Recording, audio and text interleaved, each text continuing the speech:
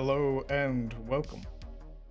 It's the remaining hours of World Building Wednesday. Hello, everybody.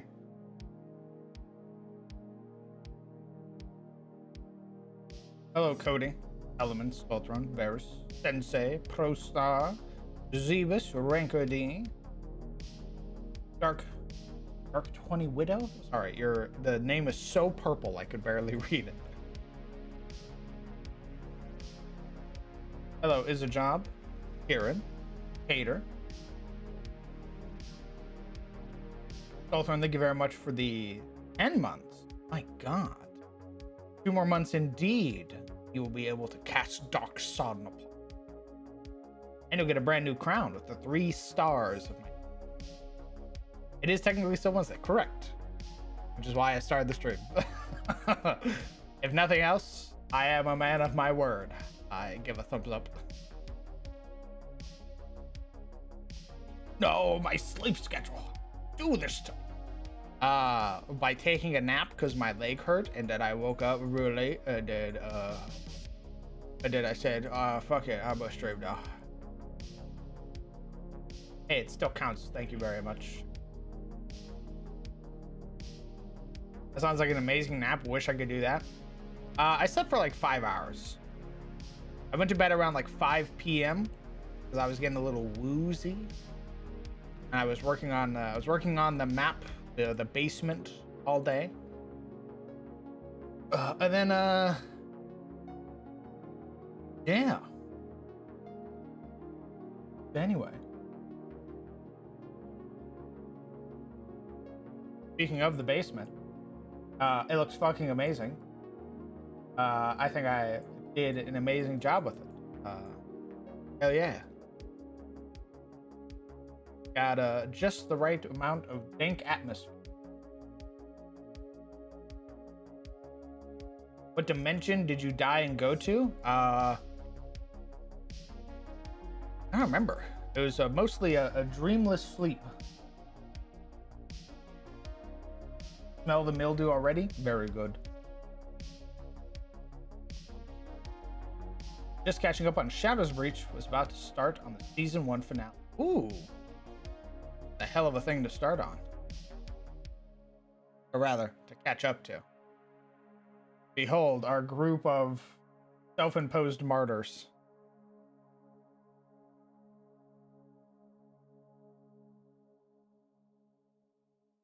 Oh, so.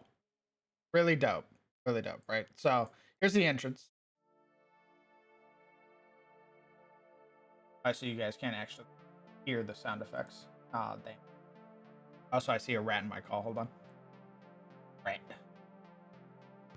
Yes, me. Why don't you join the game real quick? All right.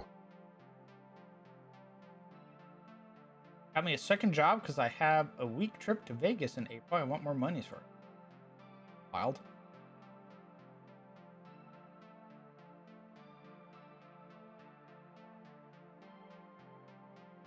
Actually, you know what? Don't join the game. Don't join the game. I'd rather you guys hear it when you get.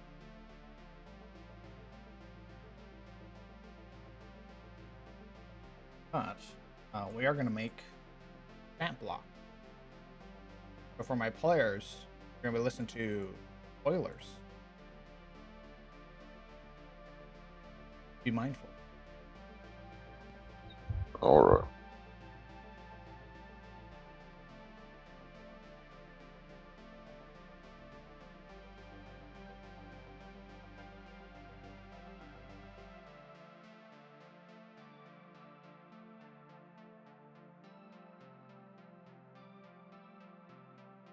Except Cheats, who just wants to leave, but has 2 dudes who want to slay evil, a chick obsessed with fighting, an alcoholic who just vibes.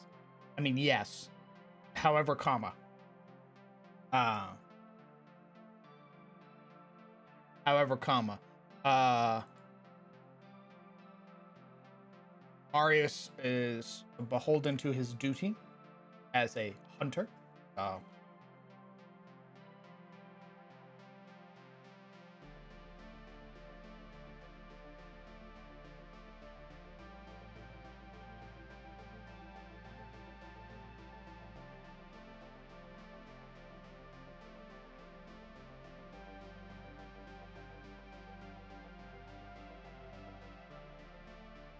Brick.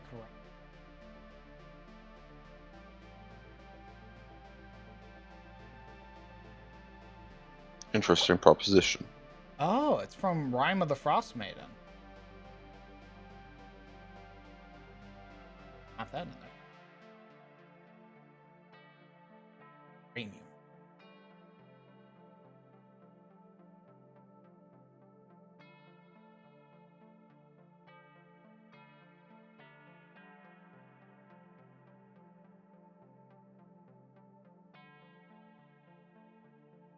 Mars is pretty based. Thanks. What are the odds of the party stumbling upon an evil chicken down here? I mean, an actual chicken. Pretty low, because the rats probably ate it.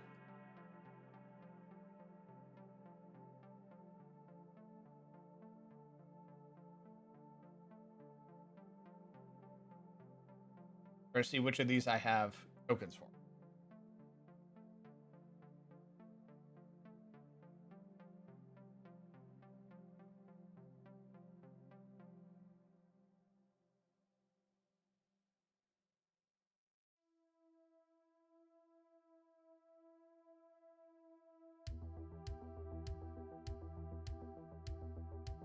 So I have a B-Day remix cheesecake coffee now. I'm ready for stream. Hell yeah. Jesus, what a thing to come into stream with. My God. Pretty badass.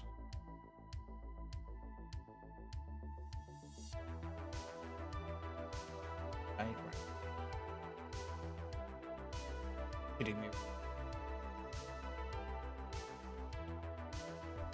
Probably not.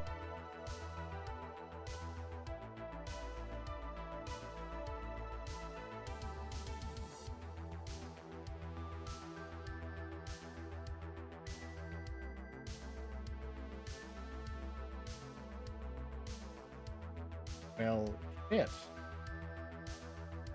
Hey, Hello. What's up, gamer? I see the boy. Oh. You are the boy. Oh. Hello. Hello, boy. What's up? Yes, me. I take your map. Take my map very well. You can take it from I the take it. Patreon. For $10. Whoa. The Patreon. $10? $10. Whoa! It'll get you all of the previous map packs that I've made. This Artisan Warehouse, including its clean version, will also be on the Patreon. What's the not clean version? The infected version I'm currently looking at. Whoa! Overgrown. Big ol' nasty. Ooh, Okay, that. I take the. That's Soma. Hey, homie. Mm-hmm. Very well.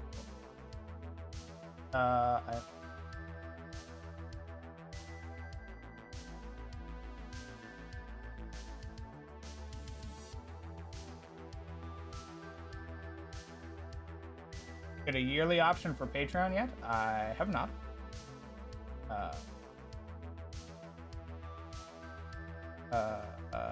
Yeah. What if I take the map you're working on right now? I'm not working on a map. All right. What if I just take the work you're doing right now? I mean, again, you can. For No. $10 on Patreon. I want exactly what you're doing right now. I take it. I'm working on Rat Token. Rat Monster. Alright, Soma should be able to join. Yeah. There were supposed to be others with me, but I don't know where they went. Probably died. Piece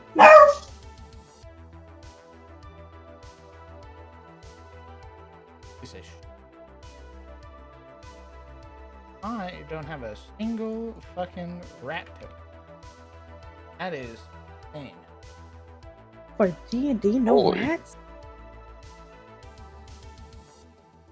Searching through all of my tokens right now. I can't find a single rat token. No rat. Means I'm gonna have to use picture tokens. Thought I would at least have rat tokens. But how prevalent they are. Here I am looking like a fool. No XDD rat. Fuck. Yes, please. Yippee! Oh my god. So forward. Yep, hold on. I need to go find pictures of rats now.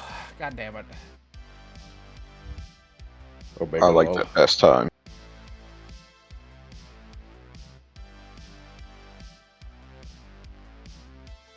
I hate it here. You think it'd be default? I thought so too. I think it's a bit ridiculous that there isn't rats. It's kind of crazy because rats are like the default D&D monster. That's like the level 1 thing you fight is dire rats. That's what I'm saying. It's What the fucking fuck? wild. I'll just steal the rat. Simple as. Paizo won't mind. What are they gonna do? Idiots. Hello, Legion. Currently looking up rat art. I mean, you should have the Pathfinder Foundry stuff. I would just take it out of there. I don't think that could. Oh. Are you just saying that because you haven't used it yet? You won't hurt my feelings. I would never. I would tell you. Sure. Okay. Very honestly. I know. Almost hates it. Yeah. I want this art otherwise. Scary.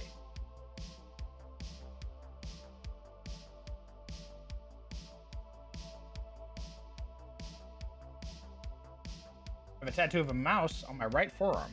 Ooh.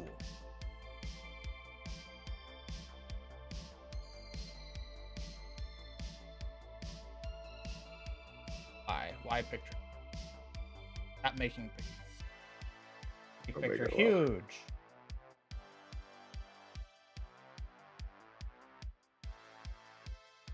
Here's just 400 by. Who draws into 400 by 400? Me. Why? Really? Get Emote. no- What do you mean? That's like normal. Emotes are 300 by 300. What? That's standard. What do you think? Who does that? Lots of people. What the fuck? Bunch of wrong people.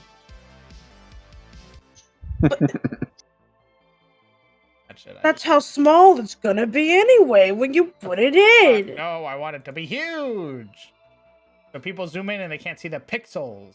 2,000 by 2,000 bare minimum. Bigger is better. Whoa. Not always, guys. Come on. Ugh. Get it together. But I want bigger rats. Ooh. What about just more rats? I mean, I just want art of rats. Oh. Rats. Rats. We are the rats celebrating another birthday bash. Michael, it's your birthday today. Cake and ice cream are on the way. And Michael's been a good boy this year. What? What? What the hell are Wait, you you don't saying to know- me right You don't now? know the rat song? What the fuck are you saying right now? Jesus. Bro. I can't believe I'm gonna see you again. And I gotta listen to this? Ugh. Jesus. You Sarah definitely threatens be to playing. kill me, and then it Sizzle too. And then I gotta deal with you. Let's have a show our love. Rats of violence. God. Very, very good. Just I a can't guy wait to see thing, you you to know? Beat the shit out of you. I have to lie to my family, be like, yeah, I'm going damn, the people I'm with, I'm safe. There's fine. When you get here, I'm gonna kill you. Oh. Yeah, guys, it's fine. I mean, I hung out with these guys last year. It's okay. Twice even. Well, but I see your face, rock. Jeez. He's gonna stone. That's what Cyric said.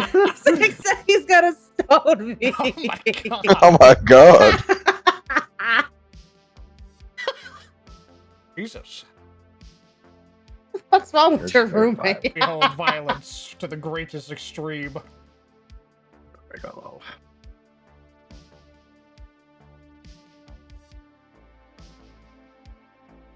I have to fucking cheat. The machine told me. AI rat. Ooh, Understood. cheating. Ooh. I'm not using AI rat. AI rat. AI rat. I'm Ooh. using Fake a, rat. I'm using Rat a with- computer program to edit the picture. Rat with 8 fingers. We telling everybody. Everybody gonna know. I mean, that's fine. I'm not an artist, so. Now Cancel. all of Twitter knows. you use Neither are AI AI. artists. Nice. We have something in common. Except I'm not using AI. I'm fucking using a thing to crop out backgrounds. AI thing. Probably an AI. How do they do it? How do they have so See, many he little admits man it. cutting out the background of every image I need?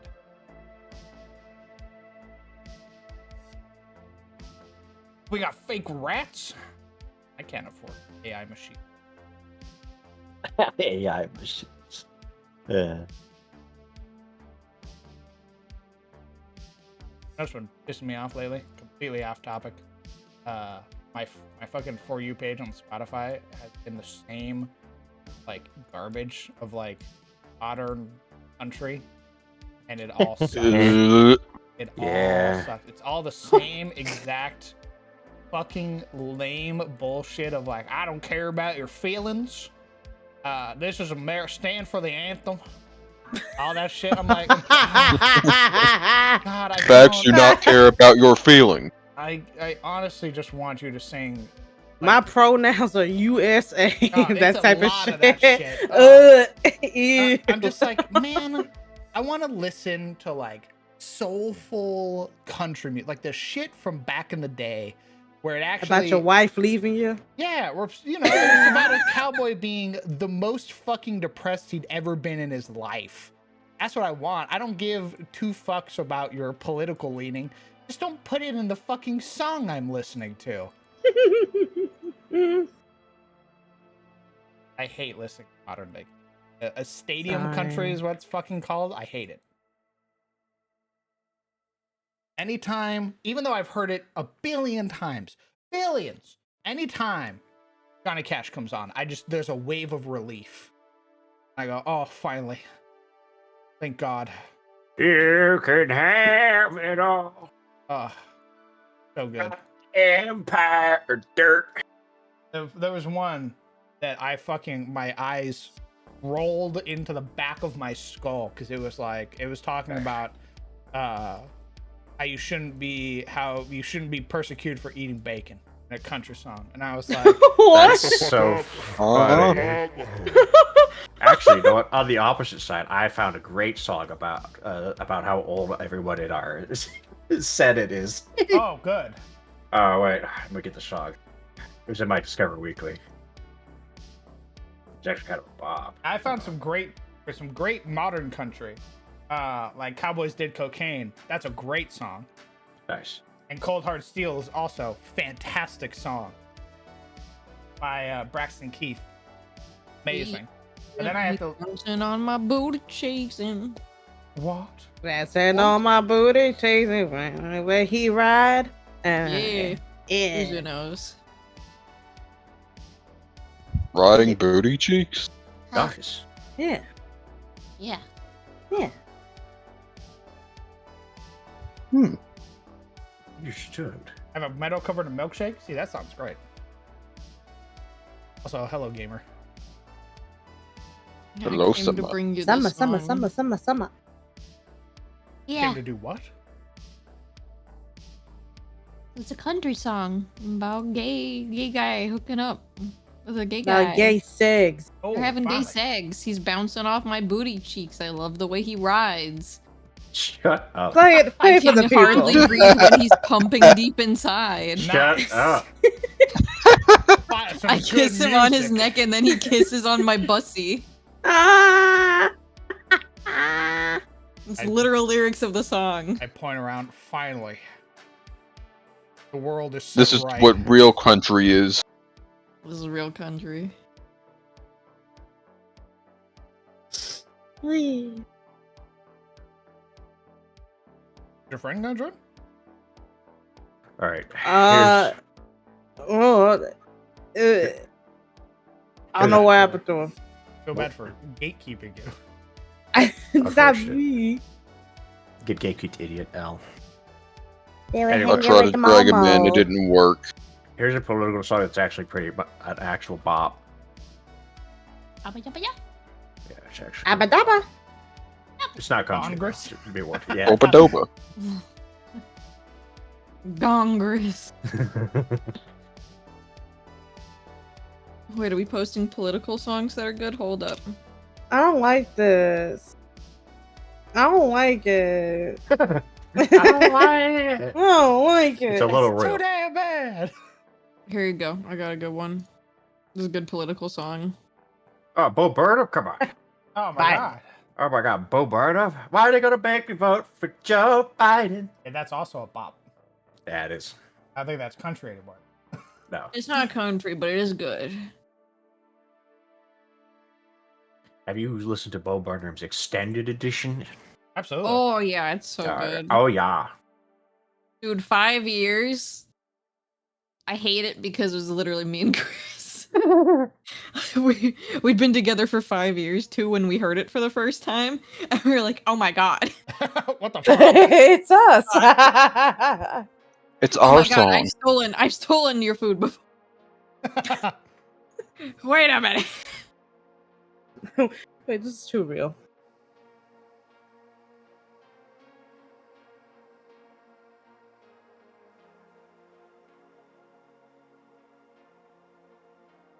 I do that. Ah, perfect. Rat. Behold, rat. I had to make a token. It looks very pog. Lay it on me. I will. Rat. Give me- Well, I How's the don't know. rat gonna feel about killing rats? It'd be like faces down another ratling to him.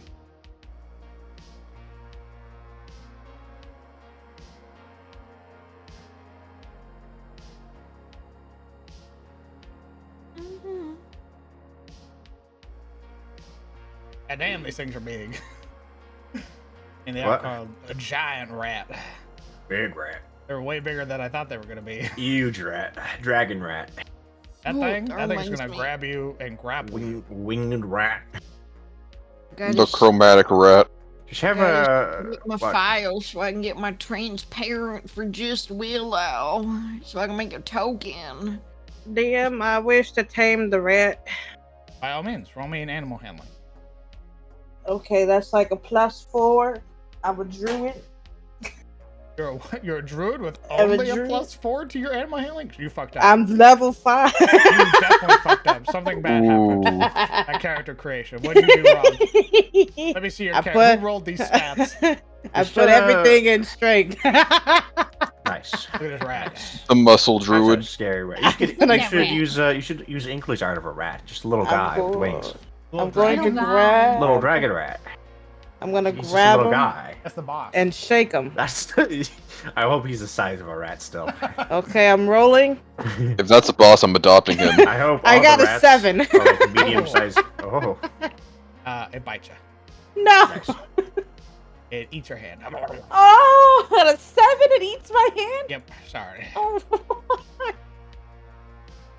Wah wah. man. I have nothing. Imagine if we had a druid and they were just like, "Hey, bud, fuck off." Just all these rats. Hey, bud, I need you to fuck off. That'd be great. Goof. That could be me and Rosie. We can talk to Vermin. Oh, you can? Neat. Oh, the Her. Black River by I did not Alexei know. Sakura. What Any do I maps on feel the like? docket? Nope, we're making monsters currently. I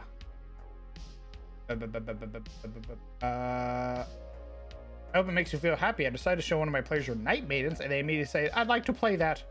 You're doing good. Nice, awesome, fantastic.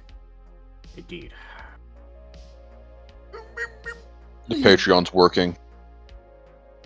Indeed, the thirst race is truly one of the best. Harsh. Look at rats. Rats get pack tactics. Very pog. And then they get their bite.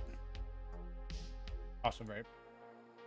Wait, so are we playing this? Okay. I'll let you know. Okay. Needn't worry. There Okay. are people working on the characters. Okay. When's the campaign setting book coming? When I can scrub all of the things that would get me sued. My So a while. blatant plagiarism is, a little obvious.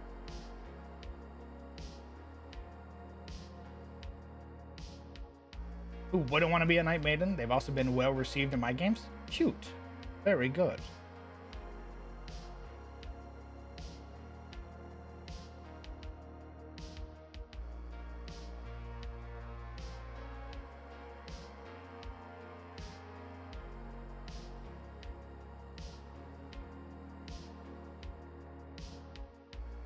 This music's so loud. God. Mr. Cash, calm down. What? Music just got very loud all of a sudden. Yeah. Well, they only have a +4 to hit. So nothing too crazy, but they do roll advantage, which basically gives them +5, so +9 to hit effectively. I hate you. They do a D4 worth of damage. Okay. Nothing too crazy. They're just little guys. Why does Patreon's new logo look like a blobby peepee? They can't help themselves. Why did it look like that? Trying to find a group to play D&D with, but I'm having a hard time with problems. I get little to no sleep or hours of sleep. Nice. That's a great range. I mean, you're always welcome to poke around the community. Community is really dope, and they always host. Not always, but there are folks who are hosting community games. So.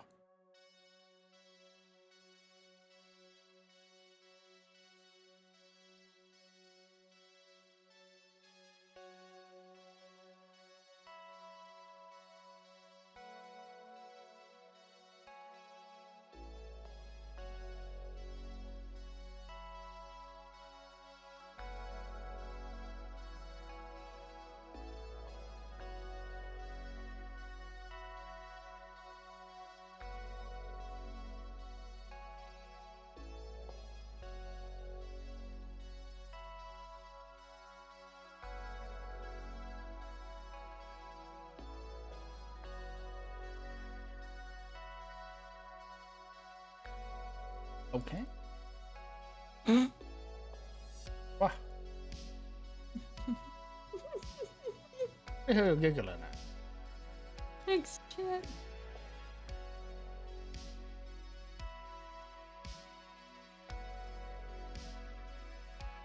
Oh no. God damn it.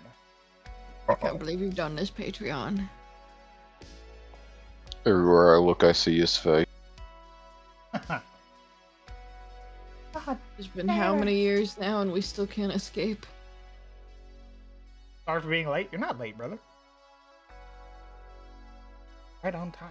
We're just vibing today. Punish them. Okay. Well, Charlotte, to the dungeons with you.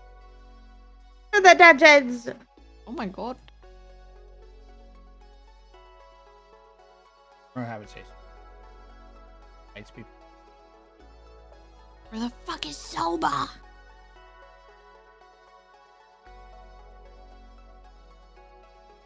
They were there and then they were gone. I tried to drag them in, they couldn't come in. No.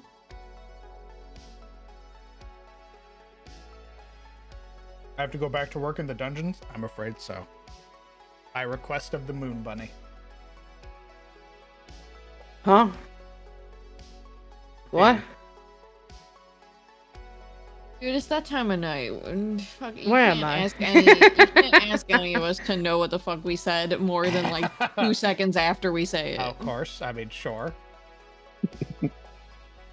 I don't know. Just kick him in the butt. Oh my god. That's it? We're gonna look up giant rats in 4th edition. Oh god, he's dipping into 4th edition. It's that time of the night already. I gotta go. Well, what happens when he looks at 4th edition? He starts getting. Ideas. That's not what I was gonna say. I was gonna say he starts getting. Frisky. Correct. I don't know. I can't be here for it. A rat in 4th edition had 12 strength. They could effectively be stronger than a wizard. You What? see what I mean by you Damn. starts getting frisky? You see what I mean? Could you Chill, imagine homie. just getting your Chill. ass handed to you by a rat? That's funny. Yeah. This rat's got hands. So It had a funny. +6 to hit versus AC and did 3 damage guaranteed. Hey, Rat hey, is how about swole you as fuck. don't? How about you put the 4th edition down? How about you put the 12 strength rat down? It's not needed. We don't need it.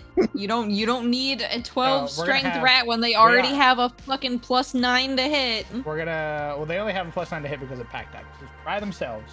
So there's gonna be different versions. We're gonna make the giant rats, which they're big, they're strong. And then we're gonna make normal rats, which don't have pack tactics. So you're gonna be fighting variable amounts of rats. We've lost him. All right. He's gone. He's a goner. I can't save him. Good luck, They have a everybody. climb speed. They don't. Wow. They can climb on you. Oh. Ew. Gently hold rat. More like it holds you. Roll a Oh, grapple no. check.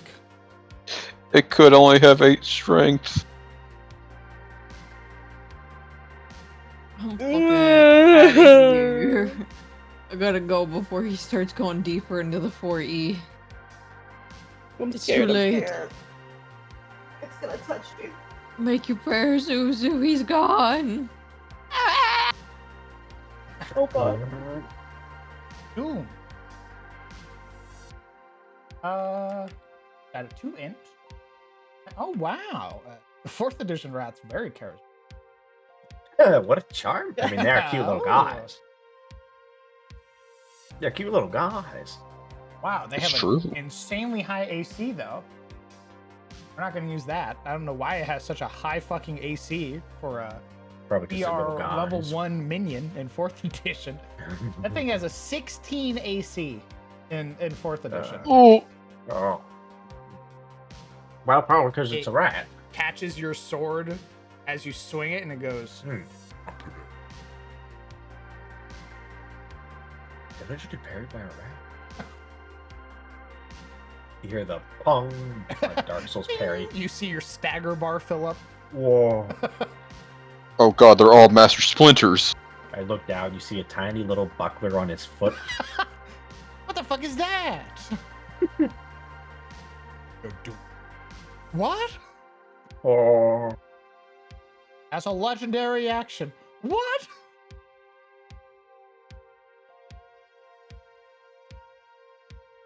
Studded rat armor. That'd be amazing. That's how you know when like a Skaven's among them. Is you swing your sword and then you get parried. Then you look down and you see one of them that just happens to be a little bit bigger than the rest. And he pulls out a dagger. Is that one walking upright?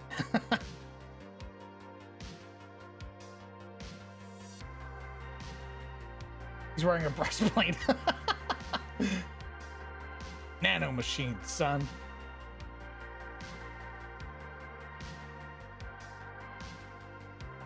Where your rats remind me of the rats in Morrowind. Oh. Yeah, we're gonna make the giant rats, which are like the ringleaders. They're like the The ringleader of the rats. yeah, they're like This has the matriarchs and patriarchs. And then we're gonna make the normal rats. We'll probably make giant rats, and then we're gonna make swarm of rats. So that way we Nice. can differentiate. High society rat. Tips its hat to you. Good day, sir. Stabs it. High I'm quality spitting rat. Okay, we see like the 1% rats come out. Oh, good heavens. Gracious, there seems to be a scuffle here. And they go back in their hole. Neighborhood gets worse and worse every year. Guys, those are bad. Ugh. Oh, history. Mammalian freaks. Look how dude they. They just walk around like No tails even. makes me sick. Okay, I go bye-bye. Bye bye. Oh, okay. Bye-bye. Bye. TTYL. Oh, yeah, prove it. Okay. Holding you to it. You got it. Yeah, she's got it. Correct. Why not have the big rat boss be like the smallest Skaven?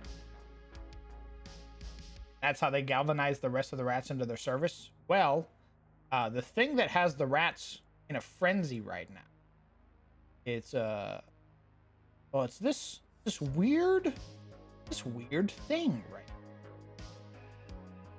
now. What's that? So weird.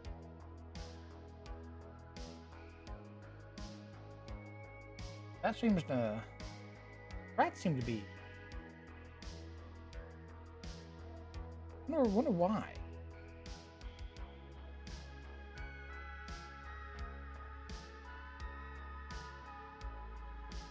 Here's a rat. Here's a giant rat, by the way. And then. Conrad. It's as big as Conrad. Conrad gets lost in the giant rats. Where'd he go?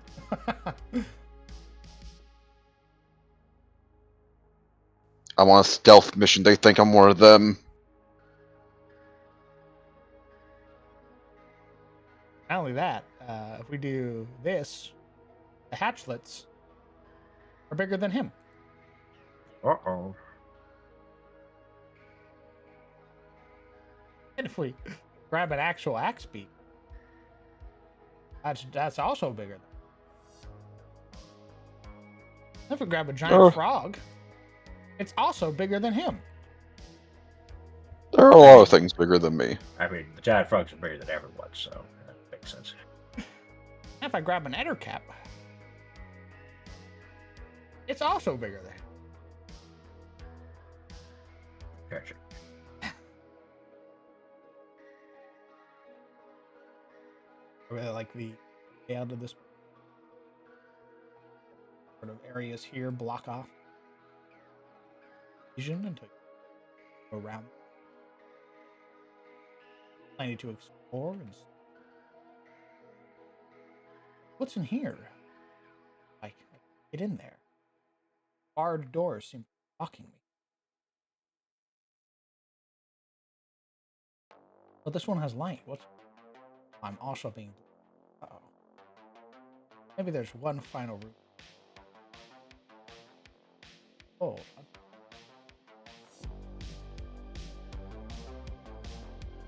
How do I get this? Question.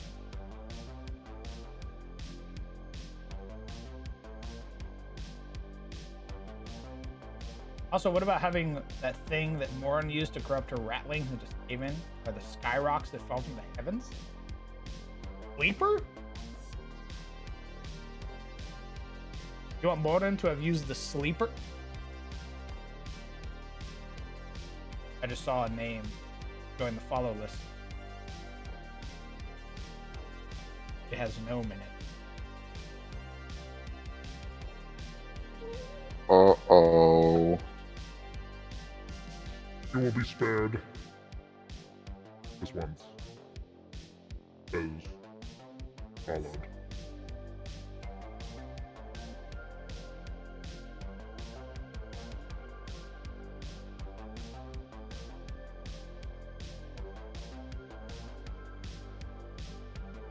I don't know why my eyes like hard tracked to it. Actually hilarious. Firefly kicked in. I can hear the fucking sirens in my head. Their very own warp stone. I mean, they could be using the crystals as a form of warp stone.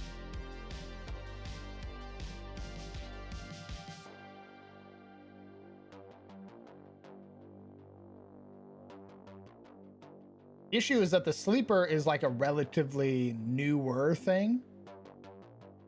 Like, in terms of the world, the sleeper has sort of become a relevant thing that it wasn't. Like, it wasn't really known about before.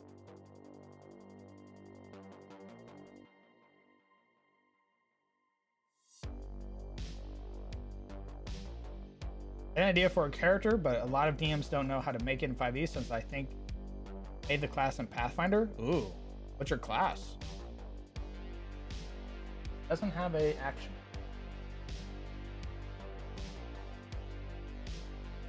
Giant cockroach.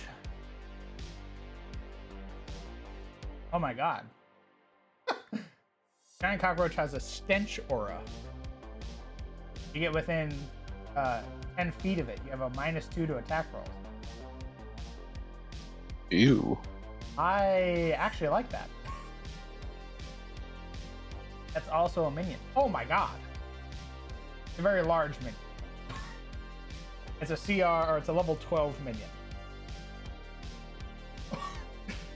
4th edition's wild. It has an AC of 28.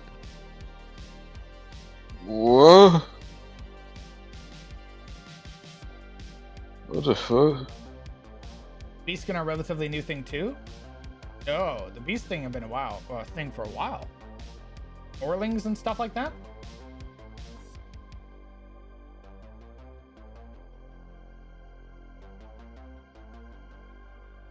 Yeah, I like it having a stench aura. I think that's pretty cool for a rat. You're a rat. Hey. Just hurt me, why don't you? All right.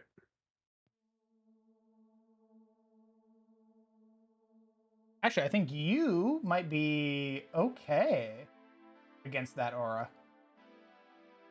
What or?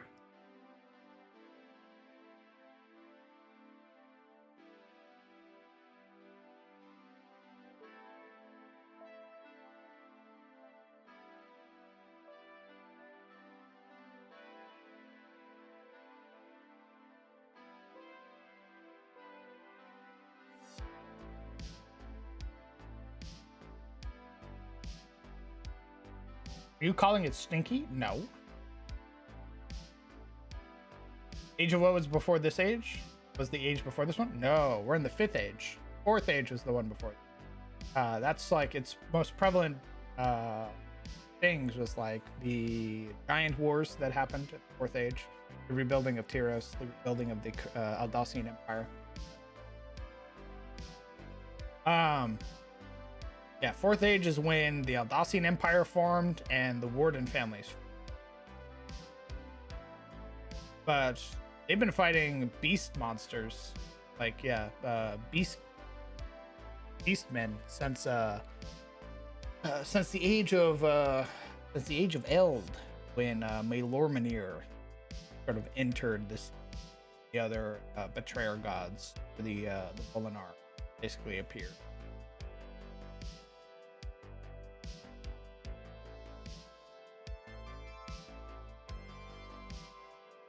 I'm sorry, I just made the header.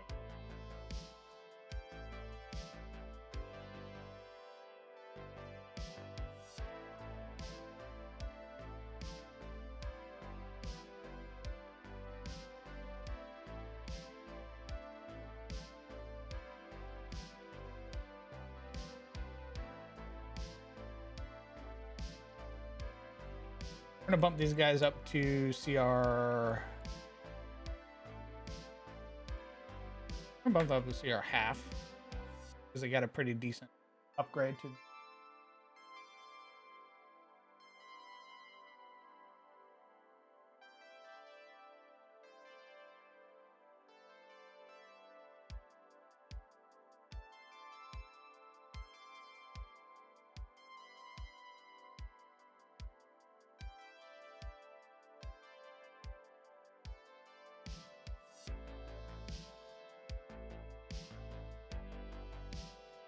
Mystic Ranger. Ooh, I don't think I've ever heard of a Mystic. Sounds neat, though.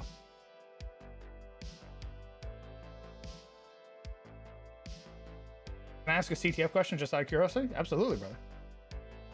What you got? Speak your mind. Ooh, is there a PC or NPC the Mouth of the Iron Duke wants to get rid of in particular? Yes, Guinevere.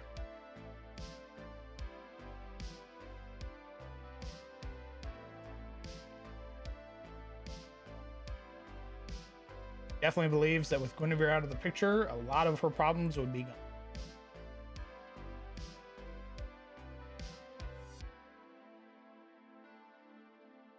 Love to explain in voice, but I know it's asking a lot. Great, so. But who knows? Maybe in the future.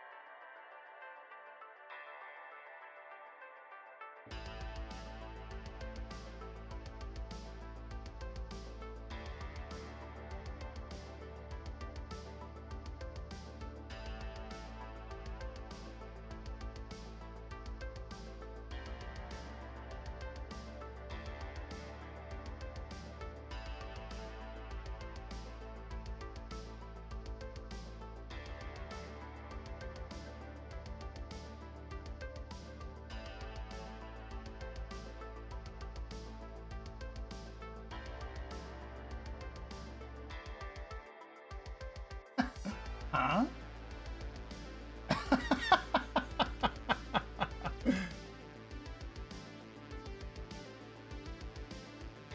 Thank you very much, Scarlett. That's amazing.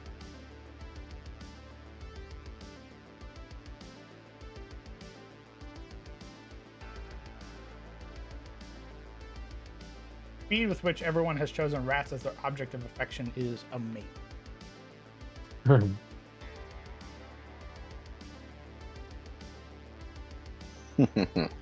Surtur and Sinmara, yes, I saw your music.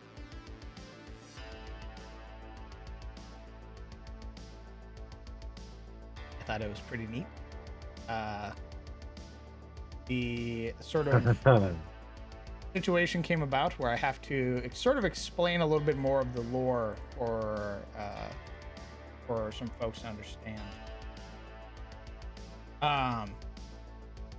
So my setting in particular. Oh, we're gonna. Good. That's a. Oh yeah, baby. That. Get near this thing, you have a -2 to attack. Neat. Break the ability called Stinky. Called Stench, but I could call it Stinky. So, the premise for my setting that I've slowly been working up to, and I really like, is that the Allfather, Eormenir, is actually Odin. There you go. He is actually Odin from Norse mythos, who escaped Ragnarok. Basically, he finally got his hands on the magic of the Jotuns, giants, and his powers of clairvoyance, aided with the magic of the Jotuns, as well as all of the other magic that he had basically stolen or coveted, basically allowed him to flee when Ragnarok happened. Basically tore through time and space and found himself here in the void, leaving behind the doomed world, right? Like Earth and all of its other sort of creation. So while his children are off fighting in Ragnarok, he absconded, basically ran. And in doing so, he sort of attempted to, with his knowledge, avoid those situations. Basically, was trying to do everything in his power to avoid Ragnarok again. But this time, he had all of the answers. So what he does is he basically starts everything over, but with the knowledge that he has to basically shape the events. So Ymir is made again, but is changed somewhat. The primordial fire, primordial ice touch within the void. He basically draws them together, and it erupts, and Ymir is born. He basically goes through his own birth again, where he is born from the body of Ymir along with his brother and sister from their father and everything. But this time he's sort of shaping each individual to sort of be what he wanted them to be. So they do the same thing. They kill Ymir, tear apart his body, use his teeth to make the mountains, his hair to make the wind. And instead of carving our bodies out of a log of ashen elm, instead he carves them from stone. Another part of his clairvoyance that he believes will allow him more sway and more power over his creations, is making them from this one sort of material instead of two. What he didn't account for is that Fenrir follows him. Oh. Fenrir, who is Odin's promised death, basically tears through the rifts of the worlds and follows him to this new setting. And basically, out of fear, is sort of like poised for Fenrir to show up, and goes through the same sort of things, except Fenrir this time is much larger. He's already fully grown. He's not a pup or anything like that. So they bind him again. They change his name. His name is Wolfenmir. And he is bound in very much the same way by, the breath of fish, the hair of a woman's beard, things like that. All of the sort of incalculable things that mortals could never perceive. But also, he sort of changed the bindings as well. Sort of knowing that he would slip free of the ones that were made before, he changes them. And this time, he has Tyr go through and sort of do the same binding, except this time, Fenrir knows. And he bites Tyr. He rips off Tyr's arm. And Tyr doesn't just lose his hand, but he becomes infected by this sort of strange power that Wolfenmir has. And that is when Tyr becomes Karthanak, First Fang. Because he doesn't want Odin to have the power that he would have by having Tyr on his. So despite Odin's best attempts, things still happen sort of out of his control. A lot of the things that he was trying to prevent happen anyway. He thought he could control his creations, and his creations rise up.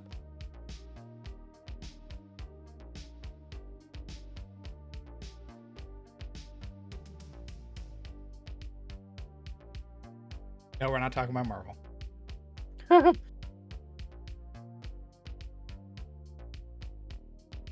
no, I thought it was neat. It is interesting.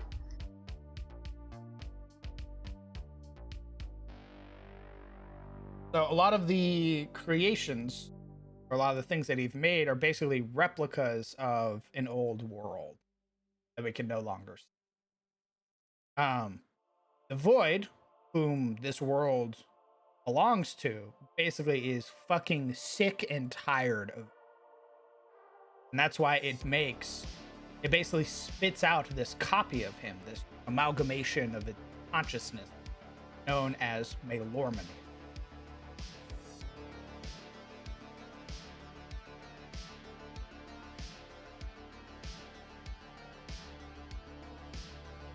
Is there a way to break the cycle, or is there a new Ragnarok? That is what Odin and his children are trying to figure out. They're trying to figure out, is there a way to actually break the cyclical cycle of Ragnarok? Because eventually, Wolfenmir will break free. And his name, the promised calamity, destined death, will finally come true. And he will finally sink his fangs into Odin and end him rightly.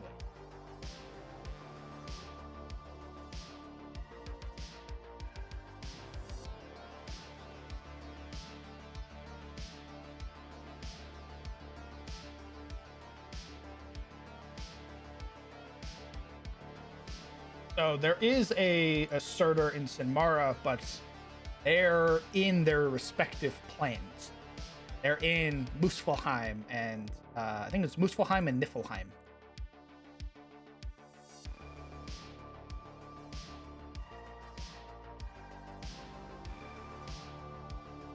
Yeah. Any new planes? Yeah, probably. So Muspelheim is the elemental plane of fire, obviously. I think the issue sort of came about when he made everything again, where Muspelheim and the elemental plane of fire sort of slammed together and became one. And I think Niflheim is very much the same way, where the elemental plane of water and Niflheim basically slam together, and it's much like Europa, where it's just like this frozen exterior, but like this pure ocean interior.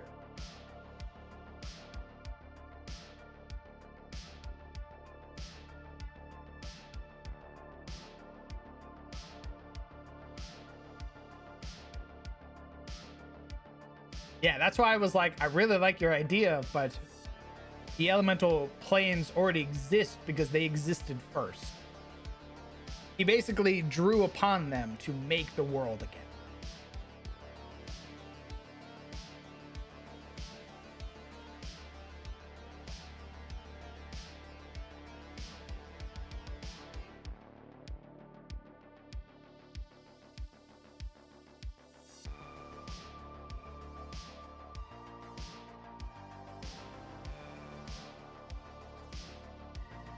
Need to find pictures for a swarm of rats. Oh, is that a cranium rat? Holy shit. That's awesome. The world building? Some people were asking about the setting, and I was finally explaining sort of background to it.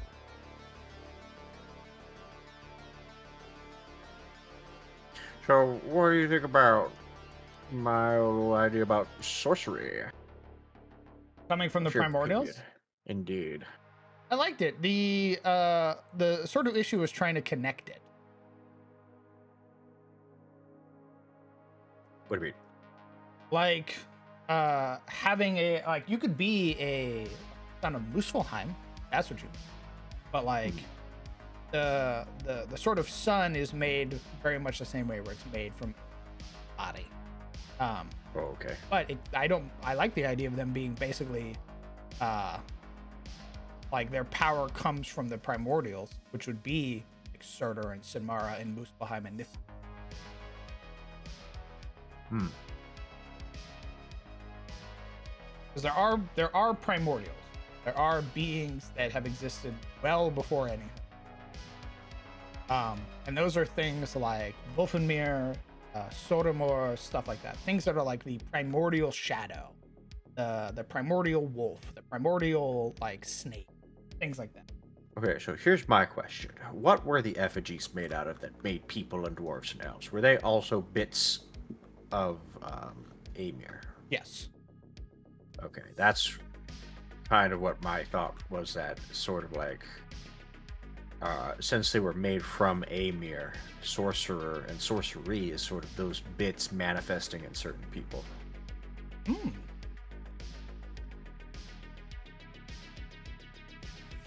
Okay. That's so pretty much anything that has an effigy can be a sorcerer. If you don't have an effigy, you can't be a sorcerer. Or at least your sorcery doesn't come from primordials. Right. Like I don't think, or not, did Nightmanes have an effigy? No. Nightmanes were basically replicas of the Allfather's Valkyrie. Right.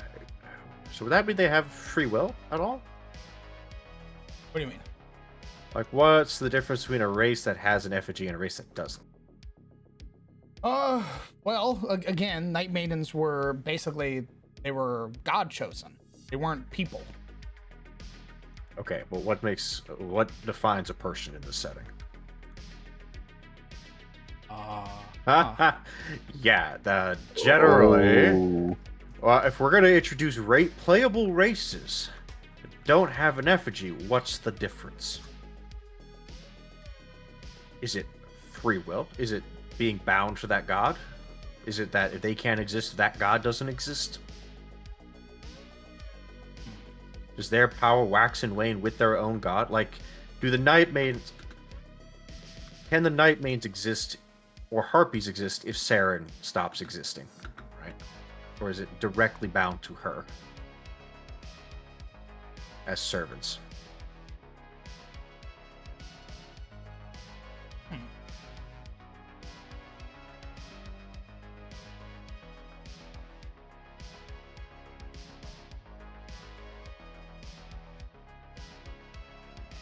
Because I don't want to say like that non-effigy races don't have free will, especially if they're playable races. If they were not playable races, then I could see that basically being they are agents of the god or extensions of the god, and only those with effigies can pretty much act or think on their own.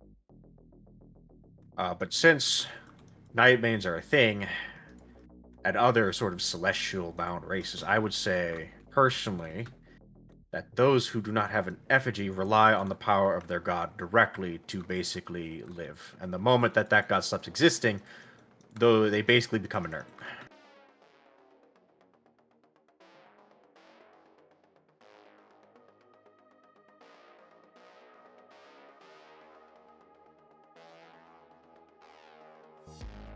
I also don't like the idea of basically non-effigy races not having any free will.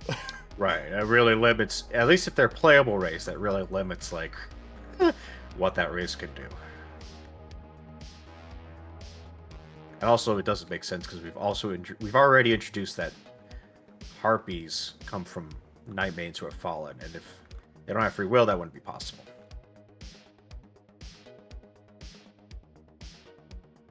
Unless Sarah wanted Harpies because she's a freak.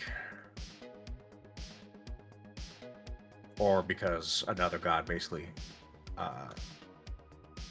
hijacked some Nightmanes.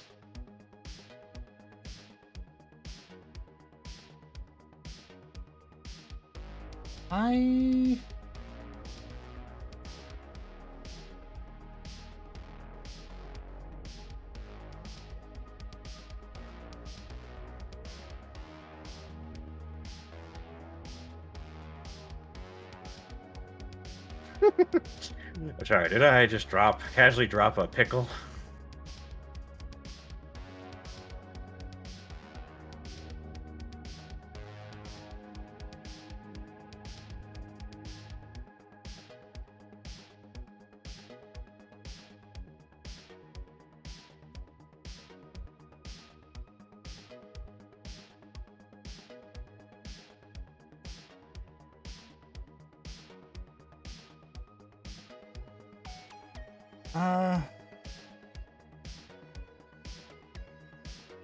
I don't know, man.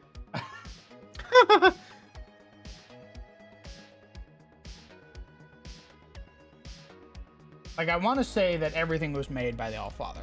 So, like, even the idea of, like, Valkyries being, or, like, being made in the image of Valkyrie is still being made in the Allfather's image.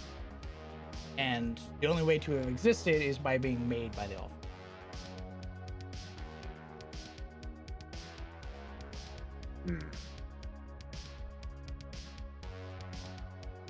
I have a question. Is there a way to automatically assign racial features for races in Foundry?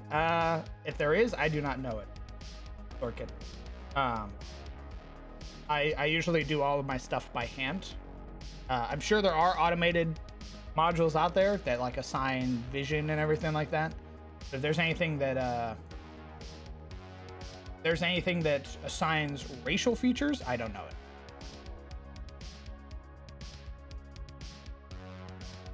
I always liked the idea of the sorcerers basically being an oddity.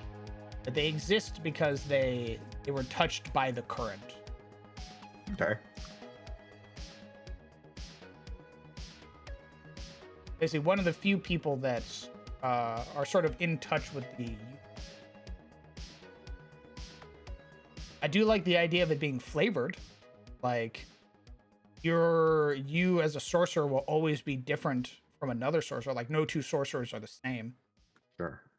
Because your version of your power basically comes from Muspelheim, whereas that person's power comes from Niflheim, or comes from the Abyss, or comes from Divinity.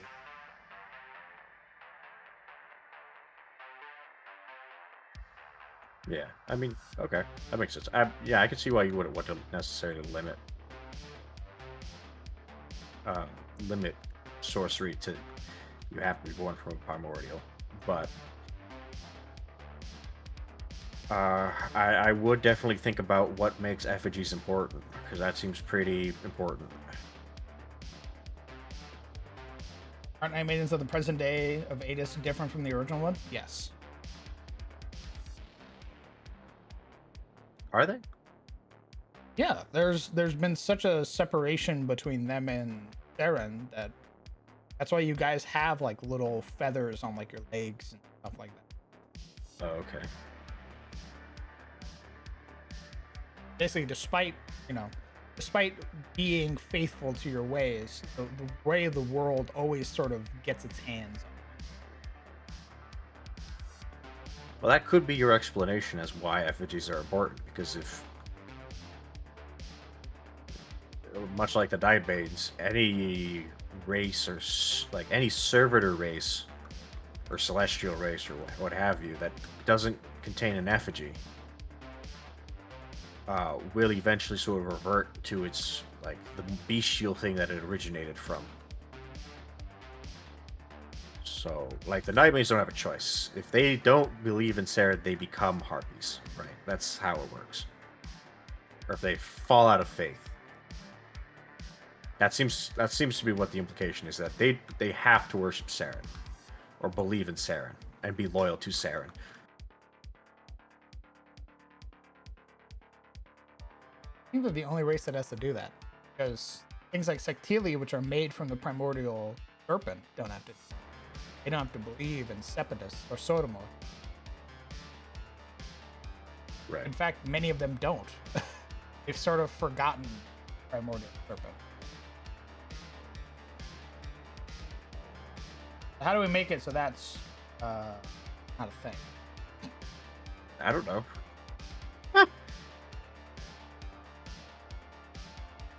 Even Bawal? Are Saktili made the same way as Night Maidens? No, they're born from the pools of Sodomor's blood. Basically, when he was wounded, shoved into the world, left behind the pools of blood. From those pools of blood, things were born. Ryans and Sectili.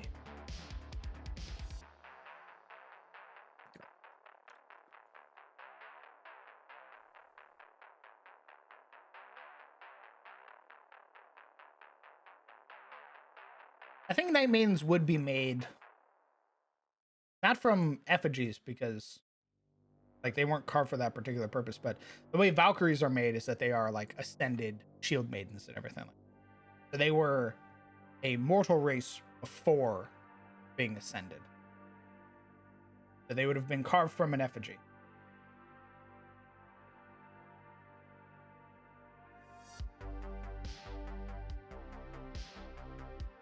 Okay. So they are an original race. They were upgraded. Yeah, they were basically people in the world who, when they died, went to the other side. Okay. So they still originate from an effigy. I'd say so. That way it sort of stays in line with regular Valkyries. Okay.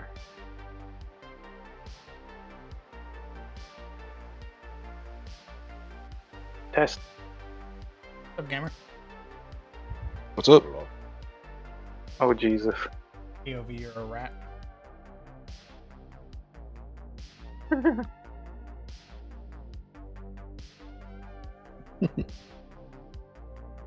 My brothers, I have gathered you here today to plot our revenge against the surface dwellers. God, what the fuck are you talking about? That's already a thing, Ruffian. They were born and sort of served Sepatus's will. Sodom, fuck. You did this to yourself. I know I did.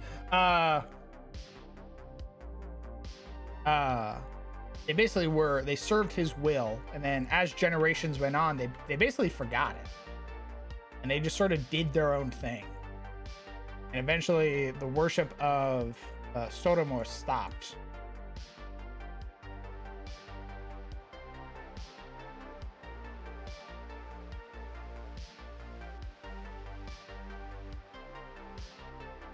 Like a Stop worshipping the big snake. True. Also, Legion, you don't have to feel like a rat sculling in here. Literally been in here before, homie. Yeah, dude. POV -8 to attack rolls. POV, you're not even level 1, you're just a peasant. The auras aren't going to stack. That'd be.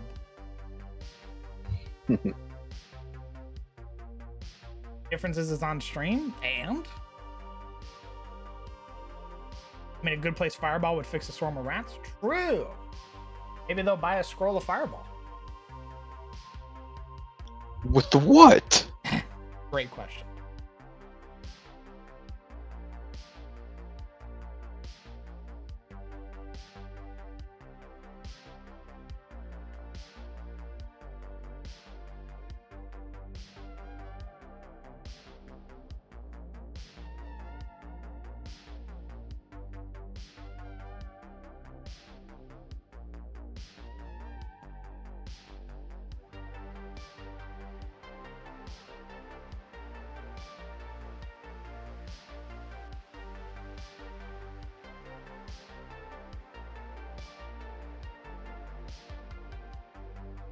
God damn. 2d6. Ooh. To hit bigger, they'd have to roll a 16 or higher.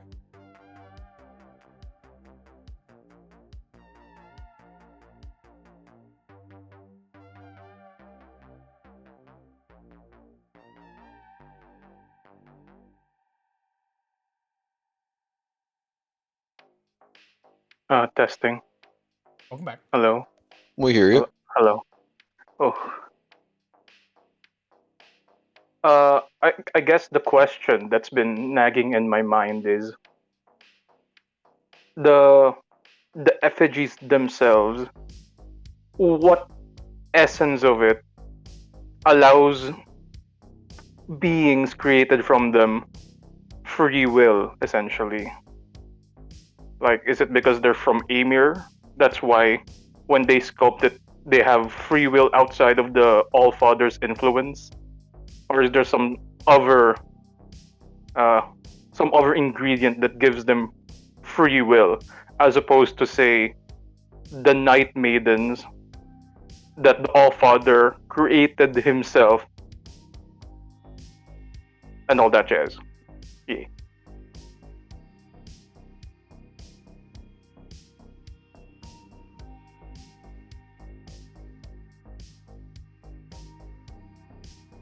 I like the idea of it being something related to Amir.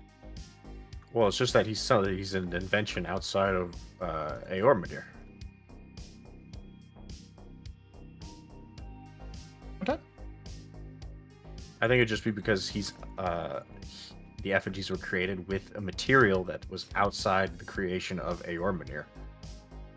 Therefore, we are not necessarily like bound to him. Like a sentinel would be. Basically, Right. something made from his own body. Right. Gotcha. And I forget, but why is there an aversion towards some beings created by the All-Father not having free will of their own? Yeah. Mostly as a player race. It's Correct. a little icky.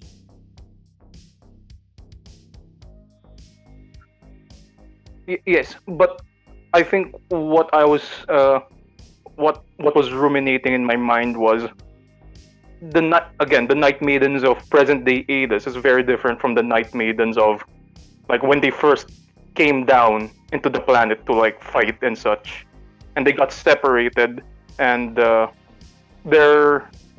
inter-union they had with the other effigy races, maybe that's like over time that sort of essence that the effigy races had that the past Night Maidens didn't have could have eventually, came about from that.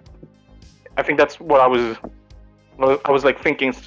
That's why it made sense to me how this player race now exists, even though they didn't necessarily come about as an effigy race from the start. Like they didn't have free will, but spending time with mortals and basically being with mortals and having children with mortals.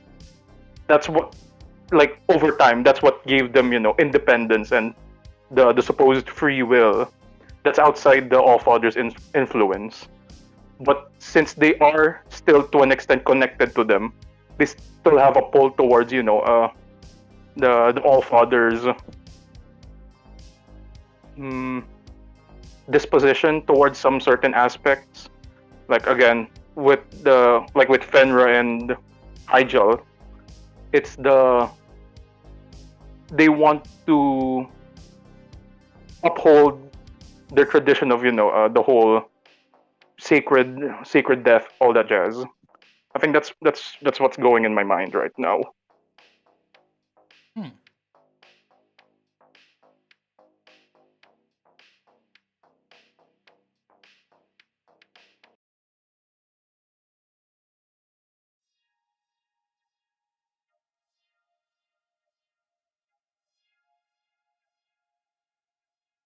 Could also explain why they've lost a lot of their divine power from back then. How long the mortal souls lost their.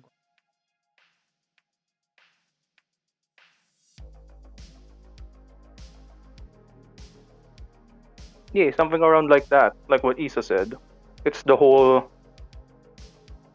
It's the void that was left when they got separated from the rest of divinity, from like the other Erenar. It got eventually like filled up by the other mortal races, like them coming together, building communities with them. It's that that void that got eventually replaced by something else entirely, like the absence of the All-Father, their divine purpose being stripped from them. But I mean, we could make them like. When I think of that, it almost makes me think of like Hallowed.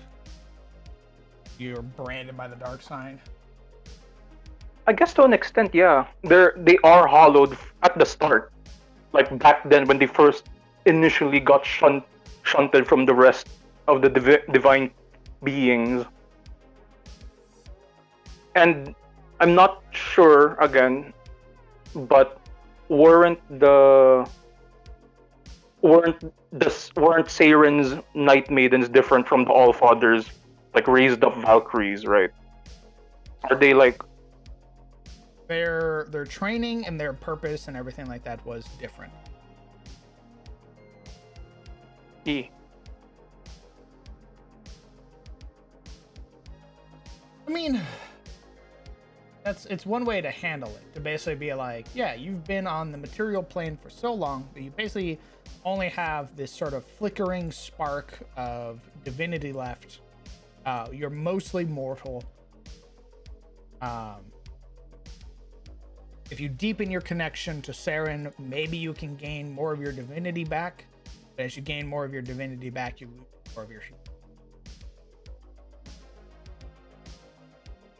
Yeah, it's like the whole rejection of the present mortal sense that they're existing in Hades for something more loftier and basically separate and basically separate from the whole affairs of the mortal races currently residing in, again, the planet. I don't know. That was just ramblings. I don't know. What do you think, Sizzle?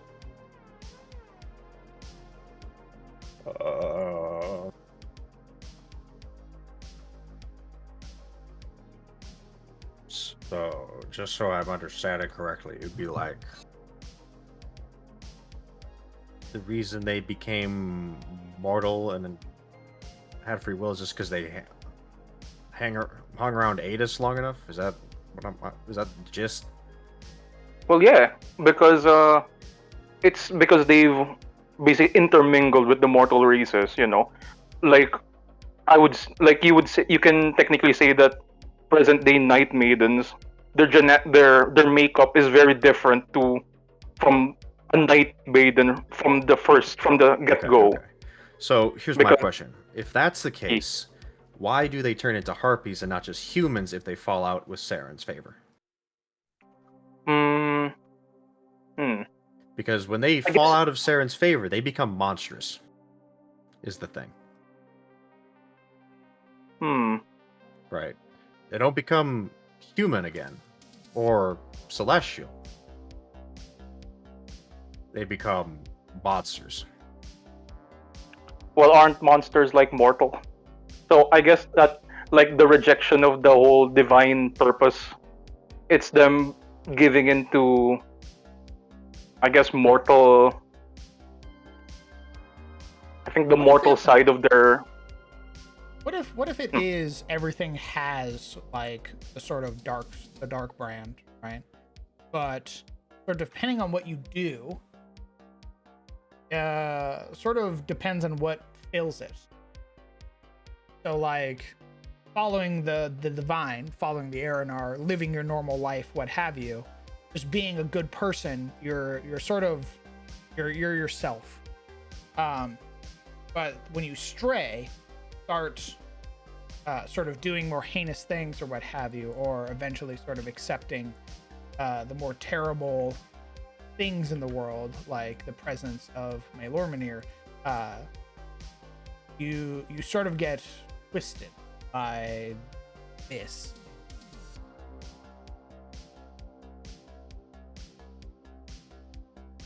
I think so. Yeah, it's like the whole cup thing. What's filling your cup? Is it poison or is it like good mead, good drink? What are you straying from? Actually, I was about to say. Actually, as I said that, I immediately didn't like it. Yeah. That's a little wishy-washy for my taste, personally. Okay. And I mean, I feel like I know the world. Tell me is what you feel. What do you pretty.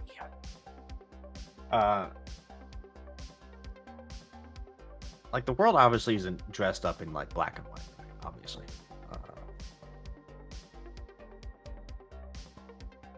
But the more you talk about the Eridar, the less I feel like following them is the right decision. Honestly, they feel less and less like the quote good guys, end quote. The big thing with my setting is that everybody's human, effectively. Like everybody, there are shades of gray. There's very skewed morality.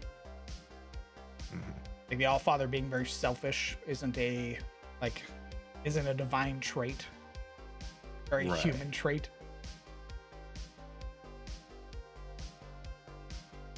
But if he's selfish, why is he making people? Well, his initial intent was to basically get the followers he wanted. Basically, he looked at the old world and saw the sort of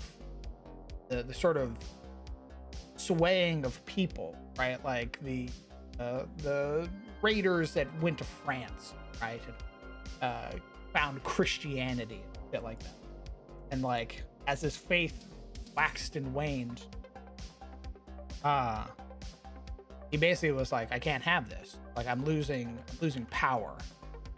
I'll make, when I escape, when I flee Ragnarok, I'll make those that will worship me. Mm-hmm. Yeah, so he's trying to get back what he lost from the other world and make it better, right? Is what I'm getting at. Yeah. Because the other one was flawed. That also proved too difficult and not possible, because the world just sort of repeats itself in a way. Events that happened in his life basically happened again, but from a different view. Or even worse, for that matter. Tyr is gone. Tyr isn't the bad guy now. Yeah, exactly. Like the things that he was trying to prevent eventually happen in some way, usually for the worse.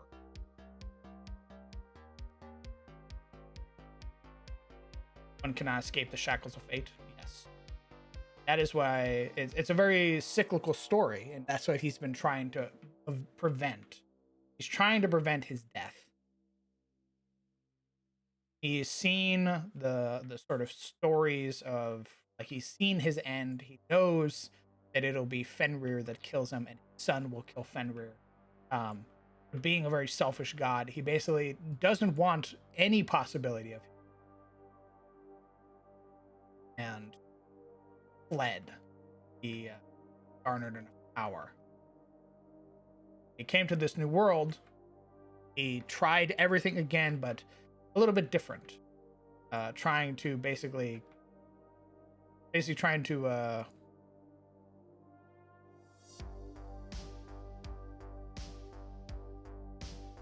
to change the outcome, realizing it's failed to repeat it.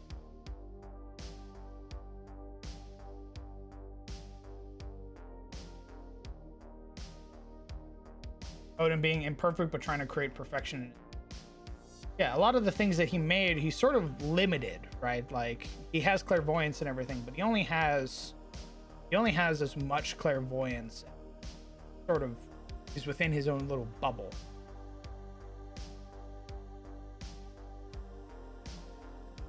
It's why it's why the Aesir and the Vanir exist.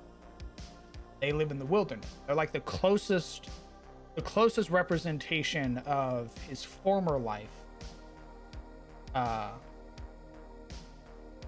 Basically made by him. But obviously they're called different things. They're called Rosi.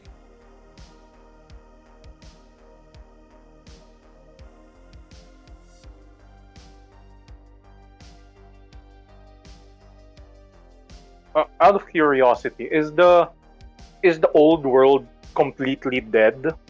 Like, is it like gone now, or is it like a husk that's like free floating in the void of space?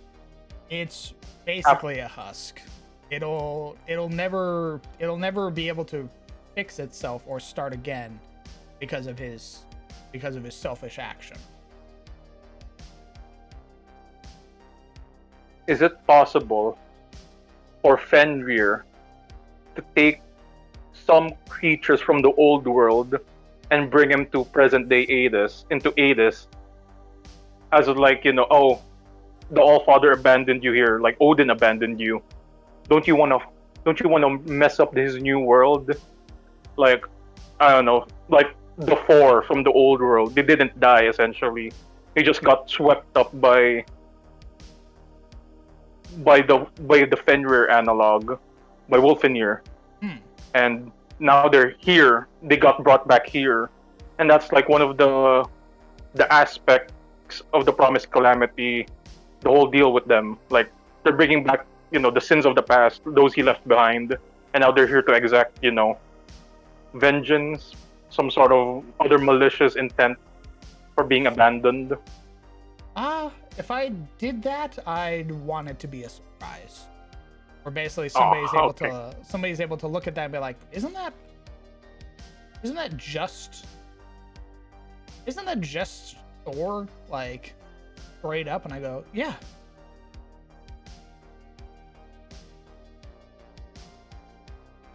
I see. Eh. Eh? Eh. All right. What are you not sold on?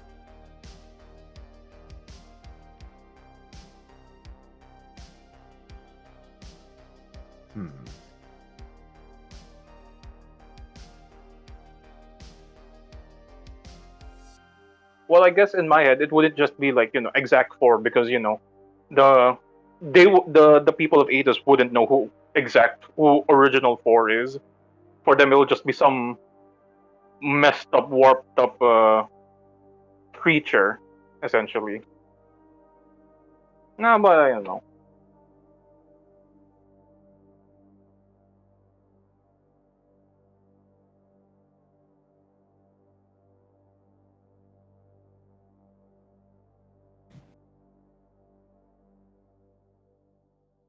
What you got, Sizzle?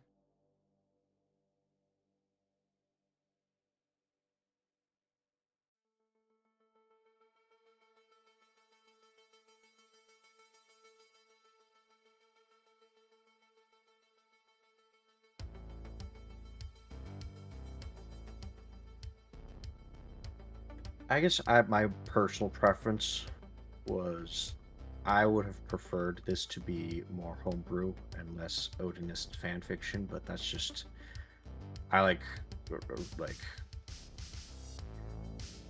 not a huge fan of like the sort of like trans-dimensional sort of meta kind of stories, but that's just personal preference, to be fair. That's not like this is bad. That's just my. Oh. Like I'm also not a huge like time travel kind of guy either. But that doesn't mean that that doesn't mean every time travel story is bad. Is the thing. Yeah, that's fair. I didn't know. Oh. It was neat to use Odinist as inspiration, but when you constrict yourself to that level, you now kind of have to follow the story of Odinism.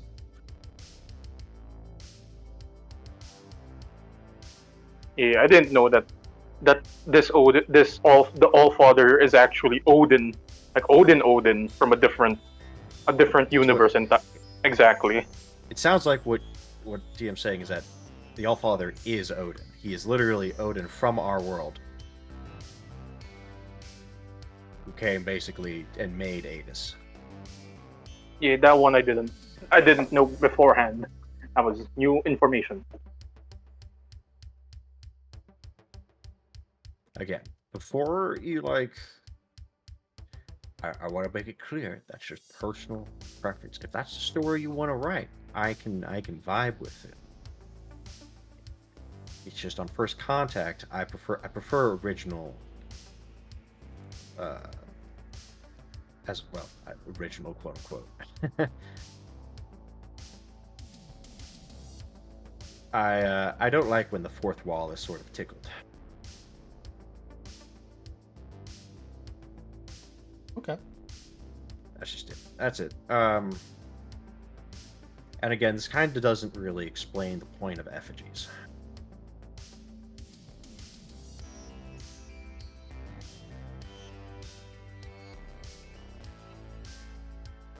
Like, why did they need to be? Why did Odin need effigies?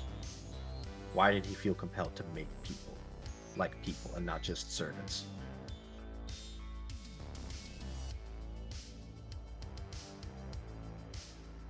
If he is truly a selfish god, why make free will? I want to say it wasn't his intention. I want to say that him trying to change what he made people out of, his sort of way of trying to shape the world. Okay, well, in that case, we're playing the... See, in my mind, if this is all the case, if that's the case, the Allfather is an evil god. He is Who's to say he self-centered. isn't? Well, I'm not saying that's like poor. I'm not saying that's poor storytelling. I'm just saying that means he's evil.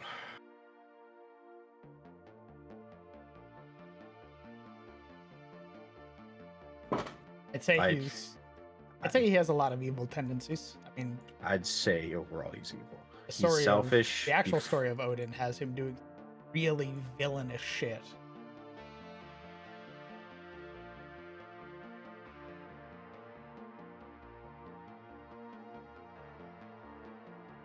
But Like I I'll- never meant for Yuria to be in the right when she was like, fuck the gods. But at this point, I feel like she's in the right when she says the gods should be overthrown. Hain is correct. The gods are self-centered, selfish. Wizard Kings were The Wizard Kings were correct. Yeah. I hate that is what it's implying, because But- that makes Blake the bad guy, and I can't abide by that. That also, but see, the Wizard Kings are also evil, is the problem. Like, everyone's evil. There are no That's good true. people in this setting, except the little guy. Which, I mean, if that's the part of your story, then fair enough, I guess. It certainly seems that way in the real world a lot of the time, but I don't know. It's just a very, it's much more bleak world than I imagined it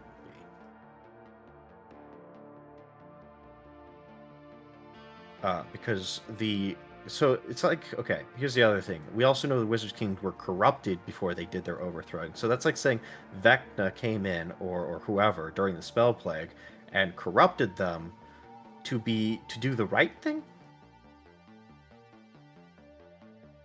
And then they ended up eating Mistra, basically? I can see it as, evil just doing another evil act upon another evil creature. Because they are evil in that regard. Like, no honor among thieves in this part. That sort of deal. So I will say, as like a lot of the things, very few things are written down. I'm basically, it was basically something I had sort of taken from my earlier rendition of the world, basically being a post-apocalyptic version of our world. To the point where sort of science fantasy had gone off the rails, sort of destroyed the world, and then through it the world was sort of so with me saying that, understand, nothing is set in stone. Sure. I'll probably change my mind again until I eventually get something that I am fully sold on.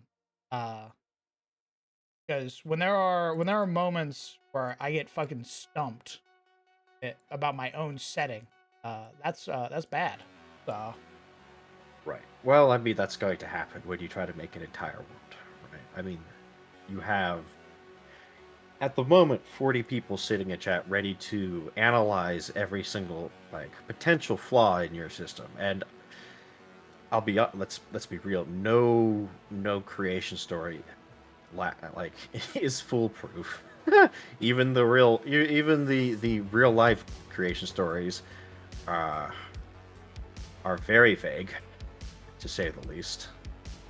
Even science is very vague. So being vague about it and sort of little hand wavy about the affair isn't necessarily bad, because at the end of the day, no one actually knows how the world began. So, you know, it should kind of be one of those things that's left up for debate. Like even the Silmaril was like, hey, so this is just the stories that like the Aranar made. This is just their records. Like we don't know if this is actually how the world, like if Iluvatar sang the world into existence, quote unquote, and that the choirs of or not the Aranar, fucking the High Elves. Hey, guess what? That was the initial sort of story, was that it was pretty much 1-for-1 with the Silmaril. Yeah, I had a feeling, but I mean, Silmaril's also 1-for-1 with basically the Bible as far as the creation story. God came along and made stuff. Yep, and then it diverges because it's like, well, then God made a pantheon and then fucked off. Is how this Silmaril went. I just want to raise up what Hale said in chat a little bit ago about why give them free will to begin with. If Odin is that selfish, wouldn't it be nicer to be revered and worshipped willingly out of free will than just blind obedience? I don't know. He play into his ego. Odin is also very canny and cunning, and one might even argue wise. He's not stupid. Anyone who's played God of War Ragnarok will know Odin's not an idiot. And I haven't finished it. Stop it. Okay, well, he's a mob boss. I mean, you saw the beginning parts, right, where he like comes in, he's trying to like soften up to Kratos, because he knows Kratos is going to be a problem down the line if he doesn't. So Odin's not an idiot, and if he was smart enough to flee Ragnarok, and he saw people as a problem, then why would he make more people? Is sort of the thing. Why not just make people that he doesn't have to like convince or be canny with, unless he just likes doing that. But I feel like that'd be an unnecessary risk. I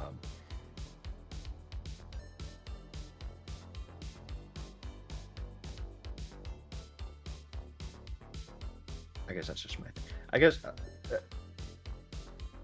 So I don't have a lot of answers for you, brother. That's the sure.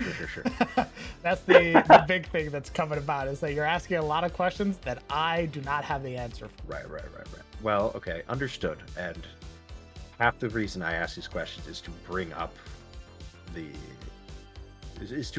question more than having the question answered.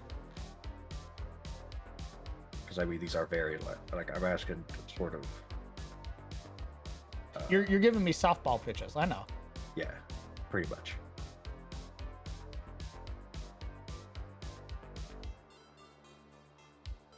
But as far as like the story that I've understood it to be so far, where Odin came along, renamed himself, gave himself a name change,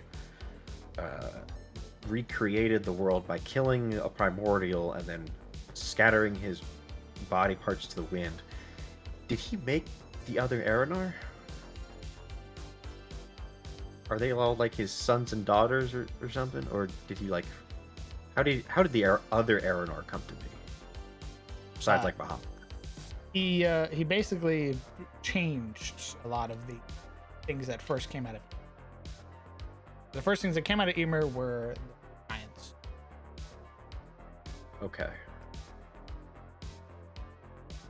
Okay, so like, why did he leave the giants? He didn't. There were no giants. The Wizard Kings made the giants. Oh, I see. Yeah, so basically, Fair again, enough. him trying to prevent the Jotuns came about. Gotcha. But again, I'll go back to the drawing board. I'll try to get Yeah. some answers for you. Some proper answers for you. Gotcha.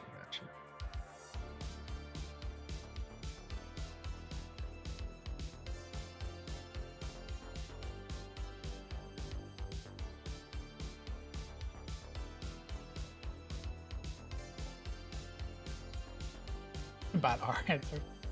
All right, brother.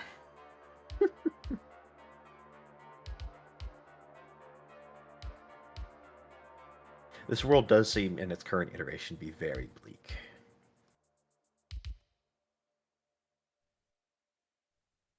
Hell yeah.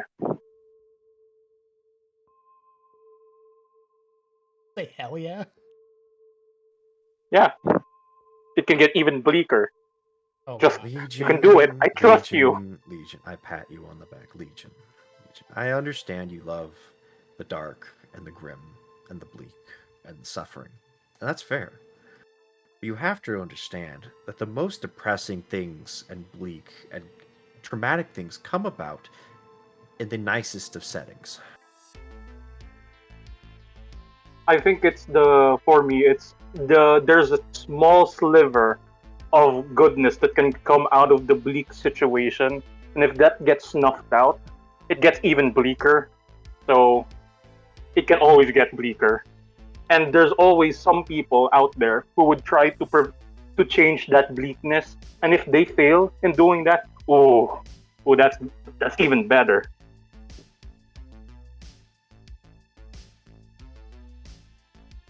You're a psychopath. You're insane. It's controlled. It's controlled, right? Because it'll suck if this happened in real life, Hannibal and you Lecter. can't No, you can't get these emotions like in a controlled environment. Unlike in like a regular controlled environment, it's only through this. To me, That's my a defense. story that just continues to be bleak becomes boring. Because you know what's going to happen. You stop caring about the characters. You now know. It's like Game of Thrones after A Feast for Crows, where George R. R. Martin tries to add more characters, and you stop caring about those characters because you've already. And I mean the books, not necessarily the show. The show becomes dumb. But in the books, he tries to introduce new characters, like the character that Jaime replaced when he went down south to rescue one of the Lannisters' kids. That was a new character, but I don't even remember the name. And honestly, they weren't that interesting. And any other character that comes after A Feast for Crows kind of stops being interesting because you're used to the grimness, you're used to the bloodshed. You don't get attached to these characters because you know that their life is going to suck because the George R. R. Martin, even George R. R. Martin has a pattern. And once you can predict the pattern, the story stops becoming interesting. I guess that's just my own tastes in fiction. I like the knowing that that it's gonna be grim, but people regardless would try to change it. It's that one sliver of a chance that they could change it, but overall at the end it didn't really matter. I don't know. It's just my taste, I guess.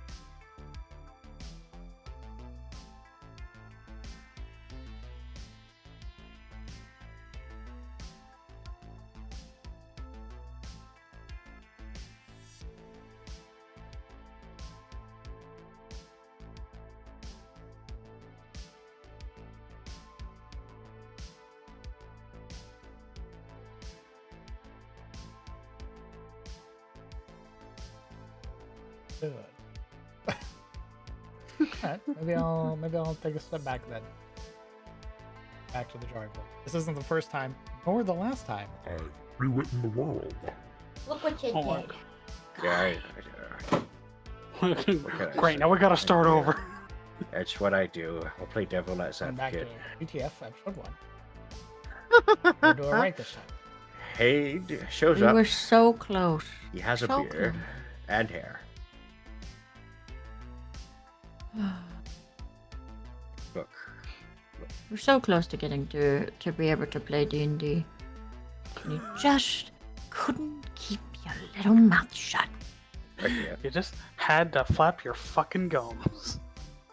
What can I say? I'm a critic. Yeah, but if you're someone who will never be happy, then I don't know what to tell you. You I'm can only happy. tweak it so much. I'm happy right now. That won't stop me from being a critic, though. I critique things I love. If I wasn't critiquing it, that means I don't care. Sizzle, shut up and take the blue pill. Why do you never critique us? What? Wow, Do you want me man. to critique you? You just said you critique the things you love. You want me Uh, to? Yeah, I Sizzle do have hates us, I get it. self-restraint. Jesus Christ. Jesus Christ. Now Yeah, he let me hates get us, real. let's Let me say. get real personal. Hold on. Just- Hold on. So, the campaigns are not ending. I'm just gonna look at the world again. Jesus. Sort of Campaigns. take a step back. Alright, yep, campaigns are ending. No, It'll be about I didn't 6 get my months revenge. before, What the fuck? before I'm able to do anything again. But we'll be starting fresh from the top. Maybe you guys get to see SOE nice. episode 1. Oh, okay, we can do it right this Oh, time. That means I we get can, to join SOE. Let's fucking we can, go. we can do it right this time. I'll play Tarth, guys. I'll do fill-in I until I can just die. changed my name. I just cried earlier after stream when I changed my name. I can play Uh, Tarth. Don't I do can- this to huh? me. Yeah, I finally gave up on Evelyn. I changed my name. I could make an endless amount of foreshadowing my own death as Tarth. Death flags all over yourself. I, Rocks like- fall, everyone dies. That's right. I baby. almost fall over a cliff, and I'm like, that was a close one, guys. Could you imagine if I died suddenly without any warning? Crazy. Anyway, let's continue. I imagine we get to that faithful moment in the Undead Beholder fires off disintegration beam. You just narrowly die. I was like, whoa, that was a close Whoa, one. you God, make the jeez dex Louise. Imagine What if that the had hit fuck? me, guys. Holy crap. Undead Beholder's dex turn comes up, gets it again. Oh, Guys, this Only- is so wild. You've only delayed the inevitable.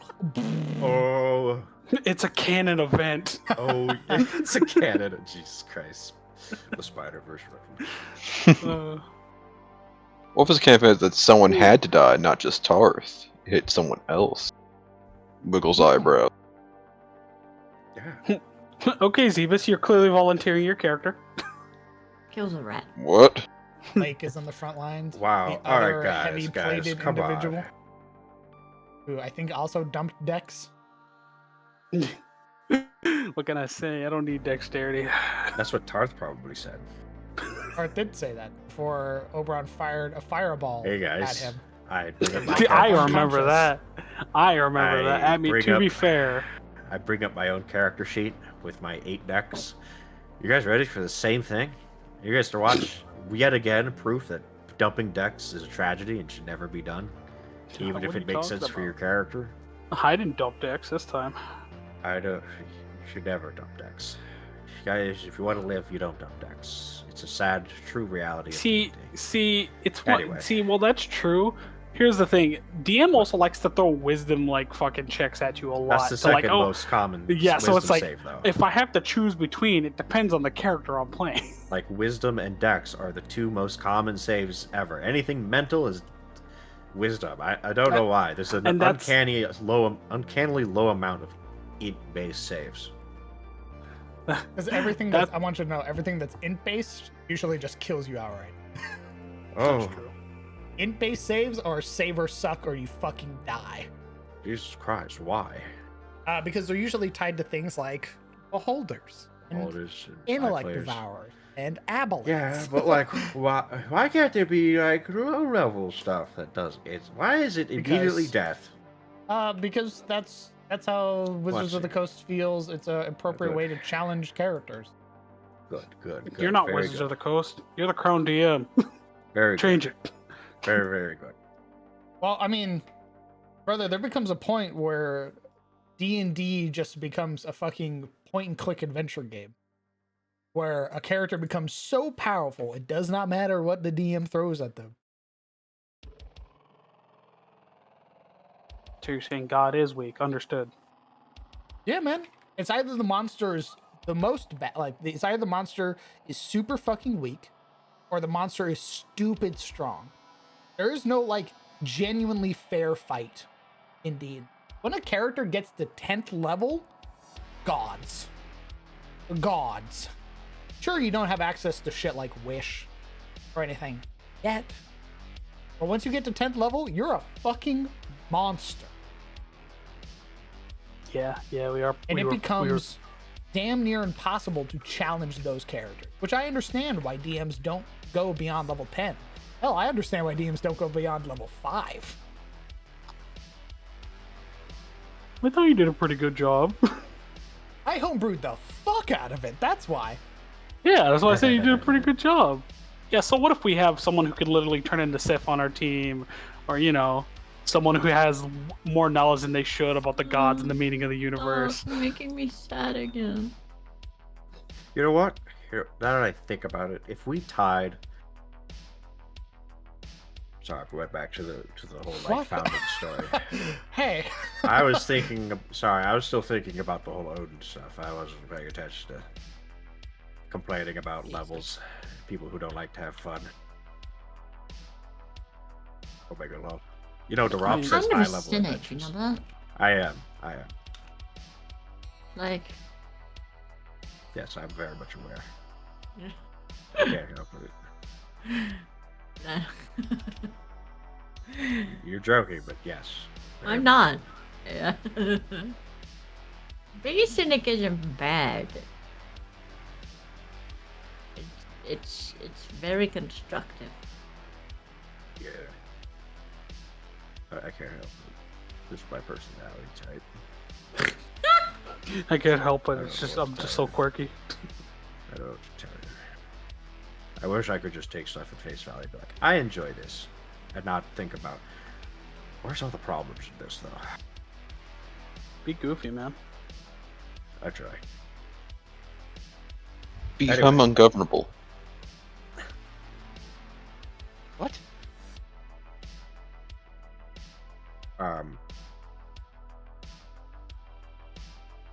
There is a way I could see this very bleak setting coming out with an actually sort of like somewhat maybe even hopeful message. Give it like beating beyond shit sucks.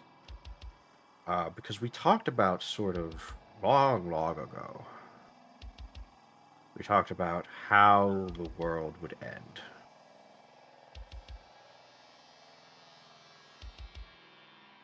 Mhm. I think that could actually sort of flip the whole the whole universe of bleakness of the gods are assholes and selfish, the primordials are dead, the abyss wants to destroy us all, into sort of a everything actually could turn out all right kind of message. So I where- want you to know that Yeah. I plan that Ragnarok will happen. And this time, Odin will die. Indeed. But as a result, basically everything will start again because it's cyclical, right? But in that sort of moment of Odin's true death and everything, like as the cycle repeats again, it's changed. With the sort of final conclusion, with the promised death, the promised calamity, destined death. When the world starts again, Odin will not be the sort of cunning manipulator. He'll be more like a Luvatar. By sort of embracing destined death, sort of casting off that hubris, he becomes better. Basically been his selfishness which has driven all of these horrible things happening.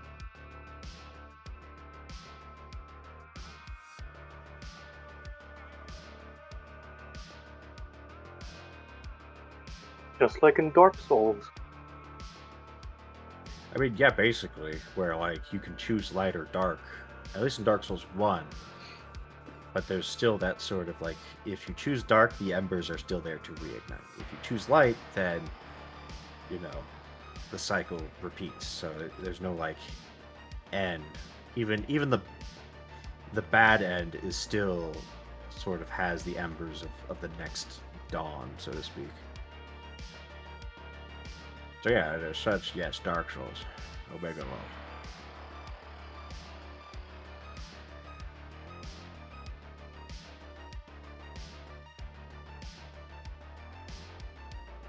Until you hit Dark Souls 3, and then it's like the actual end, and everything's ash, and then everything's awful.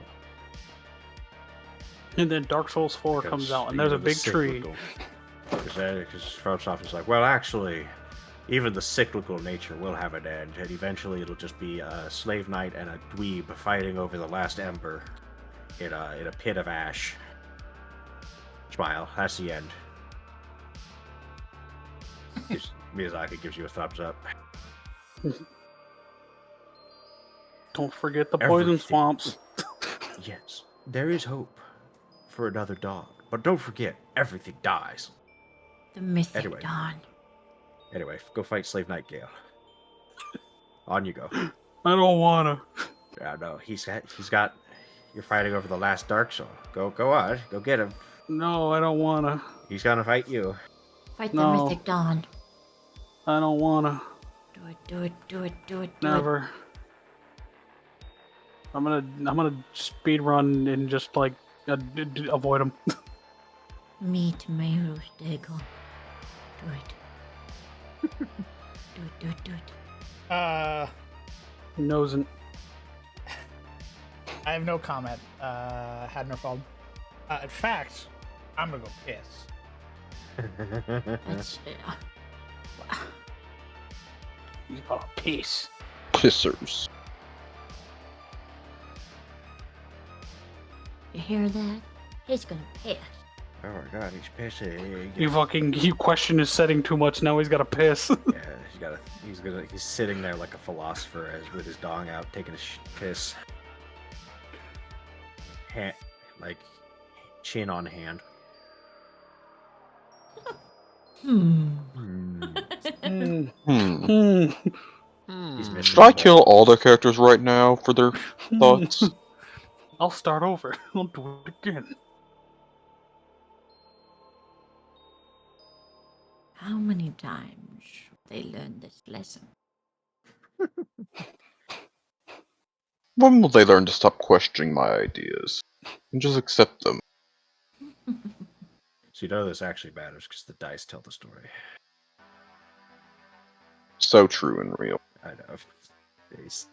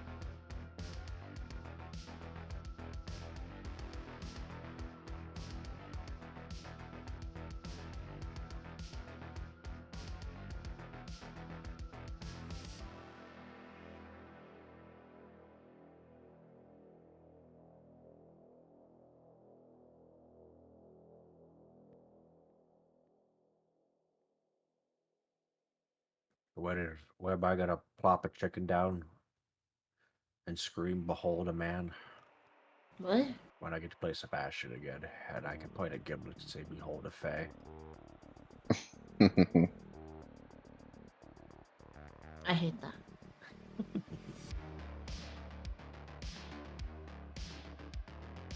How can you be so very much a cynic, but also a goofy little guy? I don't understand. Comedians are always the saddest people. Yeah. The happiest folk are usually the saddest.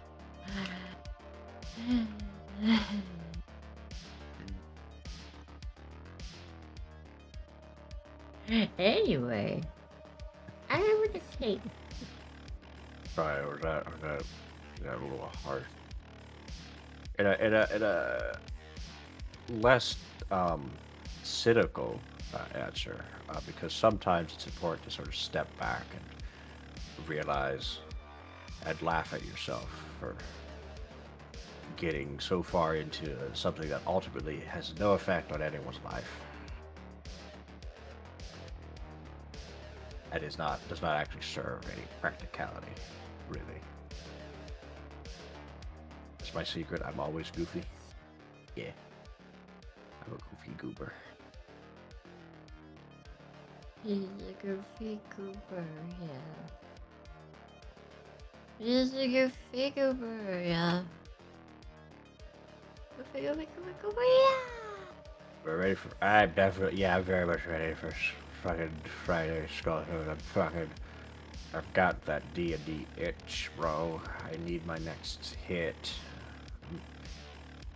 I'm relapsing. Sounds like a rash. You should probably get some cream for that. The only cream I need is D&D. Huh.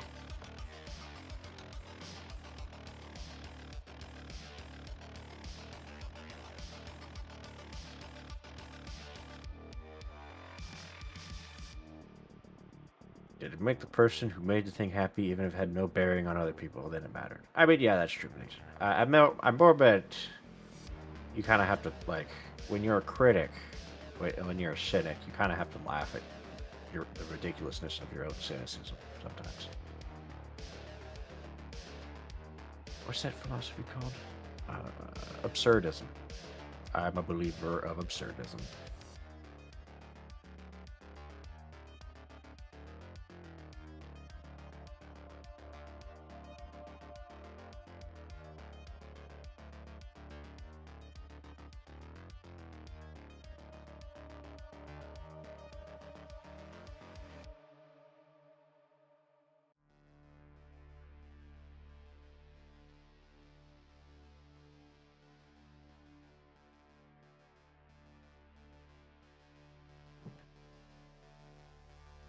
You guys want a random philosophy funny video? Here you go. I'll put it in memes and media for everyone. It's educational, Ed. It's funny. Nah, dude, I'm just gonna learn about Diogenes again. Diogenes nuts. That sounds like something you would say. Just like Alexander the Great is like, oh, you must be the great Diogenes. Diogenes nuts. Now get the fuck out of my sunlight.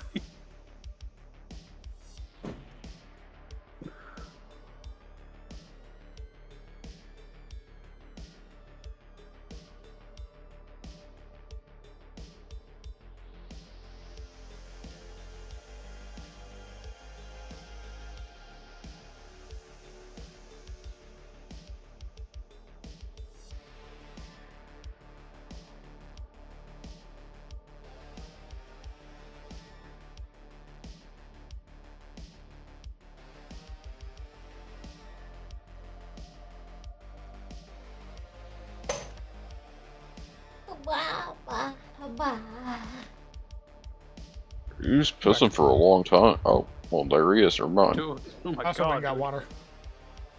So we can piss again later. I get it. The cycle continues. The cyclical cycle continues. Indeed. Ish, when will it end? Never. I drink I piss. I drink again. It's when you stop drinking, that's the end. There you go. Just stop drinking for it. A little bit of a headache, so water. Very good. Good idea.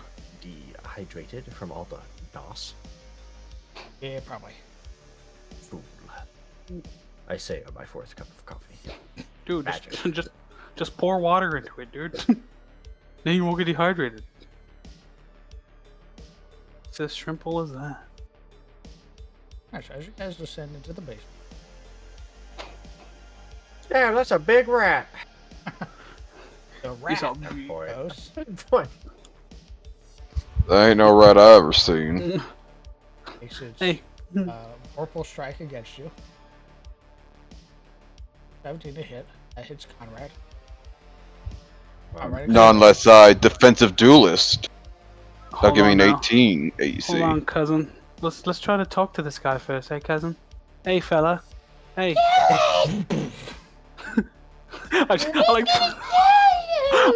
I don't know why, but I'm imagining the scenario like Conrad and Percival are talking to this giant rat, and they come to like a very like good terms. Like, okay, you can leave, and then out of nowhere, Lisette just pulls out like an oversized hammer, just fucking crushes it. It had a weapon. that, It was gonna bite us. that scene with Rorschach and Dr. Manhattan. Percy watching in the background. No! You saw it. You saw it had a weapon. It was gonna get us. It was gonna get us.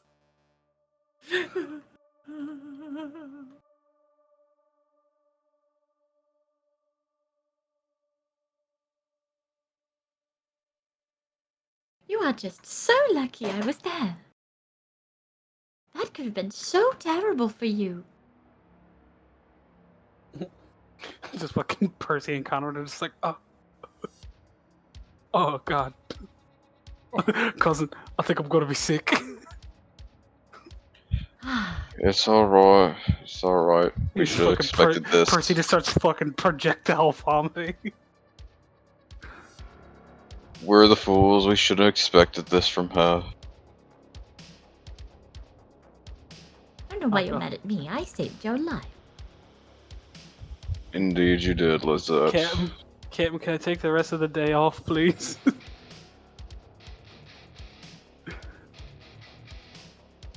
Weak summoned doctor, huh?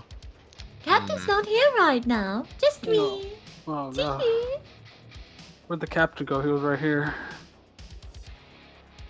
Oh, he's stuck in the cyclical cycle too of drinking and pissing and drinking and pissing. Yes, it's true. He left me in charge. Alright, what are your orders then, acting captain? Well, it started with killing that thing. Now what? It's dead. And we keep moving on. Wow, being a captain is easy. What is he complaining about? It's so easy to do this.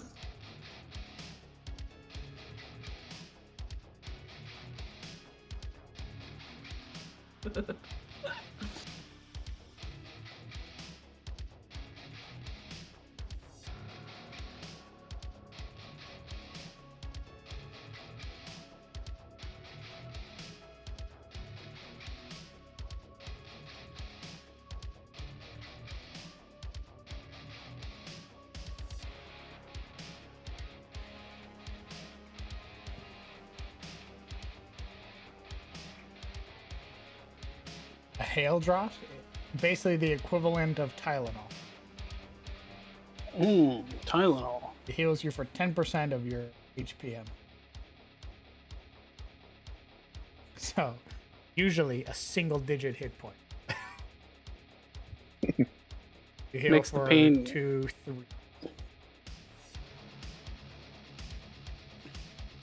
Makes the hurty hurt less just for a little bit. Yeah. An herbal remedy often created by local wisdoms to help the people of their land. Often used as a painkiller or for toothaches. Used in a pinch in combat if one was desperate.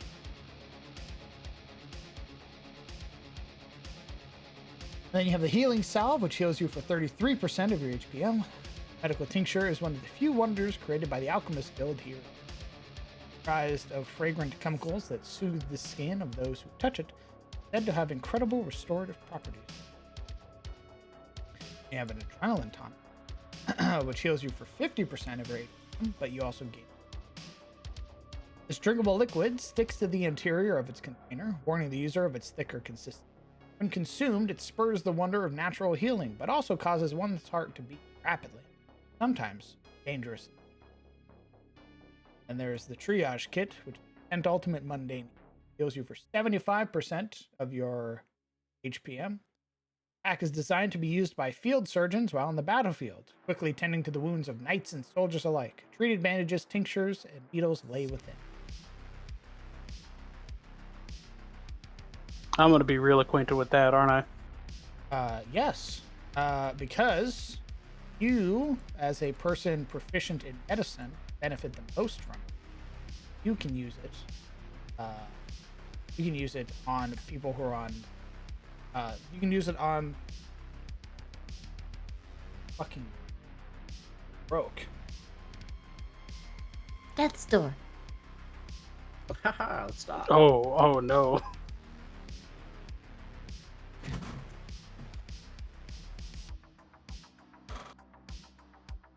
Oh, Jesus. Yes, you can use it on people who are on death. It's a triage kit. I'm going to keep people from dying. For example, okay, he buddy? proceeds to have a stroke. Are you okay, buddy? I'm fine. Oh, sure, I'll bring you snacks. Get you some sugar. The brain feel better. I won't say no to snacks. What you want? Snack. Opens up cabinet. Oh, your snacks? I don't want to eat. What? My snack's not good enough?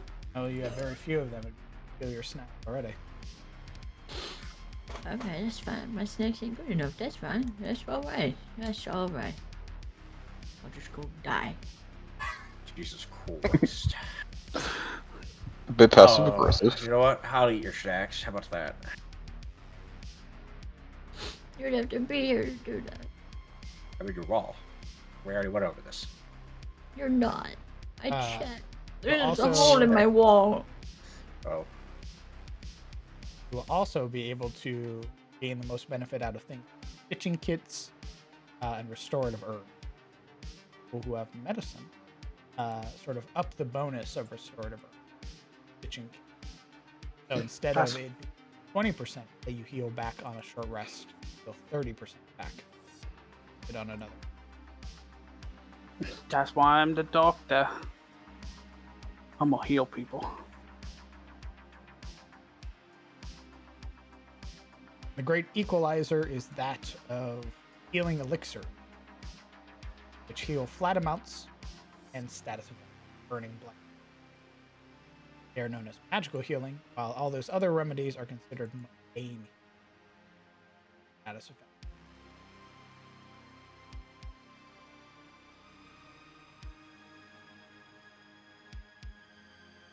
How rare is it to have an elixir that regenerates over time, like a regeneration potion in Terraria? I think it's actually a very rare item. Have like a I considered making something like that. I wanted to make the warming stones from Elden Ring, where you can basically throw it on the ground and it produces a little like heal over time effect. I always got caught up on the wording of how the item would work.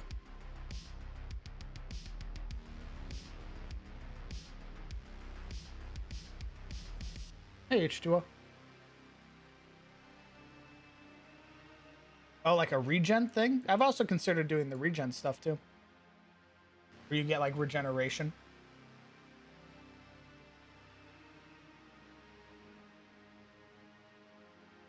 Can we find that kit in Eliand?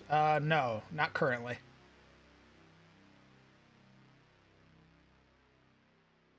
I believe there's in terms of things that can be bought, I believe that I believe it only goes up to adrenaline time right now, sold by a Mr. Broadhurst.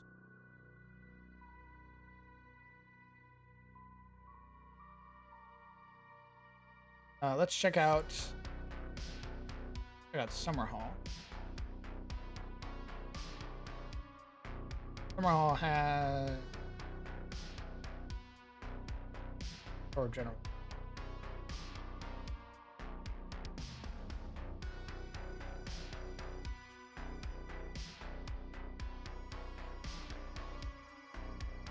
Absolutely, Ruffian. I plan on making something like that. Not right now, but I do plan on making. She sells ablative powders, bear kits, bear traps, blasphemous idols, calming incense, campfire kits, also chocolates, clotting powders, crow's feet, artboard. She sells healers kits, holy bee. She sells sticker bombs, incendiary cocktails. Sells pouches of lye, whetstones, whiskey bottles, whiskey flasks, shovels. Yeah. And then she's where they'll be able to buy their supply packs from.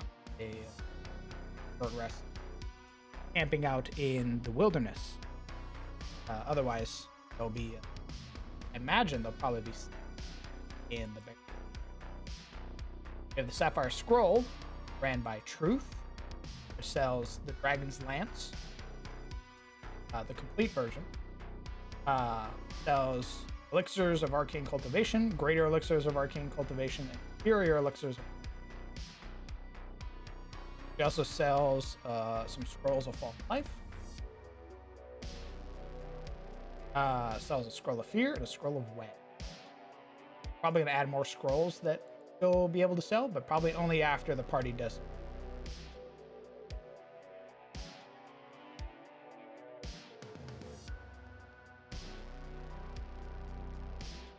Elena doesn't have any silvers or wolf's bane in her medicine store.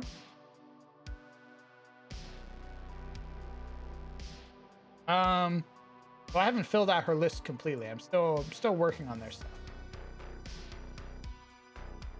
We got the Wisdom, who sells anti-venom, bandages, burn salves, clarifying poultices, clotting poultices, impermeable poultices, stimulating and soothing poultices. She sells stitching kits, restorative herbs, smoke-soaked lemon, laudanum, healing salves, healing elixirs. I think her greatest healing is the actual greater healing elixir. She sells 2 of them.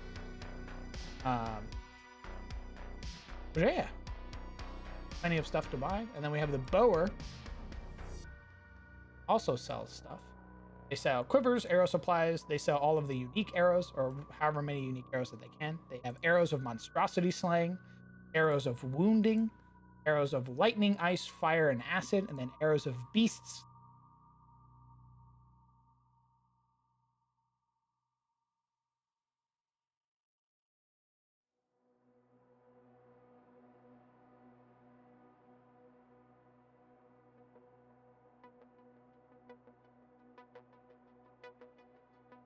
I need to work on what the chapel offers in terms of services. Where's the arrow of fireball? Doesn't exist. But the arrow of fire does a little explosion.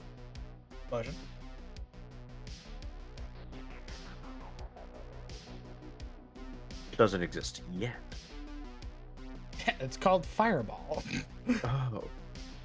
It's just an arrow with a huge, like, fucking ball of cloth on the end. Just a wad. It's an arrow with a scroll of fireball on it. Just shoots the scroll, yeah. Oh, thanks. How's everybody doing? Doing good. I made some rats that I like.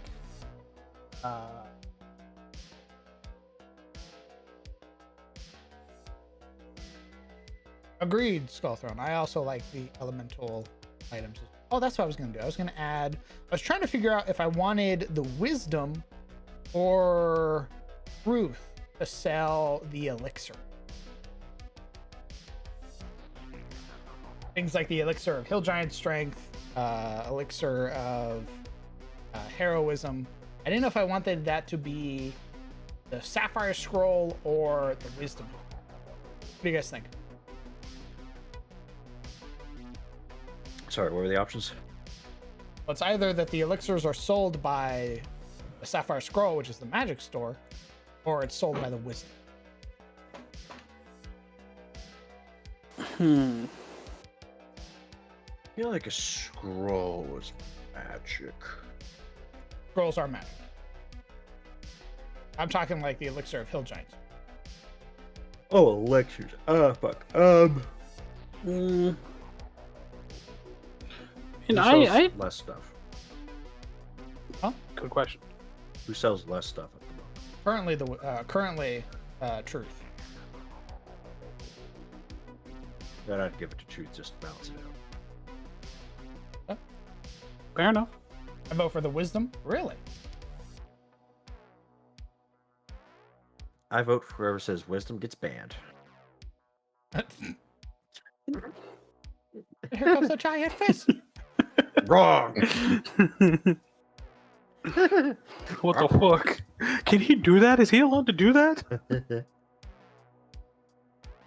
My God, goodness power. God, the captain, he's gone mad with power. I was already mad. Power Oh. came after. Yeah.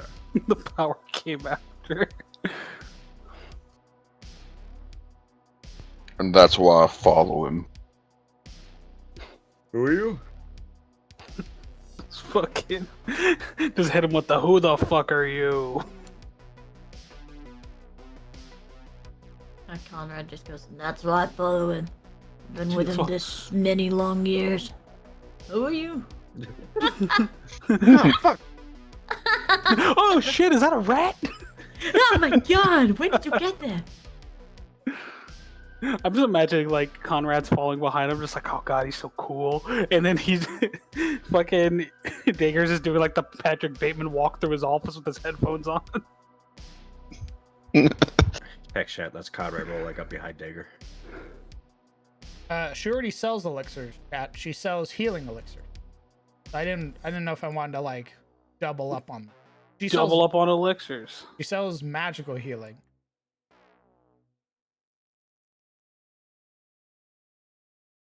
What heals the ego better than a elixir of hill giant strength?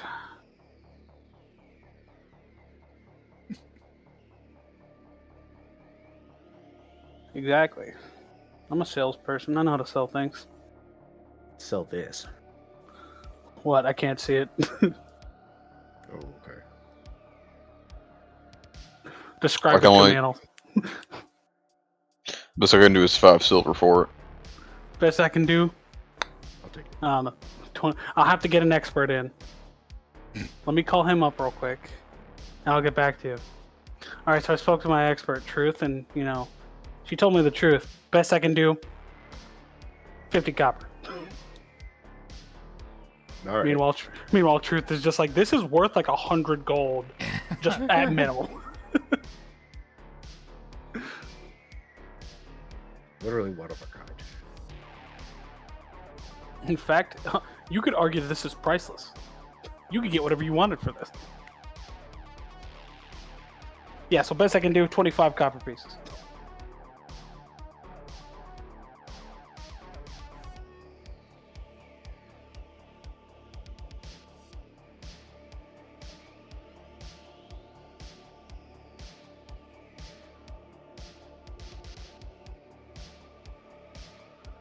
Hey, DM. Yeah. So, did you see like recently on like the D&D Twitter about the Planescape stuff? So they're doing these different factions, and one of the factions is like it's called the Equinal Guardianal, I think it was, or something like that. And it's just like a reverse centaur, and I fucking hate it. Oh, Hold up, I'll see if I can fucking pull it I up. hate that. It's a reverse centaur, and I fucking hate it. Horse head on man body? Yeah. Hold up, let's see if I can find Ooh. it. I mean, that used to be the older rendition of Minotaurs. It's just a bull's head on a man's body. There's no like hooves or.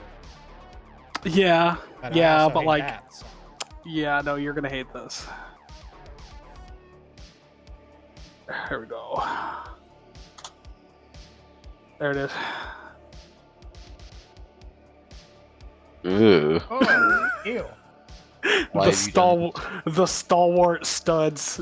I'm gonna be honest with you, Chief. This ain't it.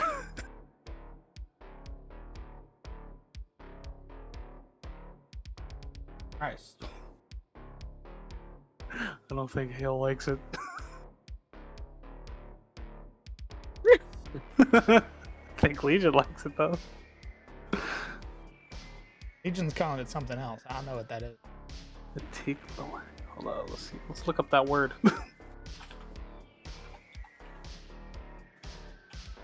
Oh, okay. It's a thing. It's 5e thing. It's a race. This is your Final Fantasy dorks.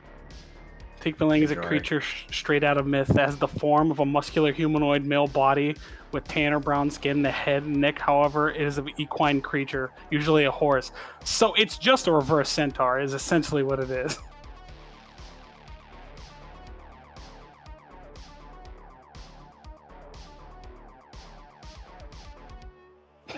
Just- the Mantar is real. I'm just saying, it looks kind of like a Morling, dude. It's like a fucked up more like.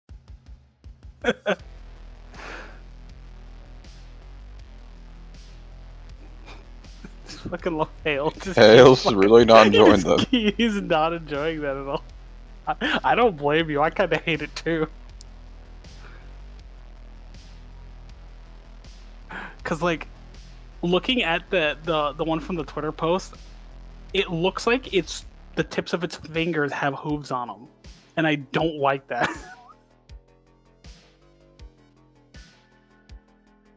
I'm sorry, Legion. You lose this one, bro. This ain't it, Chief. This ain't the hill you have to die on.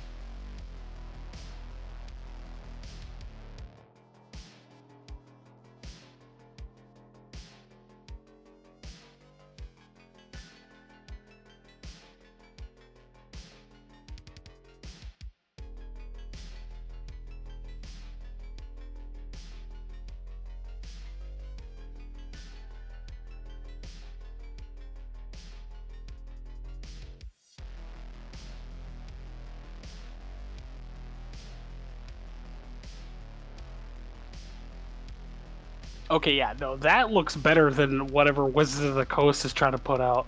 That looks cooler at least.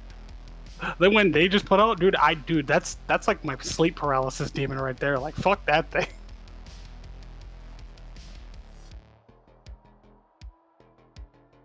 Hoping and praying they call me from the call me back from the job interview I did the other day. Nice. I hope so too, brother. Yo, dude, me too. Yeah, Legion, that looks way fucking cooler.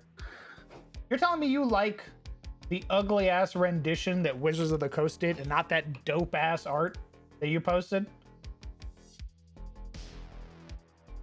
How are you not insulted at the fucking art that they did? I'm just saying. If Yeah, that's that supposed guy to be cool as hell. If that's supposed to be based on the same thing that you post, my grandma would be disappointed.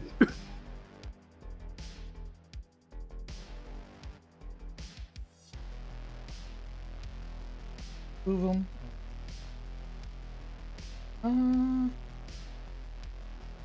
How is she doing? Are they? Are a hot commodity. I'm just saying, a mercenary band just went out to fight a bunch of guys, bought up all the elixirs.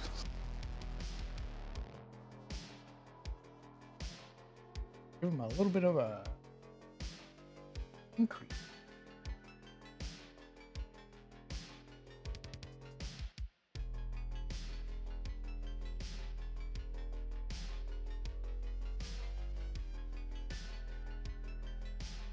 Haggle. Haggle. Not me. Yeah, that's fair. I mean, we can rely on our thespian to do it. Probably You gonna mean have your- to. Brush your beard. What? Or the quarterback. I got the charisma to haggle. You both I'm a could. paladin. You both could do it. Are you proficient in persuasion? Yeah. Nice. Then they can both do it. Perfect. And the quartermaster's gonna haggle, and I think it's Thespian who decide if Truth needs help or not.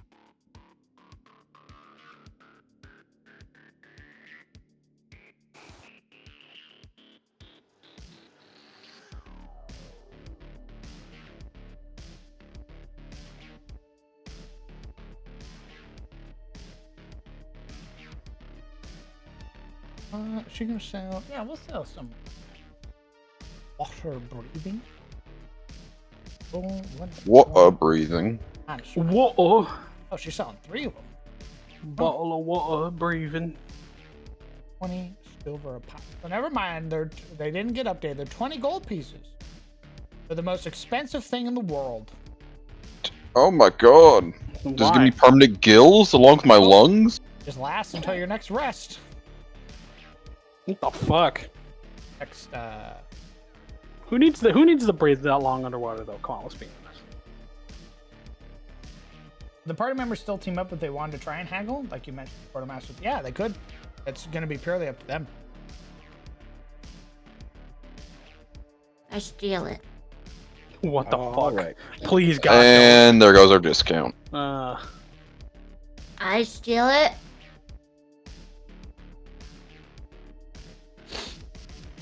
God, please don't. What do you mean? Please don't. There's no what? Please don't steal. Don't steal. How would you know? Because you just told you us. Just said you were. You just said you'll steal it. That was in my player voice, not my character voice. Don't meta, okay?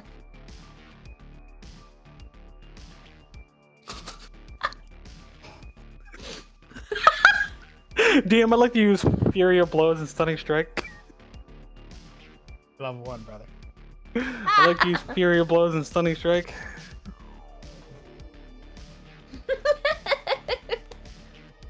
I'm not gonna stop asking until you say yes. That's power gaming. DM. What do you want from me? I want to use my full movement speed to just move away. I'm gonna use my action to dash.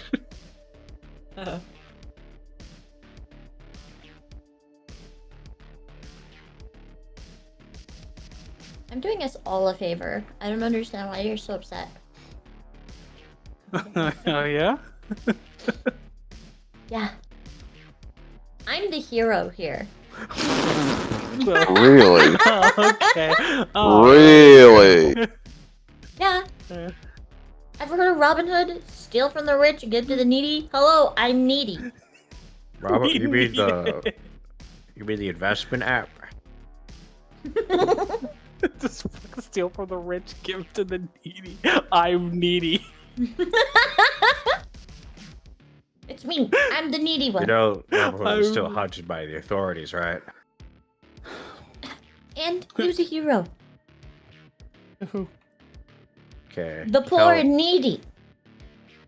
So you're a hero to yourself? Yeah.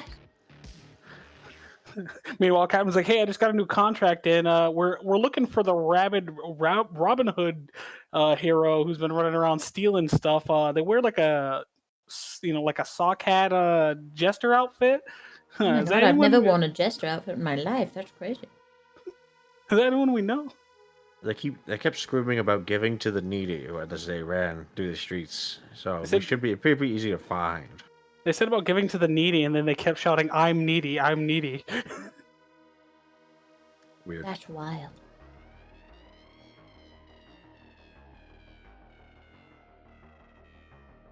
You look away from Lizette. You look back, and she's wearing a completely different hat. Yeah, just a totally different fucking. totally different. Just fucking, just like, hey, hey, that's a nice hat you got there. I like that. That looks I've good always on worn you. this hat. Oh, really? Yeah. Huh. I guess I must have never noticed. I'm sorry about that. Oh, that's fine. It's fine. Just Majorly unnoticed. Just fucking gaslight Percy.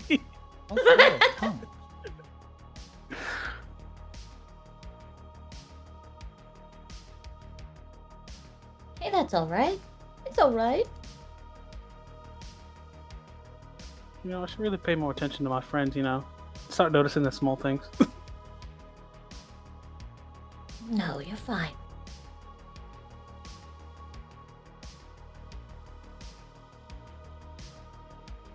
I promise.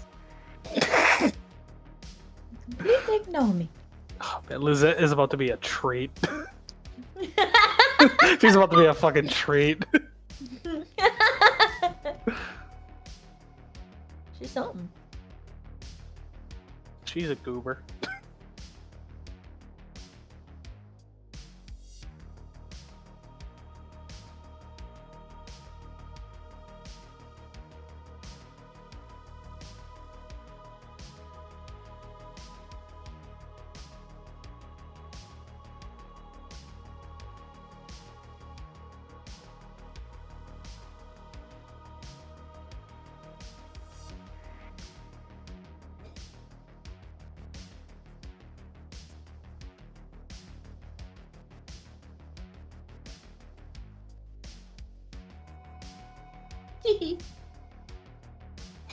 Is that a horseman on stilts? What the fuck, Legion?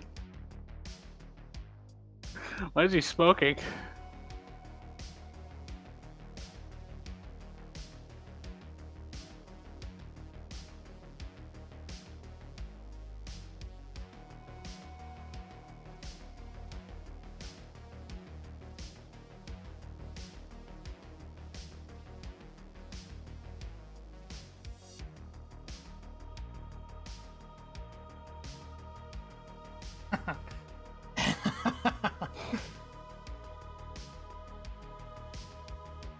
What's happening? What are you laughing about, DM? You having a giggle there? Oh yeah? What was that thing you just did then? I know what you're talking about. Answer me, you fuck! I know what you're talking about. Understood. Blur is a second level spell. Blur. Blur is 65 silver pieces. Roll. Blur. Also like 40 silver. My son can do that magic. What? What? What? Huh? What the fuck? What? You okay, buddy? Roll of Blur, a second level spell, cost. It costs 65 gold pieces in Baldur's Gate. Jesus. That's not a lot. It's basically pennies because you always get paid out in gold. There's no silver or anything. A scroll of false life is 40. Again, dirt cheap. A second level spell scroll for the prayer of healing is 900 gold. Oh yeah. Oh. That's a bit of an uptick in price there. Fucking prayer of healing is 2d8 healing. Thumbs up. I am. Oh yeah. So confused. Thumbs up. I see.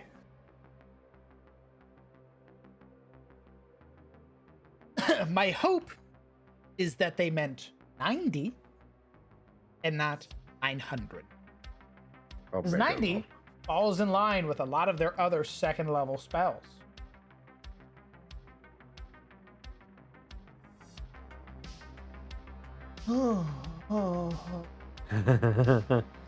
Nah, you'll be fine, DM.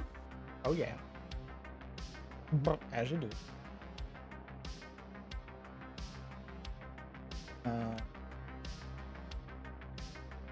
I mean, we're not even going to get into how much it costs in 5th edition to get a spell scroll. Because their fucking prices are insane. A 2nd level spell scroll to buy, regardless of the fucking spell, 500 gold. Something doesn't seem right about that. Guess what? 3rd level, 1 level higher, 1,000 gold. Hmm. You want a 4th level spell? 5,000 gold. You want a 5th level spell? 10,000 gold. You want a 9th level spell? 500,000 gold. Nice. I mean, 9th level makes sense. That's literally like world. You want this world-changing spell? Honestly, I'm surprised you can even buy a 9th level spell. you can't. They only So go wait, up to does 5th level. does Oh, Boulder okay. Gate not do like copper, silver? Oh, okay, yeah. I guess that makes sense then. But still, fuck. We're gonna go back.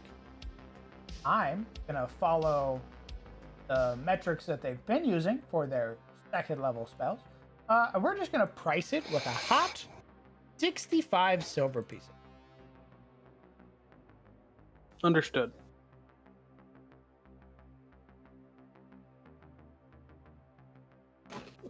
Bro, no wonder the mages can afford that fucking powers.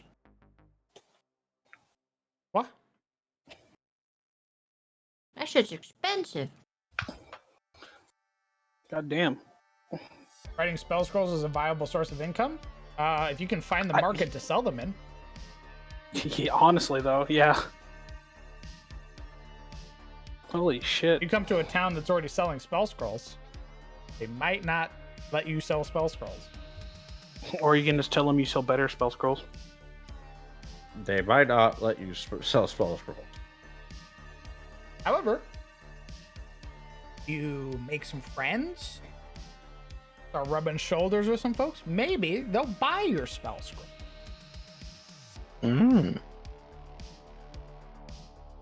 But If you're a cunt, you're a no. I rub my elbows on them. That's weird. What? That's with, what I have to do. I rub my elbows on them. with them, a little psycho. No. Oh, no. Nah, tracks. You give him a massage, make him feel good, then they'll buy your stuff. Start scratching their back. If I scratch your back, you'll scratch mine.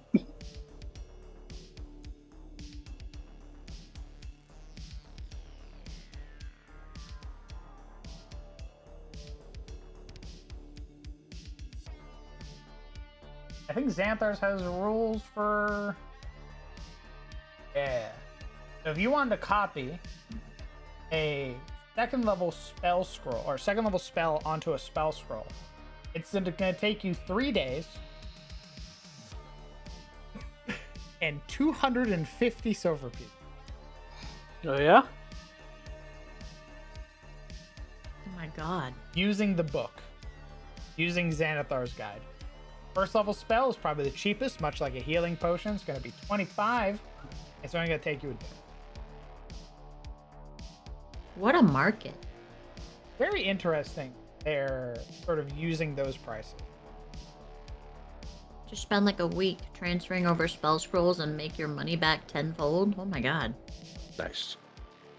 No. If you're using Xanathar's and using the prices I'm using, you're not making any losing money. Oh. So we'll need to figure that out. Because 2nd level spell scroll to make cost 250. There are spell scrolls that are 2nd level, like Blur, which costs 65. Something doesn't add up.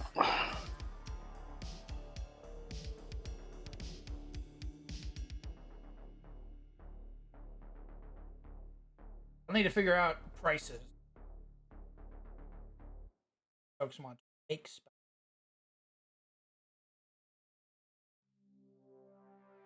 There hasn't been adequate pricing for magic items since 4th edition, where each level of a magic item had a price associated with tag to it.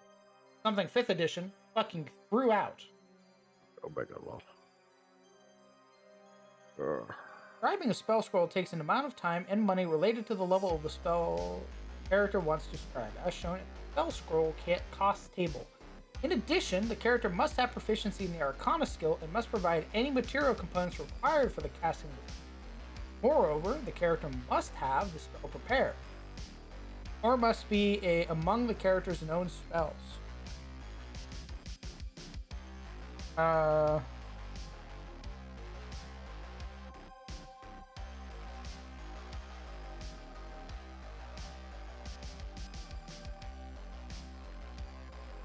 Sir, boy. Where?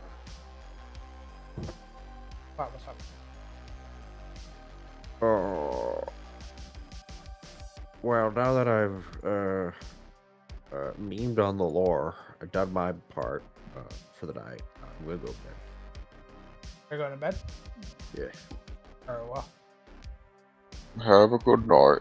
Good night. Sorry for being a critic. It's what I do. I can't help it. Beat his ass, team. Critic I will. That's harsh. Jesus. Yeah, I like my echo trick. Oh, very good. Very good. I'm glad. Echo chamber. Well, hey, maybe that's what the others think about the whole thing. Maybe I'm just an idiot. Everyone else is like, yeah, it's pog as fuck. Anyway, I will go to bed. Goodbye. Good night, Shizzle. Goodbye. Good night. Good night. Can you believe the audacity of that fucking asshole? I love that guy. I know, isn't I'm he a great? critic.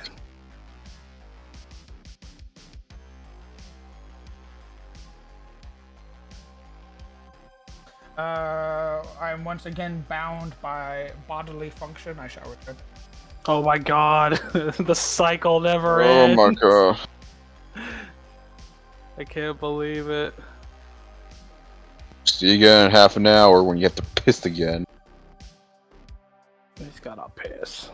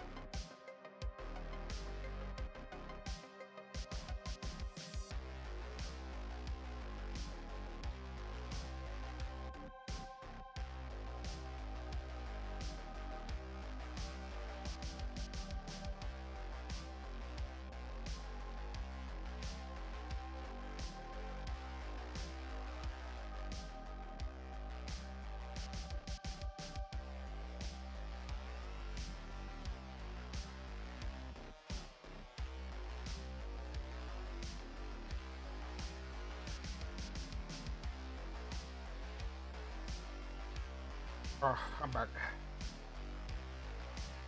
What the That fuck, was Joe? fast. Welcome back, piss man. Yeah, sorry, I'm bound by bodily function. Otherwise, I fucking die. SMH.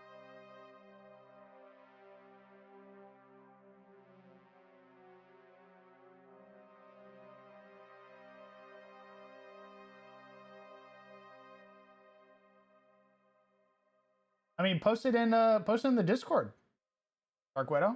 There are a ton of DMs in the Discord who I think would love to read your stuff. They do that to each other all the time.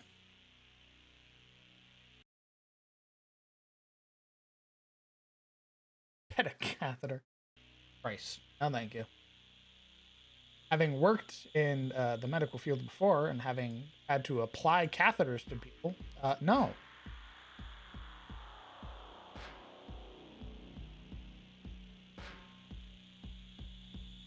I think this is a good sort of blend. I think I'm gonna add one magic item. Ooh. Fancy. I'm gonna add-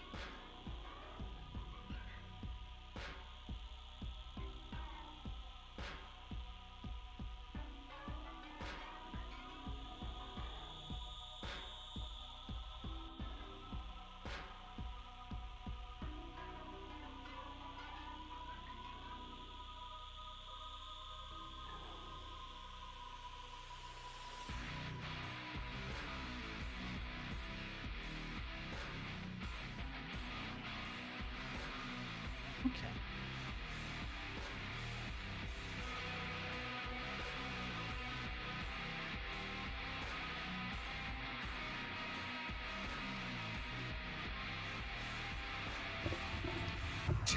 She's got a +1 sickle for sale. I'm back. Holy. Yeah, my internet was like, I'm going to die. Death. My internet was like, I'm fucking going AFK.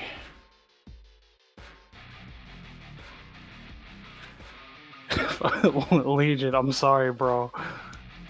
Legion, that Wizards of the Coast just fucked up with that one. You just gotta take the L on this one. The one you posted was cool, but Wizards of the Coast, it's not. This ain't it, Chief. The other one's posted, very cool. That one, no. Legion, when did I ever say I wasn't a mean person?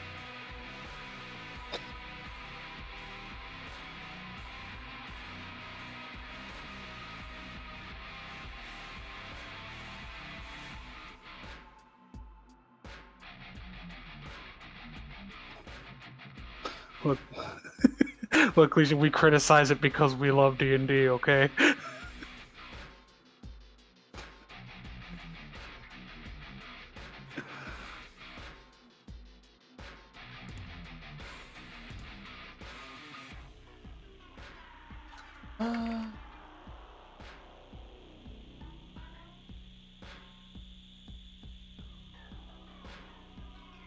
How much should a simple +1 weapon cost?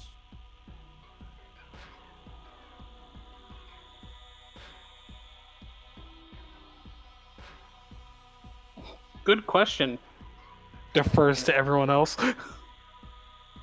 How much silver do we have left over?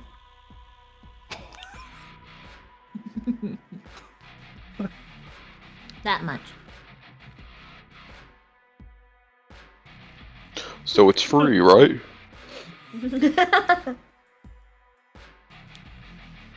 I mean, you guys, there is a contract that rewards a set of magical armor. So. Ooh. What kind of magical armor? It is called, pull up. Contract.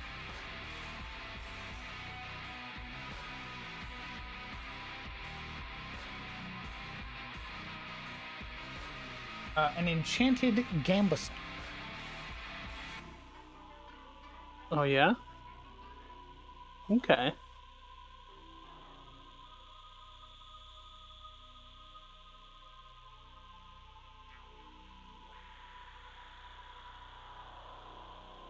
I went through and I made a bunch of uncommon outfits, like Mariner's Gambeson, Regalia Gambeson, Regalia leather armor, Smoldering leather armor, Elusive armor, Skulking armor, Gleaming splint mail, Mithril chain shirt, Dwarven chainmail, Agile chainmail, a sacrifice, plate armor of sacrifice, boots of elven kind, burglar's gloves, gloves of agility, gloves of giant kind, and then Mercenary pauldron. Oh, yeah? magic item prices. Alright, Xanthars, let's see what you got. Oh.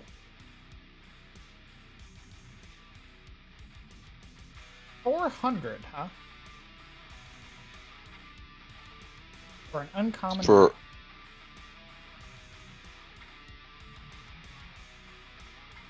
Halved for a consumable item like a potion or a scroll. Who goes there? Bonjour. oh, hello, you. What's up, gamer? What's up, gamer? It's very light. Yes, it is. It's almost 3. Yeah. Golthorn, that would be about 1,200 silver pieces. Which I think is triple the amount of Xanathar's suggestion of an uncommon magic.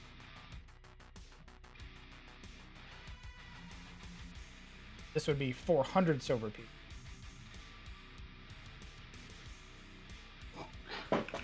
For 100 silver pieces? That's what you said? Get it. Got it. Understood. There's a pretty sudden uptick in price, though, if you go to rare items. Suddenly rare is like a uncommon magic item. It's saying, you know, anywhere between 100 to 600 gold pieces. Whereas a rare item goes from somewhere like from 2,000 to 10,000, or sorry, 20,000 in terms of price range. Again, I do miss the 4E pricing system. It's very nice.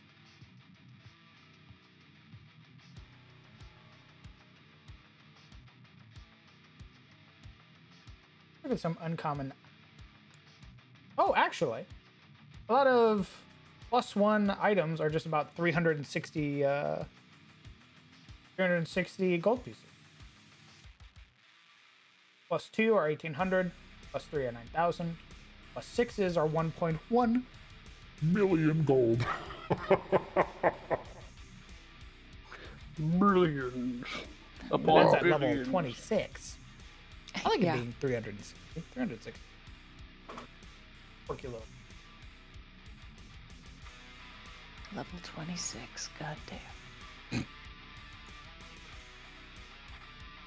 Some will have access to armor seals, since I imagine they won't have access to more durable magic armor. The armor seal boost from or alternative.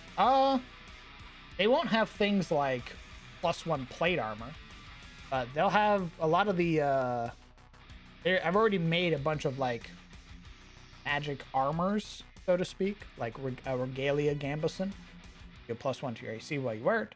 You can doff and don this armor as an action. There's Smoldering Leather Armor, which gives you a +1 AC, and it gives you advantage on Constitution saves made to resist extreme cold. And there's Skulking Armor, which gives you a +1 AC and gives you a +1 to stealth checks. There's Elusive, which gives you a power. Gives you a +1 AC. You get a +2 to athletics and acrobatics checks to escape grapples or being restrained. And you have an immediate interrupt power daily that lets you end being grappled. Got a Mithril Chain Shirt, which gives you Shimmering Aegis as a daily power as a reaction. When you hit, you can halve the damage. Also gives you a +1 bonus to AC because Mithril doesn't.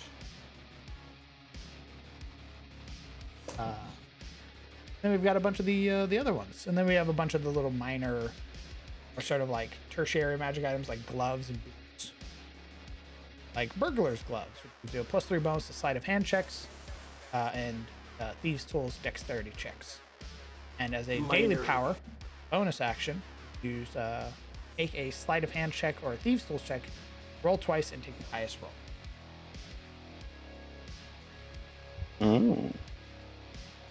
And then there's Gloves of Giant Kind, which I personally like. They give you a +1 bonus to strength saving throws, and it gives you a encounter ability to throw an item that weighs less than 30 pounds. And if you hit with it, it does 2d6 bludgeoning.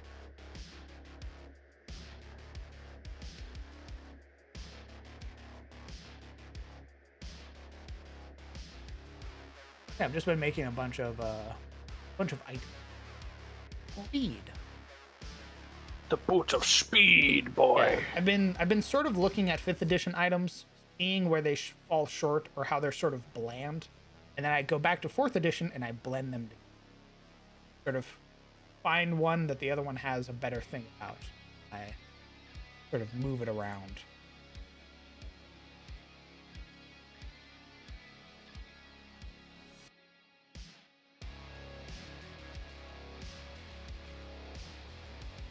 I've also got a bunch of little trinkets and baubles. Hard can find. Like an 8 stone, which gives you a +1 to your AC, but you lose 5 feet of. Or an arsenal charm, which count as 1 size larger when determining your carrying capacity. Trinkets and baubles. Paid for in blood. Or the Cape of the Mountainback, which gives you a +1 bonus to Dex, Con, and Wisdom saves. And as a reaction, an immediate reaction, hit by an attack, you can teleport 25 feet away. 25 feet away. The cape of no thank you. Yeah, please don't hit me. I will Please cry. don't hit me. I will cry. I will cry. I will cry. It'll be an so ugly much. cry. Oh, yeah. Absolutely. Tears, snot, the whole works.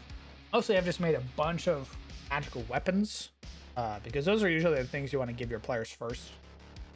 To, especially like your more martial-oriented classes, because otherwise you run into problems where the fighter can't fight the ghost, and they're worthless. I'm trying to throw hands with a ghost. Spellcasters in the back are like, fireballs, acid spray, fireball. Fucking Back your wizard time, motherfucker! Fireball! Fireball! I fucking love that shit. Alakablam! But I mean that is wizard time. I mean, yeah, Oberon's done that a couple times. It's Just wizard pass your time! save. Just pass your save, dummy. Just pass your save, dummy! Not my fault, you dumb dicks. Ooh. But yeah, I'm gonna keep working on a bunch of magic items, because I'm gonna be able to use them in both games. Always dope. So there'll be magic items that'll be available in both games. So players might find like a freezing longbow. Hey yo, where all of the damage is cold damage, but you can also change it to be piercing damage. And you have an at-will ability, where or a daily power, where you hit a creature and deal an additional D8 of cold damage. And on a crit, You deal an additional D6. Jesus. or maybe you want a burning great axe, which does the same thing, but it's fire. Nice. Or maybe you want the Bloodhound's Fang, which when you score a critical hit, you cause them to bleed for 3 rounds. And you have a standard action, a encounter power, which allows you to make an attack, somersault back 10 feet, surge forward, and momentarily turn invisible, granting you advantage on your next attack roll. what the fuck?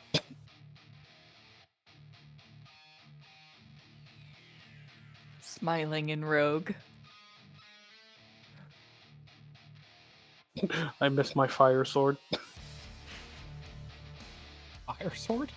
Yeah, remember the big fucking fire those guy? those Yeah. are still things. The ember weapons, the blessed weapons, all of those things are still things in the deals Yeah, an but additional D4. It doesn't have a plus to hit, but gives you your D4. It gives you usually a resistance, and it gives you an ability when you crit. But I missed mine, DM. That's the thing. I missed mine.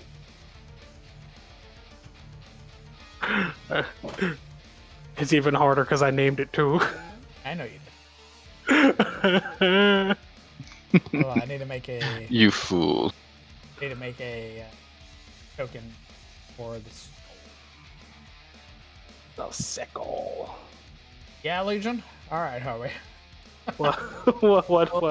What's Legion doing? Going insane, apparently. Is it about the horseman thing?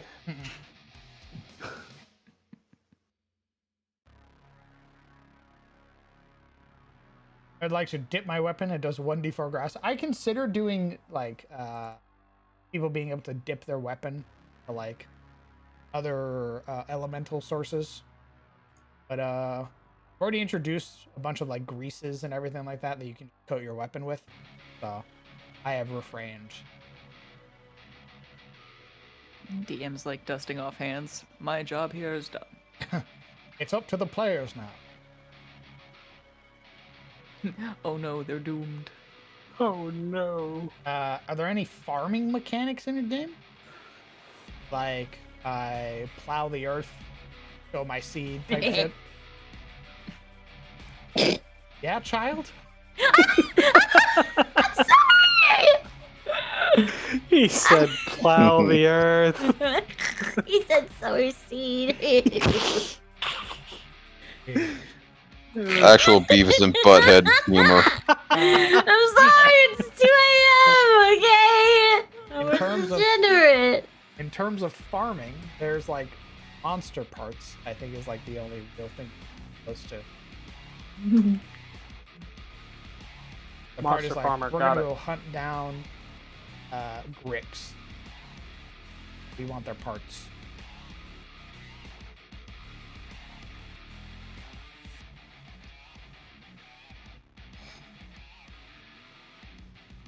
Time to become a farming guild, guys. Put the mercenary life behind us. We're farming now. Just go work for the Slayers. Hell no. Harvest creatures, parts. No, I mean actual farming. Put your coveralls on, boy. We're Very going well. out to work the fields. Just a reg.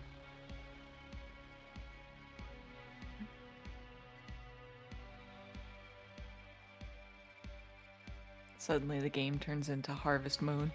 Oh my god. Oh, finally. Level 1 farmer. Yeah, you lose all your levels.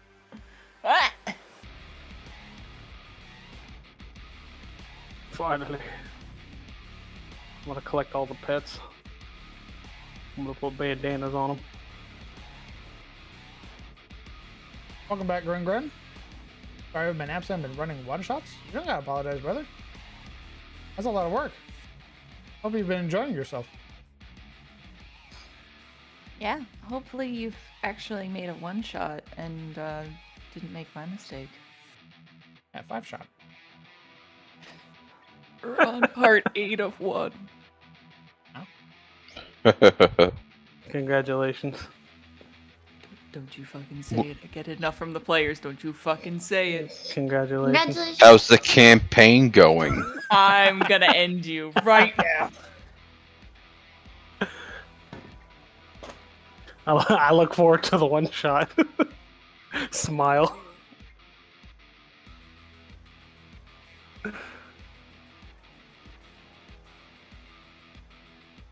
And the It also- last corporate army. With what? Yeah, I made the mistake of rolling up to what I was considering to, run as a one-shot. And I rolled in with 10 pages of things that I had written. Nice. What's 10 more? I was like, oh yeah, they'll plow through this in the 6 to 8 hours we have. No. Oh, you The fool. role players, baby. Oh, I yeah. can tell you the amount of times I've been like, yeah, we're gonna get through this today, we're gonna get over here. No issues at all. And the start of the session happens, and then you guys start role playing, and I go, Boom. oh, Yeah, We it went had- like we're that. not leaving. Oh, boy. 6 hours passed and they haven't even left the room yet. Oh Let's yeah, no. go. What was great is one person was just like, I think the mayor's shifty. I'm gonna go investigate him, and I'm looking through all my notes of things I did not write down.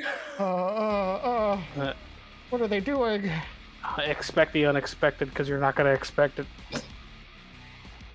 Oh, and with that, I'm just gonna take a little 5-minute break, runs over to the bathroom, cries. You're not just crying, you're crying like on your phone trying to write like shit about the mayor. Yeah, just like on the spot. Yeah, sitting on the toilet, just writing things about your mayor. Things they'll never like even ask. They go completely different direction. You're just like peeing, crying, writing. It's a great experience being a DM. I'll walk out like, okay guys, so where do we leave off?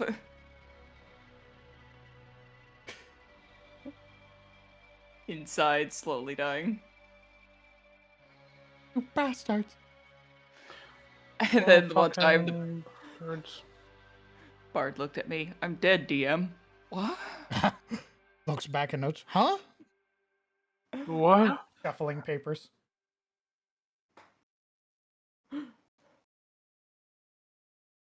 She's like, yeah, Agatha could pry me out of the shambling mound. Oh, I see.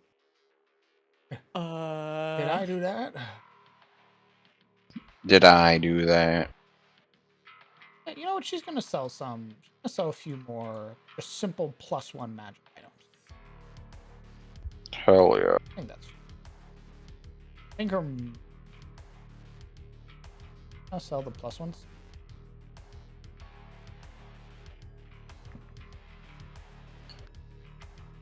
+1 magical items. And then I think she's gonna look again. Pricing.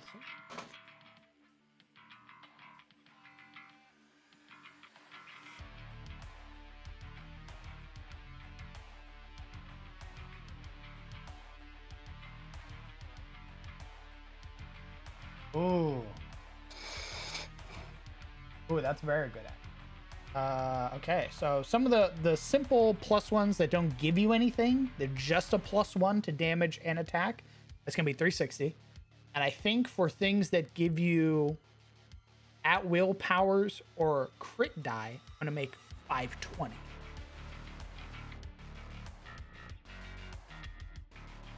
Again, I'm feeling these prices once again in my bones. Oof. Feeling them again in your bones? Like Is it distant nostalgia memory. hitting you? Ah, Yeah. yes. At the convention I was at over the summer, there was someone who was selling like vintage and retro D&D stuff, and since 4E is considered that now, I saw the old Heroes of Shadow book, and I had to stop myself. Looks down at it. Oh. The world's slowly starting to darken at the edges. Yeah. And yet getting a little bit more intense.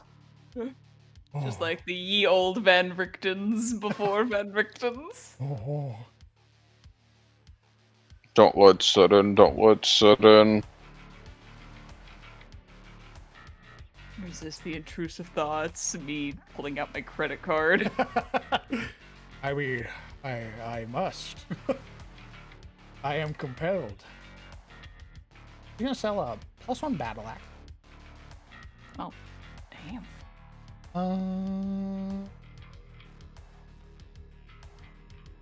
Does she sell a +1 long? You don't. Does she sell a +1 short? You do. Okay, so she sells a +1 short.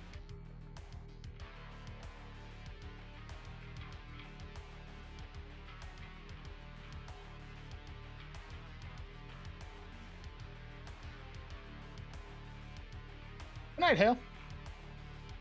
Nighty night. Good night, Hale. Good night, Hale. Rest well, Hale.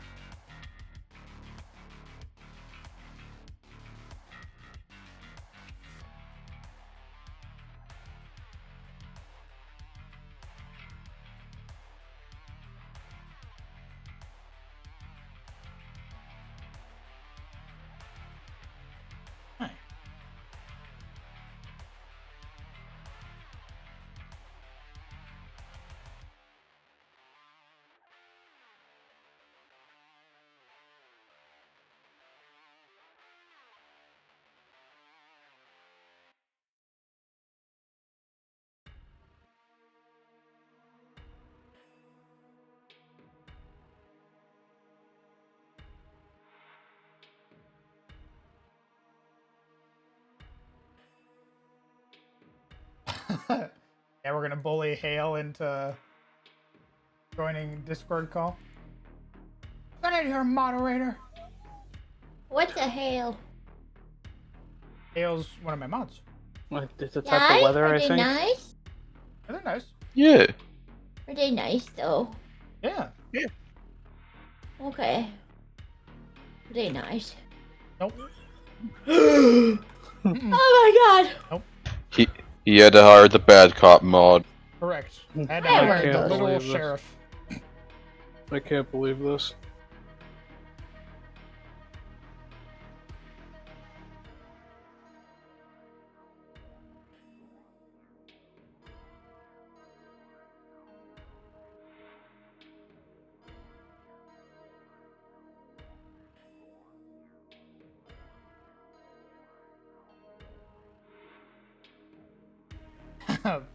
That's right.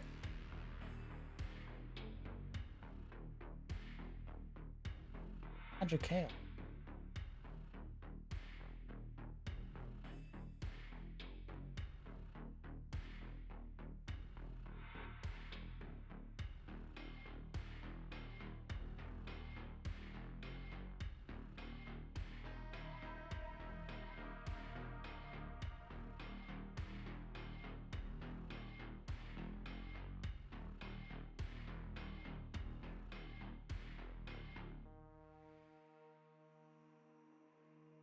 Okay.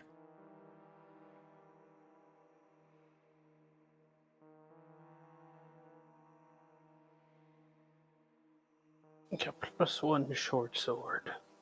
So she sells a battle axe, short sword, and a sickle. Neat. I want her to sell one of the more unique.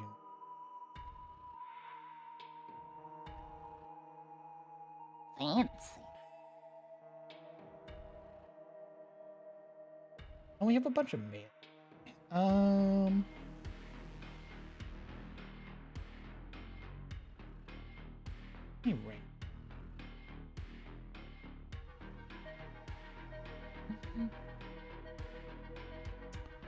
Or crossbow. Three bow.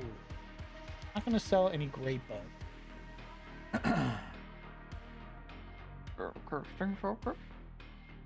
Beg your pardon? Spell casting focuses. Good call. Does Elena have her sickles? Yeah. I assume you mean like +1 focuses? Or ones that do random shit, sure. I think those. What were those called? Totems.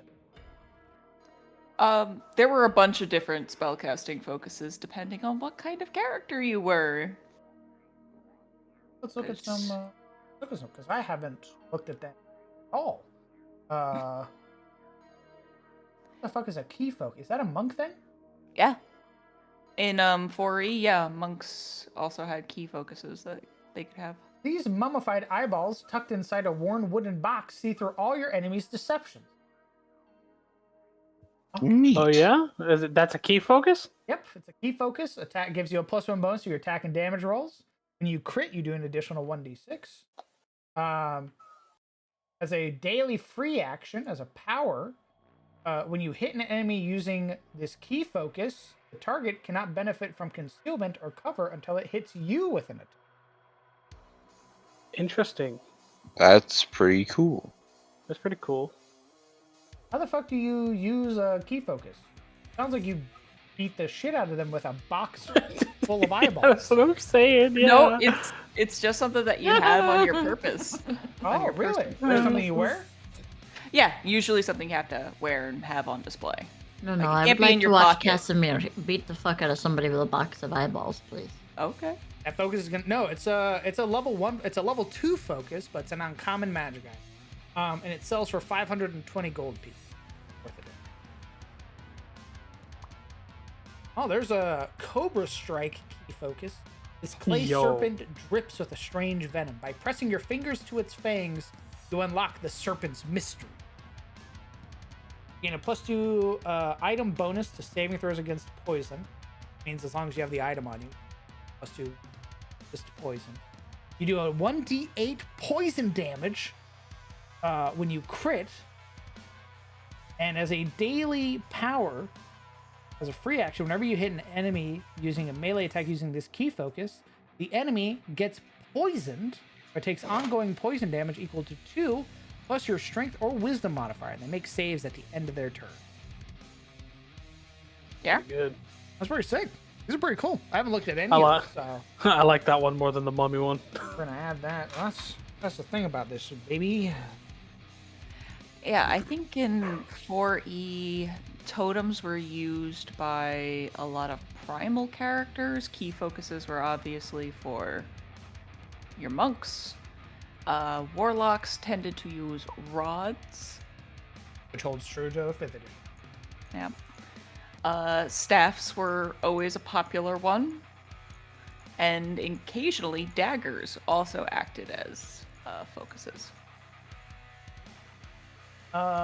Wand? Wands, yes, of course. Orb? Orbs, crystals. Holy symbol, totem.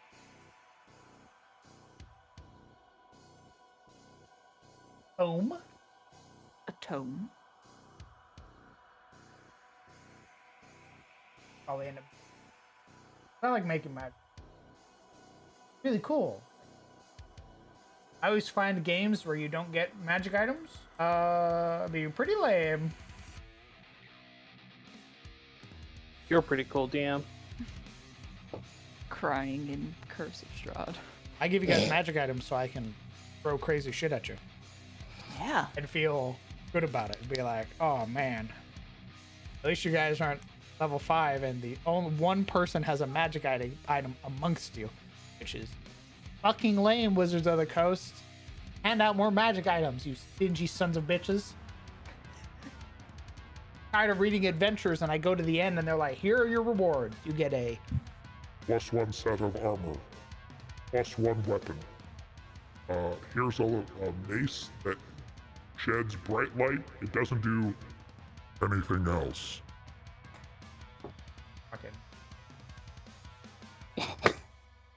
Or you go off the beaten path and you get a flawed scimitar of warning or something like that. Yeah. Hey, this thing, by the way. Fuck you. Yeah, you want to punish your players? Do it. Do it, you idiot. Here's your only magic item in this adventure. It's a cursed magic item. Yeah, that'll make them feel good. I think cursed magic items are cool. But they shouldn't be your only reward for completing an adventure.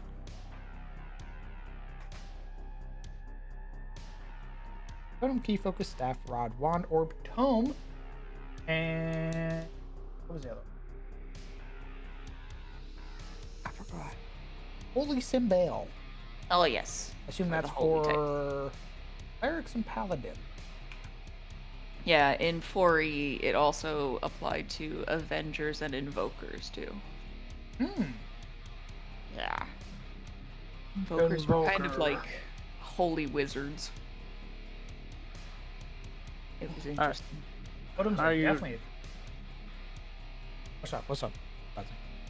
No, it's like, isn't like just a holy wizard, isn't that just like a cleric or like a paladin? But more cleric? It was Take that real kind of bizarre. I'm just like, you just described a cleric.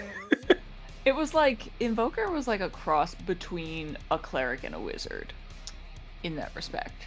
They were See- definitely more controllery and supporty than either of those two classes alone. It was weird. But they See, when couldn't like heal you. See, when I think of Evoker, I think of like, kind of like a summoner sort of thing. Oh.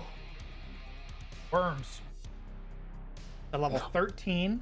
Again, their use of uncommon and rare and stuff like that is very interesting when they start bumping up rarities in 4th edition. Very odd how they use it compared to 5e. Well, I Yeah, go mean, on. the game also went to 30 if you wanted to play that long, so... Dude. Expansion. Worm Spike. It is a staff. It gives you a +3 bonus to your attack and damage rolls. If you critically hit, you deal an additional 1d6 plus 1d12 against dragons. You gain resistance 5 against all close and area attacks, so breath weapons. You basically always resist 5 damage from them. And you gain additional +2 bonus on attack rolls against the dragon Calistrix. Excuse me, who? One particular dragon, you get a Yep. you get this fucking Bane weapon for. Oh yeah? That's pretty sick. They're I a bet it solo comes from an brute. old module. They're from the Monster Vault Threats of the Netir Vale. Okay, yeah, that's a very particular module. Calistrix is a huge natural magical beast dragon. They're a level 14 solo brute. They They have 684 hit points. Yeah. They have a AC of 26. Yep. They have 2 action points, which means they're really scary. They have a +5 to every saving throw. They have resistance 10 to fire. They have a fly speed of 40, which isn't that much.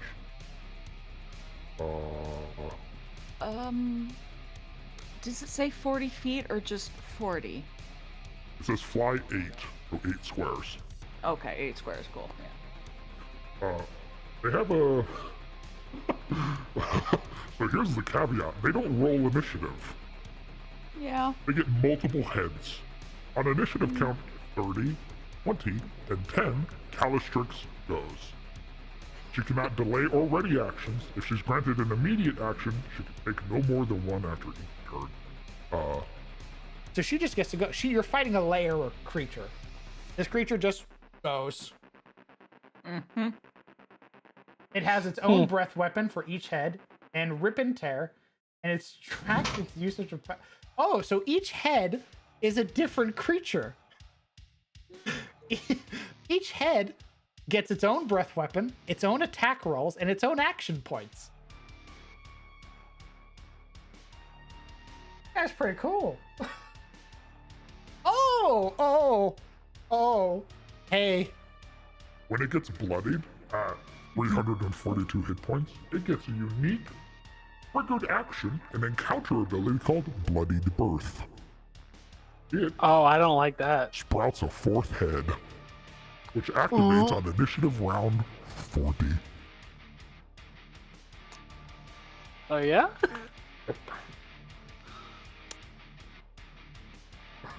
Yeah. Oh my god. Wow, Calistrix, you're horrified.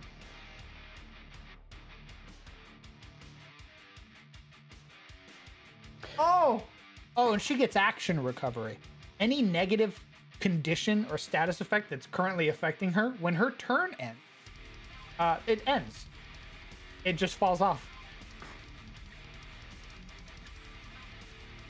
No. Initiative 4D. 4-0. Yeah. 4E could get real weird and crunchy like that. That's wild.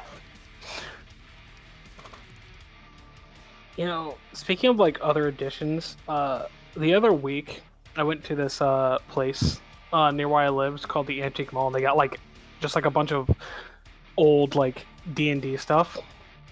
And like I remember, like you mentioning, like, oh, you can go up to level 30 for this game. I found a book there where the whole point where it starts you off at level 20, and it's the whole party just became gods, and it's about you and your party getting into god shenanigans. Ooh, I feel like I've heard that book. Where like you could be like the god hunter. Or like it's like a Paragon Path, or it's a Epic Destiny. That one. Where like you basically just hunt gods, and if you die, you respawn in their realm in some location a number of days later. You get like mega bonuses to resist their effects and their powers. You are basically just a fucking ant that won't leave them alone. Yeah, Epic Destinies were actually really freaking cool. Because of how bananas they were flavored. It does sound like, oh, you're level 20? Yeah, you're becoming a demigod now. Like, yeah. Oh. Yeah. But like with this adventure, it was like you and your party just became gods, and like one of the scenarios is like, oh, you're overseeing like the construction of a temple to your worship. And like, there's a scenario where if you guys fuck around too much with each other, that one of you fucking falls over and crushes your own fucking temple while everyone else, all the other gods are pointing and laughing at you. Meanwhile, the mortals are just fucking terrified. Just like, what did we do, lords? Why have you forsaken us? I was like, yo, what the? I love it. This is wild, dude. The early days of the Aranar. Oh god, what have I done? Yeah, just the fucking early. Shoulder checks Ebor. He falls, crushes a fucking a whole region. Oh, decimates man. the fields for weeks. Yeah, it's just so funny because it's just like fucking to the gods from the book. It's just like, oh yeah, this is like nothing to you, but to the mortals, you're just fucking devastating. A fucking. You are calamity. It's just so fucking funny, dude. Reminds me of that scene from freaking Dogma when they're like, yeah, we went through 4 Adams before we figured out God can't talk directly to mortals. Oh. A holy symbol, symbol of life. Trigger as a daily power. You hit an enemy with an attack. Till the end of your turn, any creature healed by your encounter powers and daily powers regains an additional D6 hit points. That would be like I cast Cure Wounds on you. Now that I've done that, because I have this holy symbol, you gain additional D6 healing on top of your healing body. Holy symbol. Curious. Most curious. Most curious indeed. I'm definitely gonna make some Tokusu. Really good. Yay! I guess I always get so just caught up in martial shit that I look at I completely forget to make shit like the fucking Rod of the Pact Keeper and yeah. Sometimes. Alright, I'll add that to my little to-do list. I'll probably do that off stream. I need to write up some for lore. Lore. Clicking the pen, adding it to the post-its. Yes. Other thing.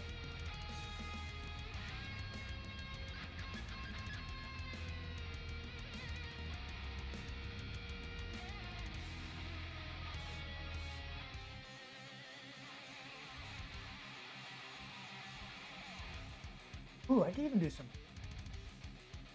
Ooh, boons is neat. Boons are very cool. Boons. Because, yeah, they can be either like, oh, you did a good thing, you get a good boy pass for a week. Or they could be more permanent, depending. Avandra's Boon of Storm. An ocean storm, change is both inevitable and rarely controllable. To those who embrace change rather than fight it, Avandra occasionally grants the power of influence events. You gain +1 bonus to diplomacy checks. And as a power, as a free action, make a skill check and don't like the result. What a great trigger. And don't like it. I personally don't like this. Oh, is that a 5? Yeah, DM, I fucking hate that. I'm gonna use my free power to re-roll it. That's great. Yeah, I think a bunch of little low-level boons like that would be really. Will there be a stream tomorrow? Nope. I'm gonna use it as my day off to rest. Coping, if you will. Yeah, because they actually had like minor boons in 4E, didn't they? If I remember correctly. There's a God bunch could be of like, little boons. God could be like, I give you a kiss on the cheek. Yeah, like a bunch of the low level 1 through 5 boons were very much like just little tiny bonuses. Like hey, you're fighting undead? Yeah, well you get if you're fighting undead and only undead, you get resistance 5 against necrotic damage. Just gives you like the congratulatory pat on the ass. Go get him, Tiger. Yeah. Get on in there. Yeah, good work out there today. He did good. And then there's later on boons where it's like God snogged me on the mouth. Yeah. With tongue. Yeah, Kingslayer's Holy Curse, shit. God Hunter.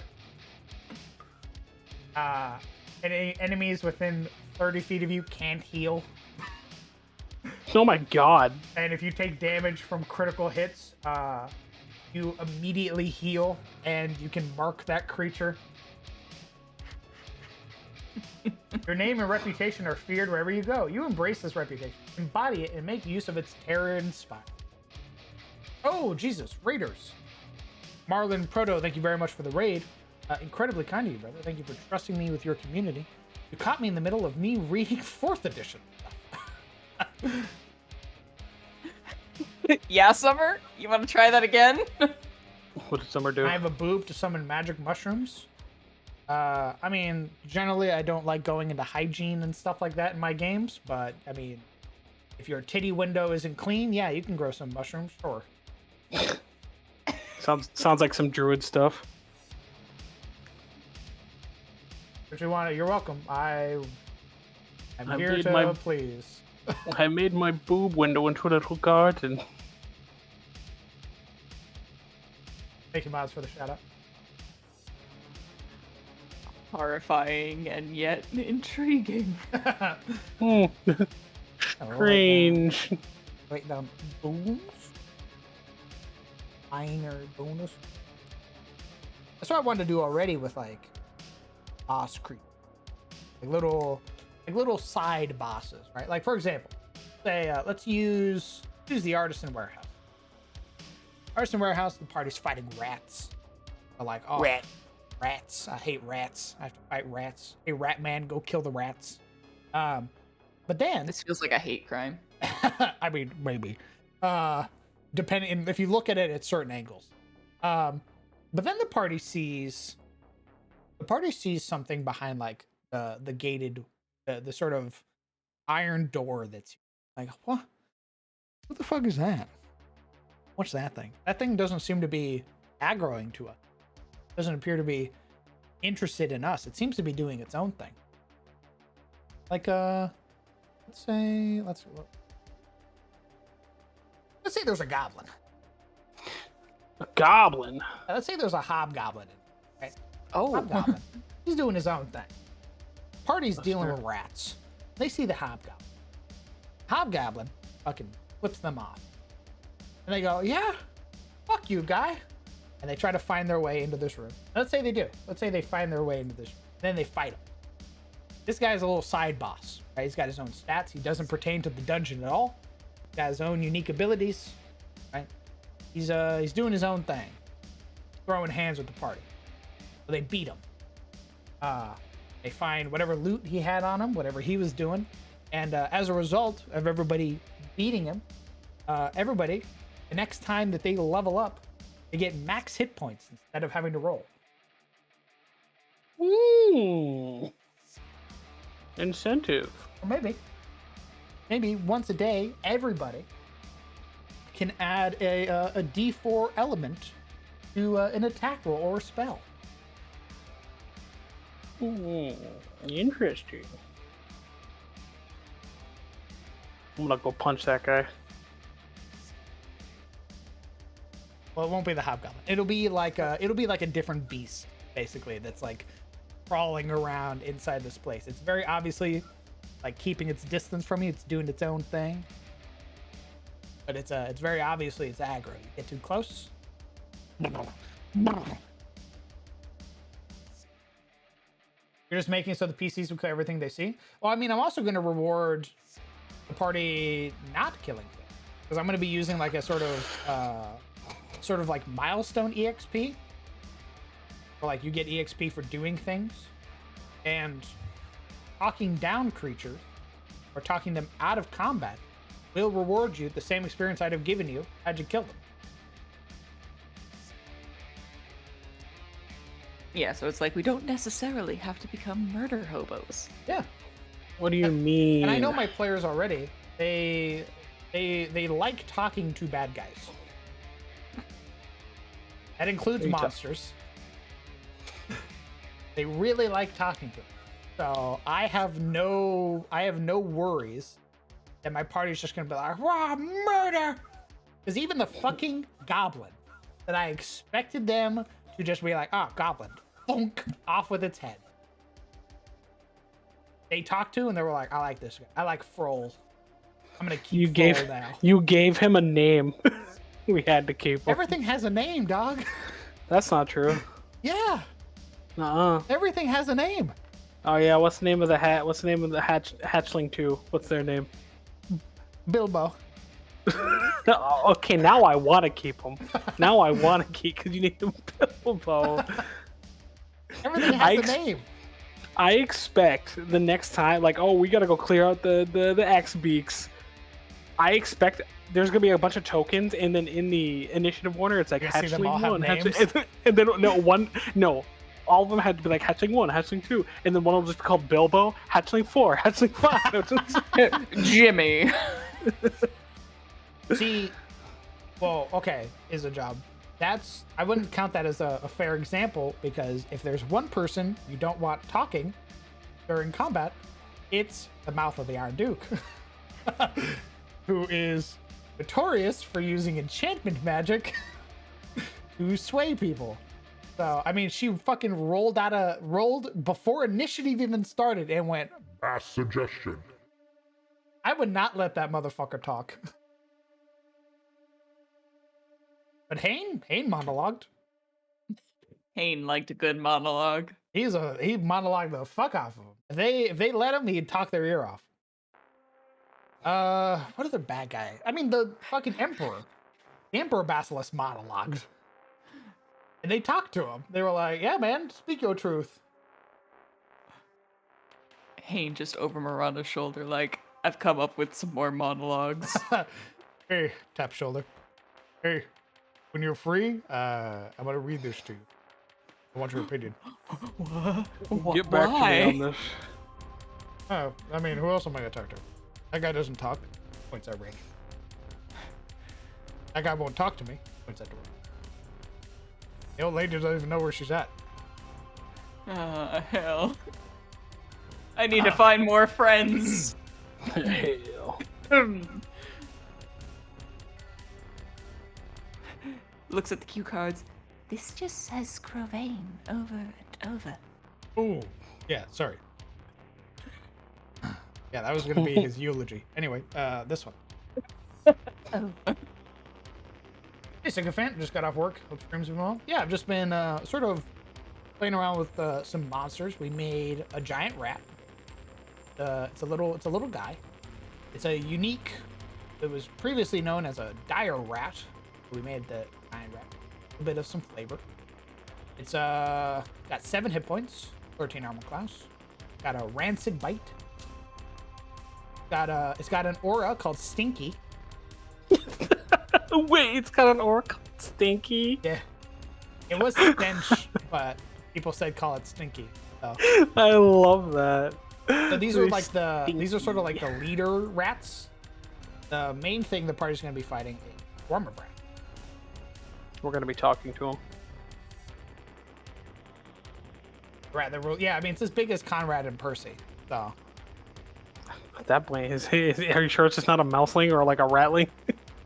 Like if you look at them, they're the same exact size. I got a feeling those aren't just rat. Those are just ratlings. Rats. Yeah, the rats. DM, are those people? They're people, aren't they? Anyway, bite attack. I was like, oh. He's like, oh, he bit me. Oh, hey, that's not nice at all, mate. No, you shouldn't be biting people. These guys are scary.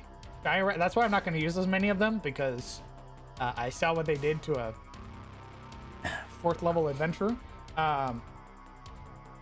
So there's only going to be like a handful of giant rats. You're mostly going to be fighting swarms, because swarms are easier to use. Swarms don't have pack tactics or anything. I'm going to try out swarms. I've never ran a swarm before. But they can stand on your space, which I think is really cool. And I think what's up? I think me and Conrad could talk him down. I'd love to see it. Hey fellas, hey, you gotta pack it up. DM, I cast Ice Knife. There you Oh go. my fucking god, dude! They fucking explode. just like, all right, no, we'll talk him down. Don't worry, we can solve this peacefully. Fucking cast eye down, like, hey guys, they agreed to Ice Knife. Big rat that makes all the rules. That'll be a different rat. I'm gonna make that guy off. We're gonna be besties.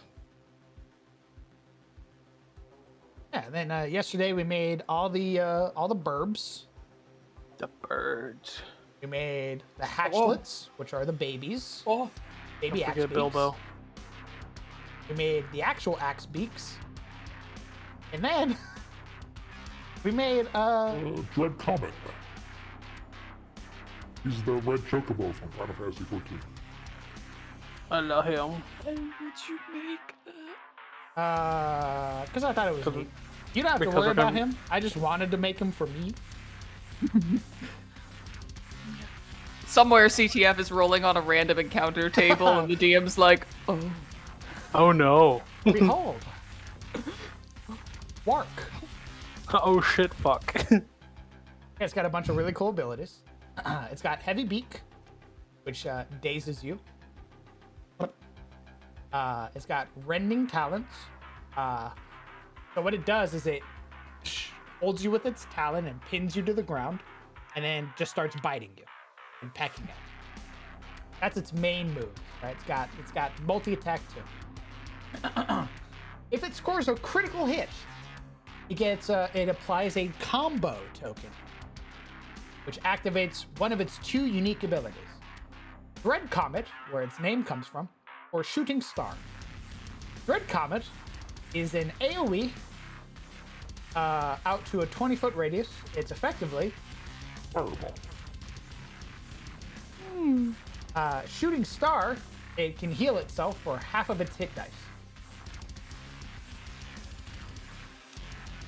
I see. It's pretty neat. We're gonna be friends with him. Pretty cool guy. He's unaligned. He's not leaning any sort of way. It understands common but cannot speak. It has a 6 intelligence. Oh Jesus, smart bird. It's a smart bird. Bestie. Given that axe beaks have 4 and hatchlets That's 1. No, but the babies. That's actual why. baby The babies.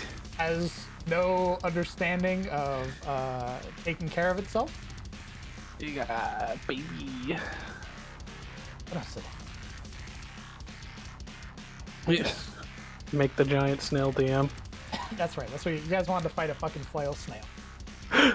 No, not a flail snail. not a flail snail. A snail rider. No, I explicitly remember the fucking chanting that people want to fight the flail snail. I mean, yeah, I do want to fight a flail snail, but I also want to fight a snail rider. I just want to kill the rider and take the snail. So what I find great about flail snails is that they actually have their own language called flail snail. Yep, they're just Yo, like Otyugs. really? Otyugs have their own language, which Makes no sense. Alright, hear me out, damn. They speak flail snail, which can be somewhat replicated by humanoid limbs. It involves a lot of flailing. Yeah, gesticulating. A lot of flailing. Hear me out, damn. I'm listening. Alright. Imagine, if you will, a mighty warrior. A warrior of the gods, if you will. Riding into combat on his flail snail steed. Fighting for the Snurch. A Snaladin, if you will. Fuck you. Blake, when I told you to find religion, this is not what I meant. That's when Blake goes to Snurch. he's like, Take me to Snurch. They just don't make sense to me. Then the flail still comes out. My child, you will become a paladin of the Snurch. He's like, it makes sense to me. I will free you from your burden. I said this earlier. I just got Flail Snail tokens. It came out with one of the recent packs from Forgotten Adventures. So yeah, I'll definitely stat up a Flail Snail. I think they're neat. Oh. Oberon just begins eating his fucking spellbook because this might as well happen. Damn. I was looking through a bunch of the monster manual, a bunch of the 5th edition monster manuals. Like, what monsters haven't I ran? That's where I was like, oh, swarms. I haven't ran swarms before. And that's also where I got Axebeak. I never ran Axebeak. I like the Chocobo. So, anyway, here's a Flail Snail. Look at him. He's so cute. He's a CR3 elemental. Look at him. His Flail Tentacle. Oh, it's only a 1d4 bludgeoning. What's his multi-attack? Tentacles? 5. Multi-attack 5. He has multi-attack 5. Oh, wow. Okay. Hey, I heard hey tentacles. cousin. Hey, cousin, look at this guy over here. Ain't he cute? Look at he's a big old snail. Get it! 1 hits Conrad for 5 points of damage. Oh. A 19 hits Conrad for 4 points of damage. A 7 misses. Very good. An 11 misses. A 19 hits for 5 points of damage. Conrad's on death's door. The snail withdraws into a shell until it emerges. It gains a +4 bonus to its AC. It is restrained. Emerge from its shell as a bonus action on it. Oh.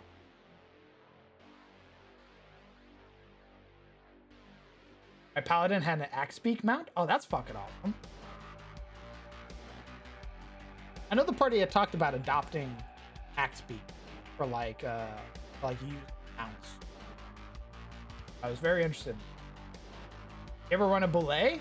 I've wanted to run a Belay.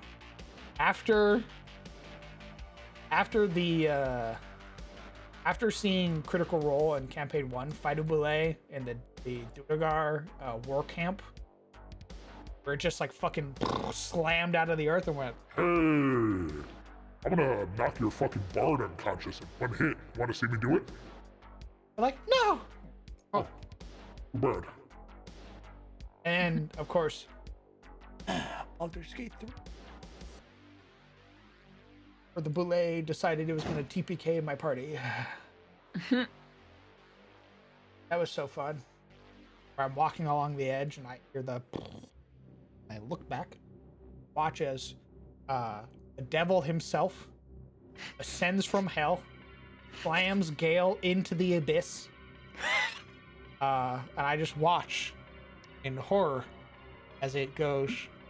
Hey, I rolled highest on initiative. Want to see me? I just one-shot your vampire. Hey, watch this. One-shot your cleric. What's up, pussy? Fight me. 10 out of 10. Oh, it's immune to poison damage. And it has tremor sense. What the fuck? Tremor, the movie? Creepy. Well, yeah, he's a fucking snail. He's a weird little elemental guy. I'm surprised he doesn't do fire damage, given that he... Snail has advantage on saving throws against spells, and any creature making a spell attack against that creature has disadvantage on the attack roll. The snail succeeds on saving throw against a spell or spell attack roll misses it. The snail shall convert some of the spell's energy into a burst of destructive force. The spell is a 1st level or higher. Each creature within 30 feet must make a DC 15 con save, taking 1d6 force damage per level of spell. Oh my god, that's sick.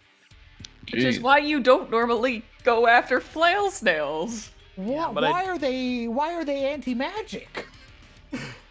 How come they can turn your spell into a nuke? I like that. Drugs? I want one. I want a keyboard. Are you adding hot rat people? I'll probably just look up some Skaven art. People draw of all the Skaven art. The fucking rizzed up rat women, and I'll just use that to lure in. Oh god. It's more likely than you think. I mean, yes, I know what fur affinity is. Oh, damn. I really do. I know he's gonna change his art, and I hope he does. But just this version of Conrad is very. I like that version. The 10-foot speed will probably kill any attempt to fail snail. Unless the party mounts rockets. So that is the thing, is that, does it have reach? It can swing up. Up to 10 feet. Jesus. Well, yeah, motherfucker, you're gonna run away? Whack.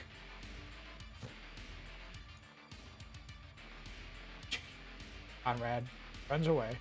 Flail snail's horrified. Back against it's he explodes. just fucking Percival, just like, hey cousin, you can, like, you don't have to let him hit you. I know it's a snail and all, but like, you can just like take a couple steps back. It'll take him a bit to catch up.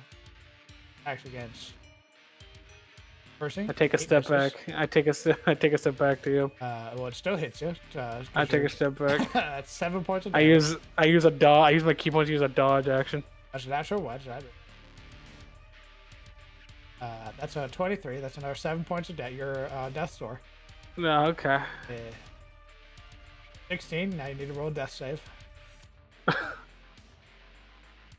Roll the death save for you with a -1.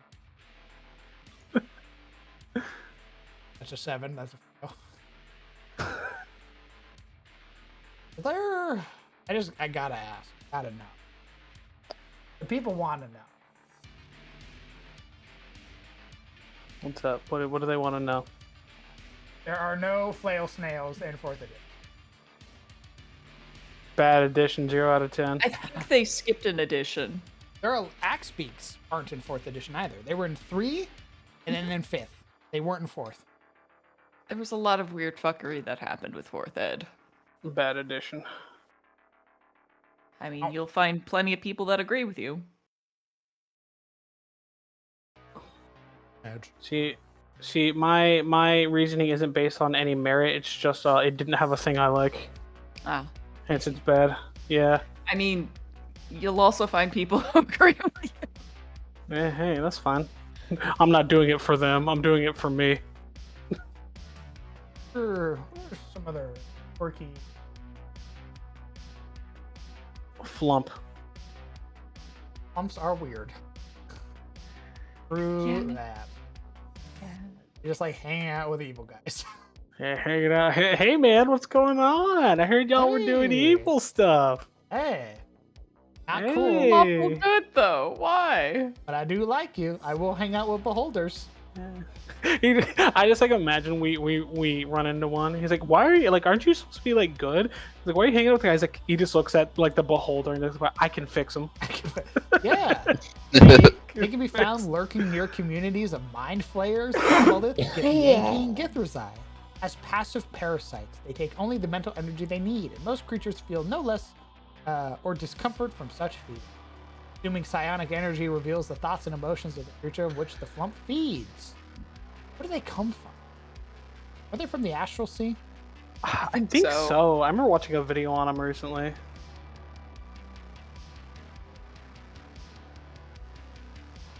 They live in complex and organized groups called cloisters. Since all flumps contribute in their own way, they don't need a leader.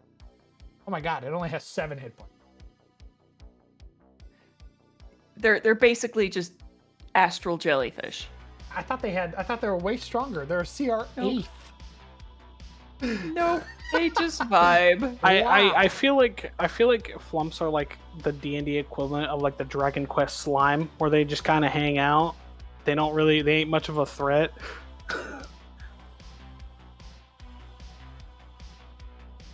4E had minion rules. I love minions, and I use them every opportunity that I get. I just like the visual of a player fucking flinging out a spell and some monster explodes. Fireball. And then several of them explode. Exactly. And it's just like, pants grab moment. Pants crab. Okay. All right. Interesting. Oh, I understand. Speak your truth. No, elaborate. Go ahead. There's a flump. Fireball good. Poor guy's got little hands, which makes it really creepy, actually. I have a, Wait, I hold have on. a story to tell. Oh yeah? Tell us the story.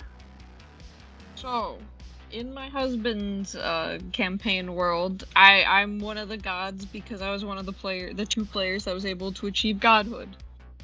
And he likes to do little fun RP events with the 2 players that are gods sometimes, so we have input on ideas that he has that he wants to input into the world. And one of them was that there was a big meeting between all of the gods, and certain lesser races brought forward their greatest minds to pitch to the gods as to why they should become sentient higher beings. And when I tell you that a flump showed up with a top hat and a monocle and spoke like the most well-educated person I had ever fucking met, my sassy asshole god just started laughing in like a courtroom full of other gods, and it was fucking hilarious. That little man waddled on in and he got my immediate yes. Why, yes, indubitably. Indubitably, I come to you, God, seeking to parley.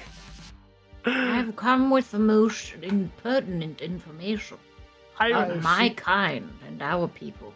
All he had to do was wiggle at me, and I was like, "Yes, you get sentience. You deserve it. I don't care. You are a perfect specimen. Yes, I'm totally in." And my boss lady god was very upset at me.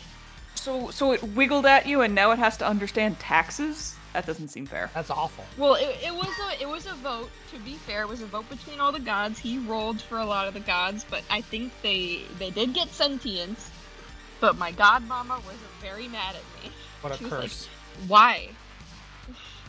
The Why would Raven you do Queen that? was just like, "Why them? I don't want to collect their souls." And I was like, "Too bad." I don't want to collect their souls. I'm the fucking god of reincarnation. I gotta put them back into more slime bodies when they die. I love it here. I get to see them do a little wiggle dance when they die and come see me. I can't believe Sharon doesn't like flumps. What the hell? The Raven Queen, in most variations, is an asshole. I'm so used to the one that you've crafted. In Faerun lore, she's a fucking asshole. I like yours. She's endeared herself to us. I like yours. She's like kind, but also kind of sassy. In Chris's world, where she's the Imperatrix now, Oh my God. she's a nice lady. She stands for good shit. She just has a stick up her ass. She's like, it's either my way or the highway. She's not like That's she's a not- name. Yeah, she's not like mean or anything like that, but she's like, we're doing it my way and only my way because my way works. Yeah, he renamed her to the Imperatrix Alnoil or something like that. Right. Yeah. Oh, the Death Cow? Isn't that the Death Cow? Dark Widow? One that can fucking just insta-kill you?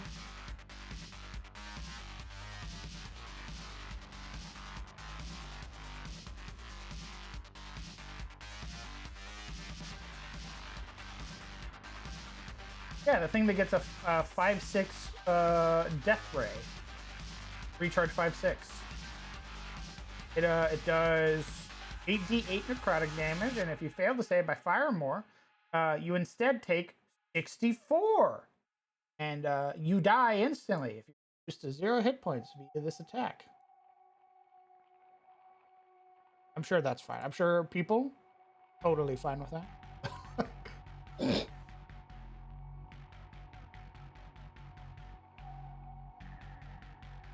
Ooh. Still hard. Oh, here it goes. What? What's up? I hear the croaking in the distance. That place. I was just looking at the monsters. Giant frogs are amongst beasts, so I'm moving them into their beast category. Frog. It is Wednesday, my dude. Froggy. Froggy. However, giant poisonous are also a thing. I bit one's head off. That was a Pliskin. That was a completely different beast. What the fuck? Was it not just like a snake? It was a whole different beast. I'm sorry. Okay, Poisonous so snakes are they're the wildest DR 1/4 because they could just one shot a level 1 character. So as far as I'm concerned, they're all snakes, and I bit one's head off. I mean, sure. But that's wrong. Yeah, okay, whatever. A giant poisonous snake, which is a CR 1/4, which means that 4 level 1 adventurers should be able to fight 4 of these, no issue. It has only ability is to bite you. It does 1d4 plus 1 piercing damage. It has the highest plus to hit for a CR 1/4, which is a plus 6. Jeez. Reach of 10 feet. Christ. And it does 3d6 poison damage on its bite. You take half damage even if you succeed. Oh. Heaven fucking forbid it crits. Oh yeah, wizard with your 9 hit points. Being generous, by the way. Yeah, 9 is... That's an 18 to hit, which hits you.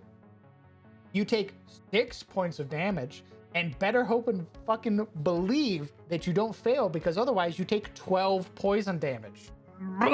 You super fucking die.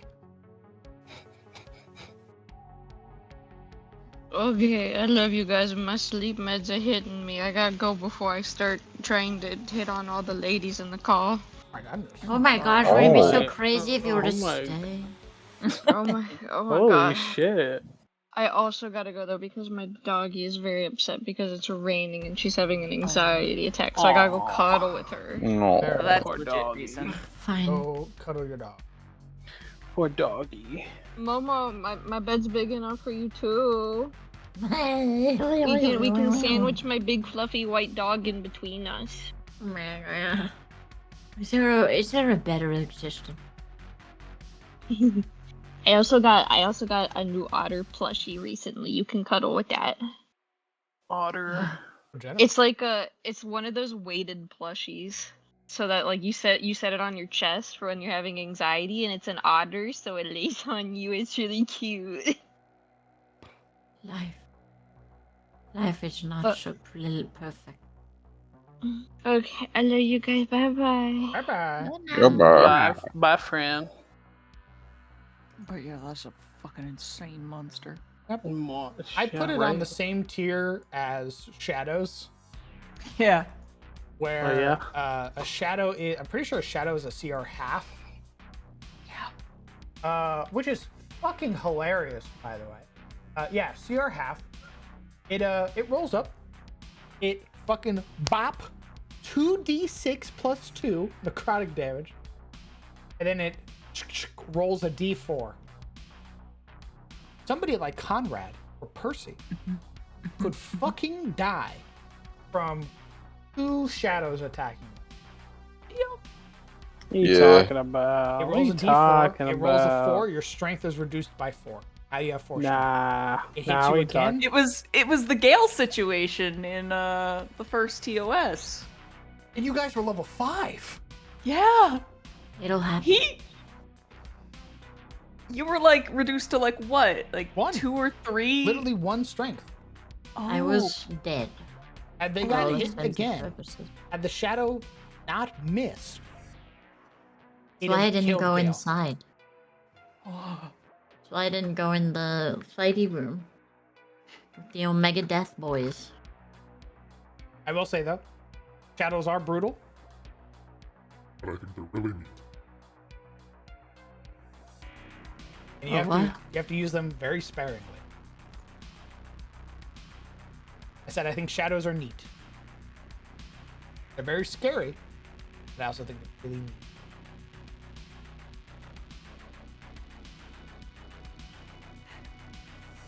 Collective hours. Saw those motherfuckers pop out of the crate and was like, I see. Runs the other way. Doom! Just immediately senses Oberon, just starts fucking, they go rabid. Oh, that's so I rolled a 12 on its int drain. Who in the party is dying? Everybody has a 13. That was that. Lizette, you, your intelligence is reduced to 0. You're incapacitated. I'm drooling. You're barely breathing. In fact, you're practically stunned permanently. And then it does body thief. Yeah. Oh, sorry. Willow dumped int. Willow has an 8. What the fuck is that image? Whatever. Go back to it. Which one? Oh, this? I saw the token art. Yeah, this is Willow. Now they give me their art. This is Willow.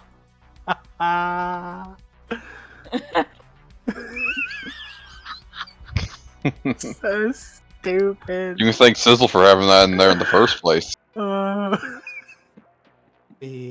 giant poisonous snake makes attack roll against. It bounces off her butt cheeks. 15 misses. So she's fine. And then it rolls on up. Back against Percy. No. 12 misses. Totally fine. See? No reason to worry. And 14 misses Conrad. Totally fine. Actually, I want to see what happens with it. Motherfucker. I want to see the... No. There it is. There's a natural 20.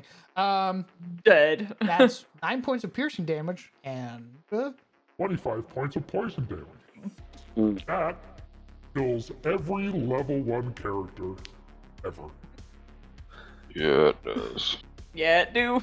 Even those with poison resistance, they're fucking dead. What am I checking? What am I checking DMs for? They're giving you the art. Oh, that does nothing for me.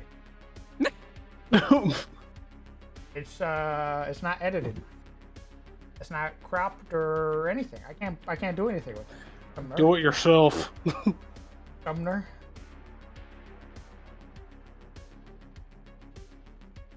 Sumner. Every character is 1 crit away from going down. Yeah, it's why it's what I wanted to experiment with level 1 combat was the presence of minions. Yeah, I'm a hypocrite. I said I was a hypocrite earlier. Brib.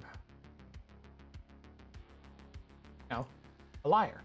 I wanted to experiment with minions for level 1 combat, because minions are hit and kill. As long as you meet their AC, you kill them. Any damage kills them outright. And the way that their attacks work is that they make group attacks or individual attacks. Oh my god. Water burpee. They either make group attacks or individual attacks. So, for example, Minion. Iron Shade, which is a minion, has a +4 to hit and does 2 necrotic damage. But it adds 1 damage, +1 to hit for every other minion within 5 feet of the target who joins the group attack. So either it can make individual attacks, just throw a bunch of iron shade.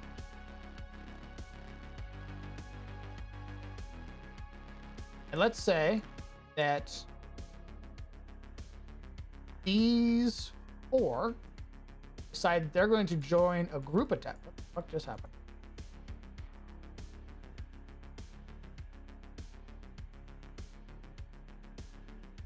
Oh. Hello? Yeah. Hello. Oh. Hello. Hello. What are those? Jesus, what the fuck just happened? Everything hitched up. Anyway, so let's say a bunch of these iron shades attack a person. What if they didn't? They have a +4 to hit, starting out. So this becomes a +5, +6, +7 to hit. That becomes a 16 to hit Percy, which it does. It'll do 3, 4, 5 points of necrotic damage. Now this is a pretty, not a higher tier minion, but I would say it's not a level 1 minion because it has a base damage of 2, which are generally things you throw against 3 or higher. But its other thing is that it has Terrify. The enemy starts within 5 feet within 3 or more shades. The enemy must succeed on a Wisdom saving throw or be. Minions usually have a group attack or their signature action, and they have a feature ability.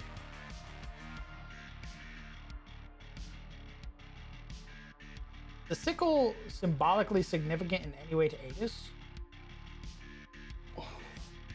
Miles and Embrier.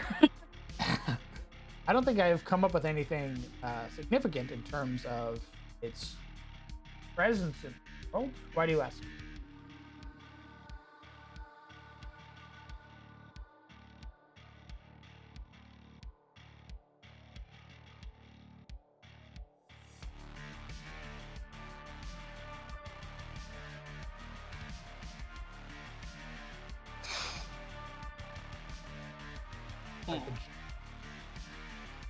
Giant toad. Kingly toad.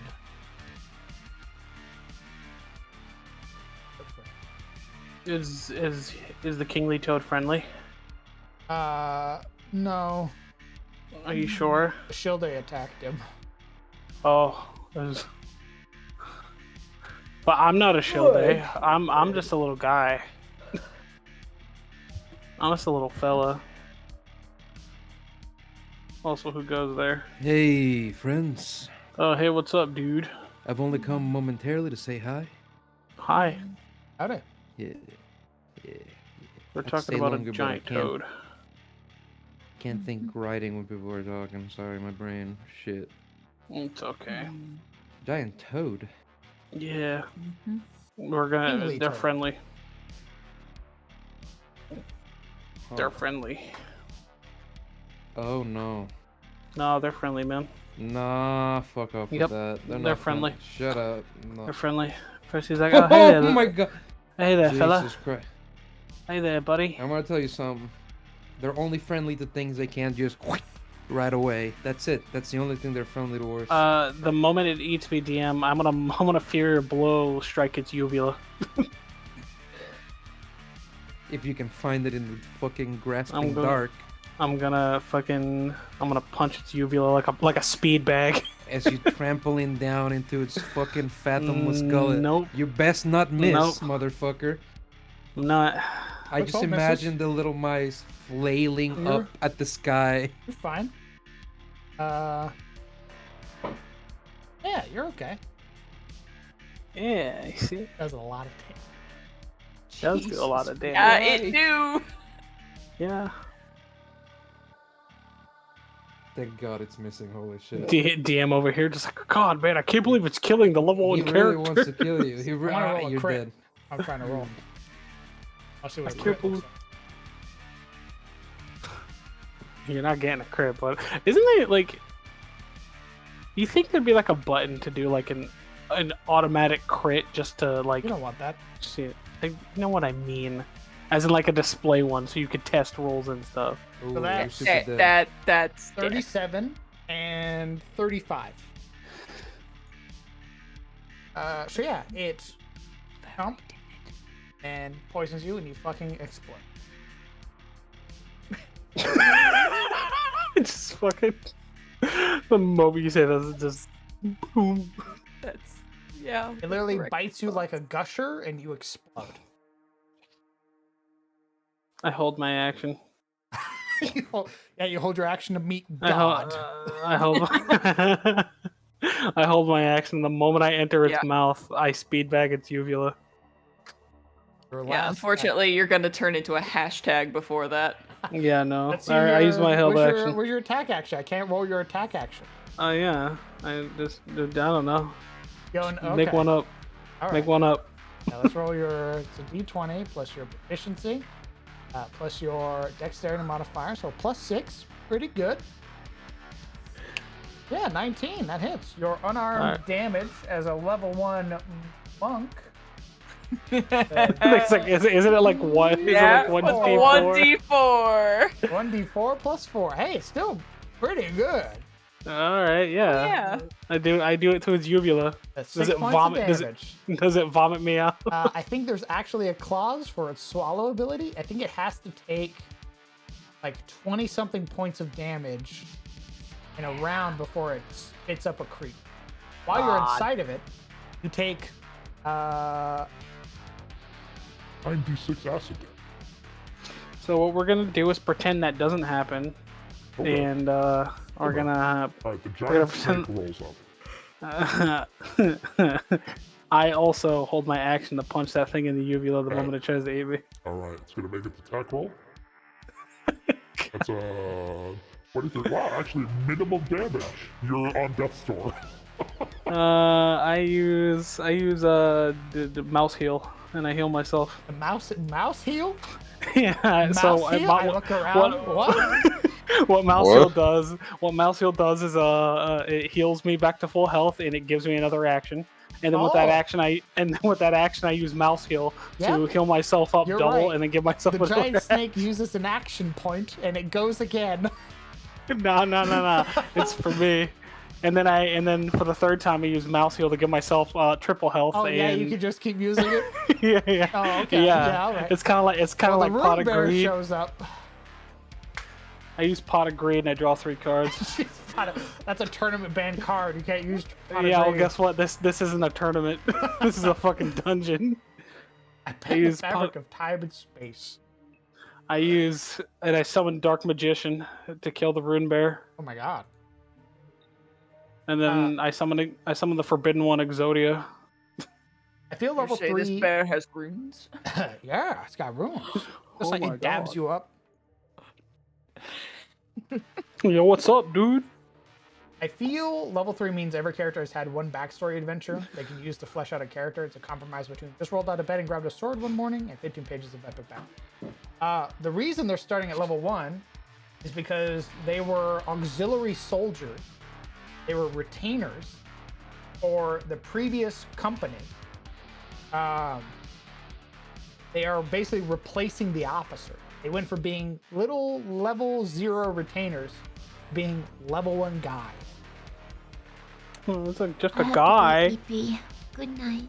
Good night. Good night. Right. First of all, Yeah, we got some field promotions here. You could say. Just a guy.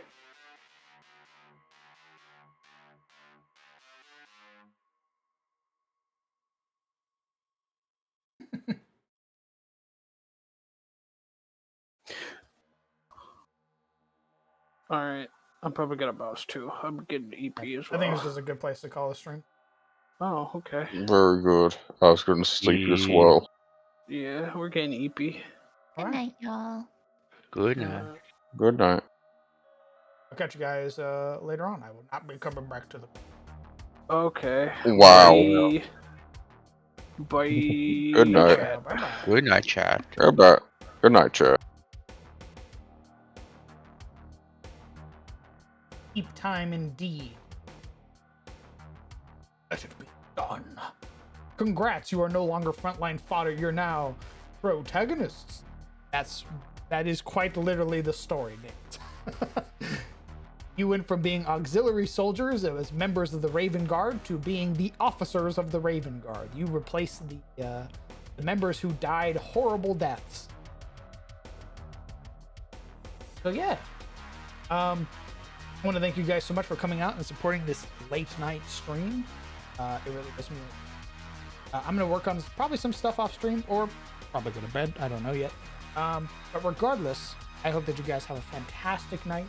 For all the new folks who joined tonight, who don't know who I am, or this is your first stream, hello, welcome. I'm the Crown DM. I'm a 5th edition Dungeon Master who runs games in his own homebrew setting, the world of Adis. What you just saw, World Building Wednesday. It is one of my 4 streams that I do during the week. Tuesday, Wednesday, Friday, and Sunday. Friday and Sunday being dedicated to our game days. Friday being Cometh the Fall, a high fantasy, high magic game that takes place in the Western Heroes. And our Sunday game, which I am currently working in building, which is going to be our mercenary company. Also taking place in Tyros. If you're interested in all in Darkest Dungeon or any of its other little systems, the Sunday game will have all of that and more for you.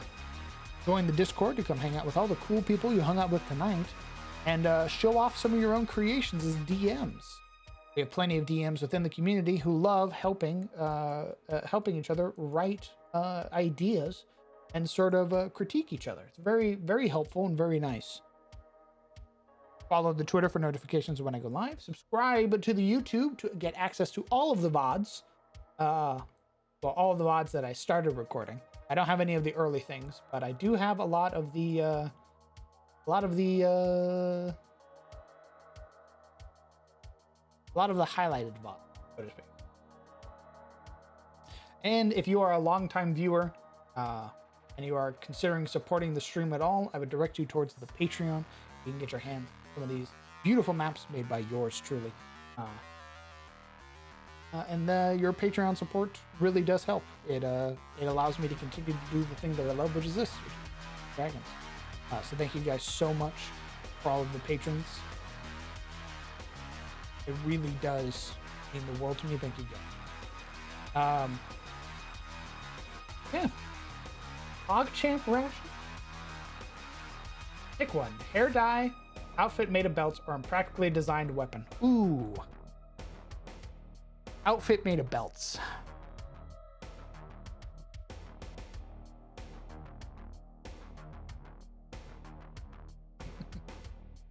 I'm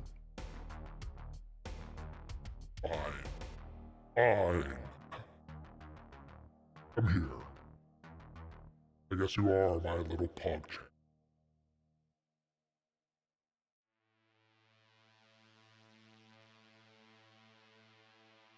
Thanks for the stream and keeping me company at work. Of course, Ruffian.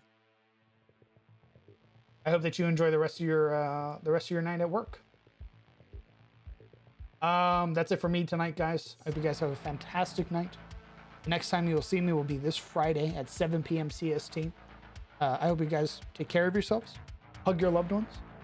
Tell them that you love them, and if you haven't called them in a while, call them. They'd love to hear from you. Till then, guys. Good night.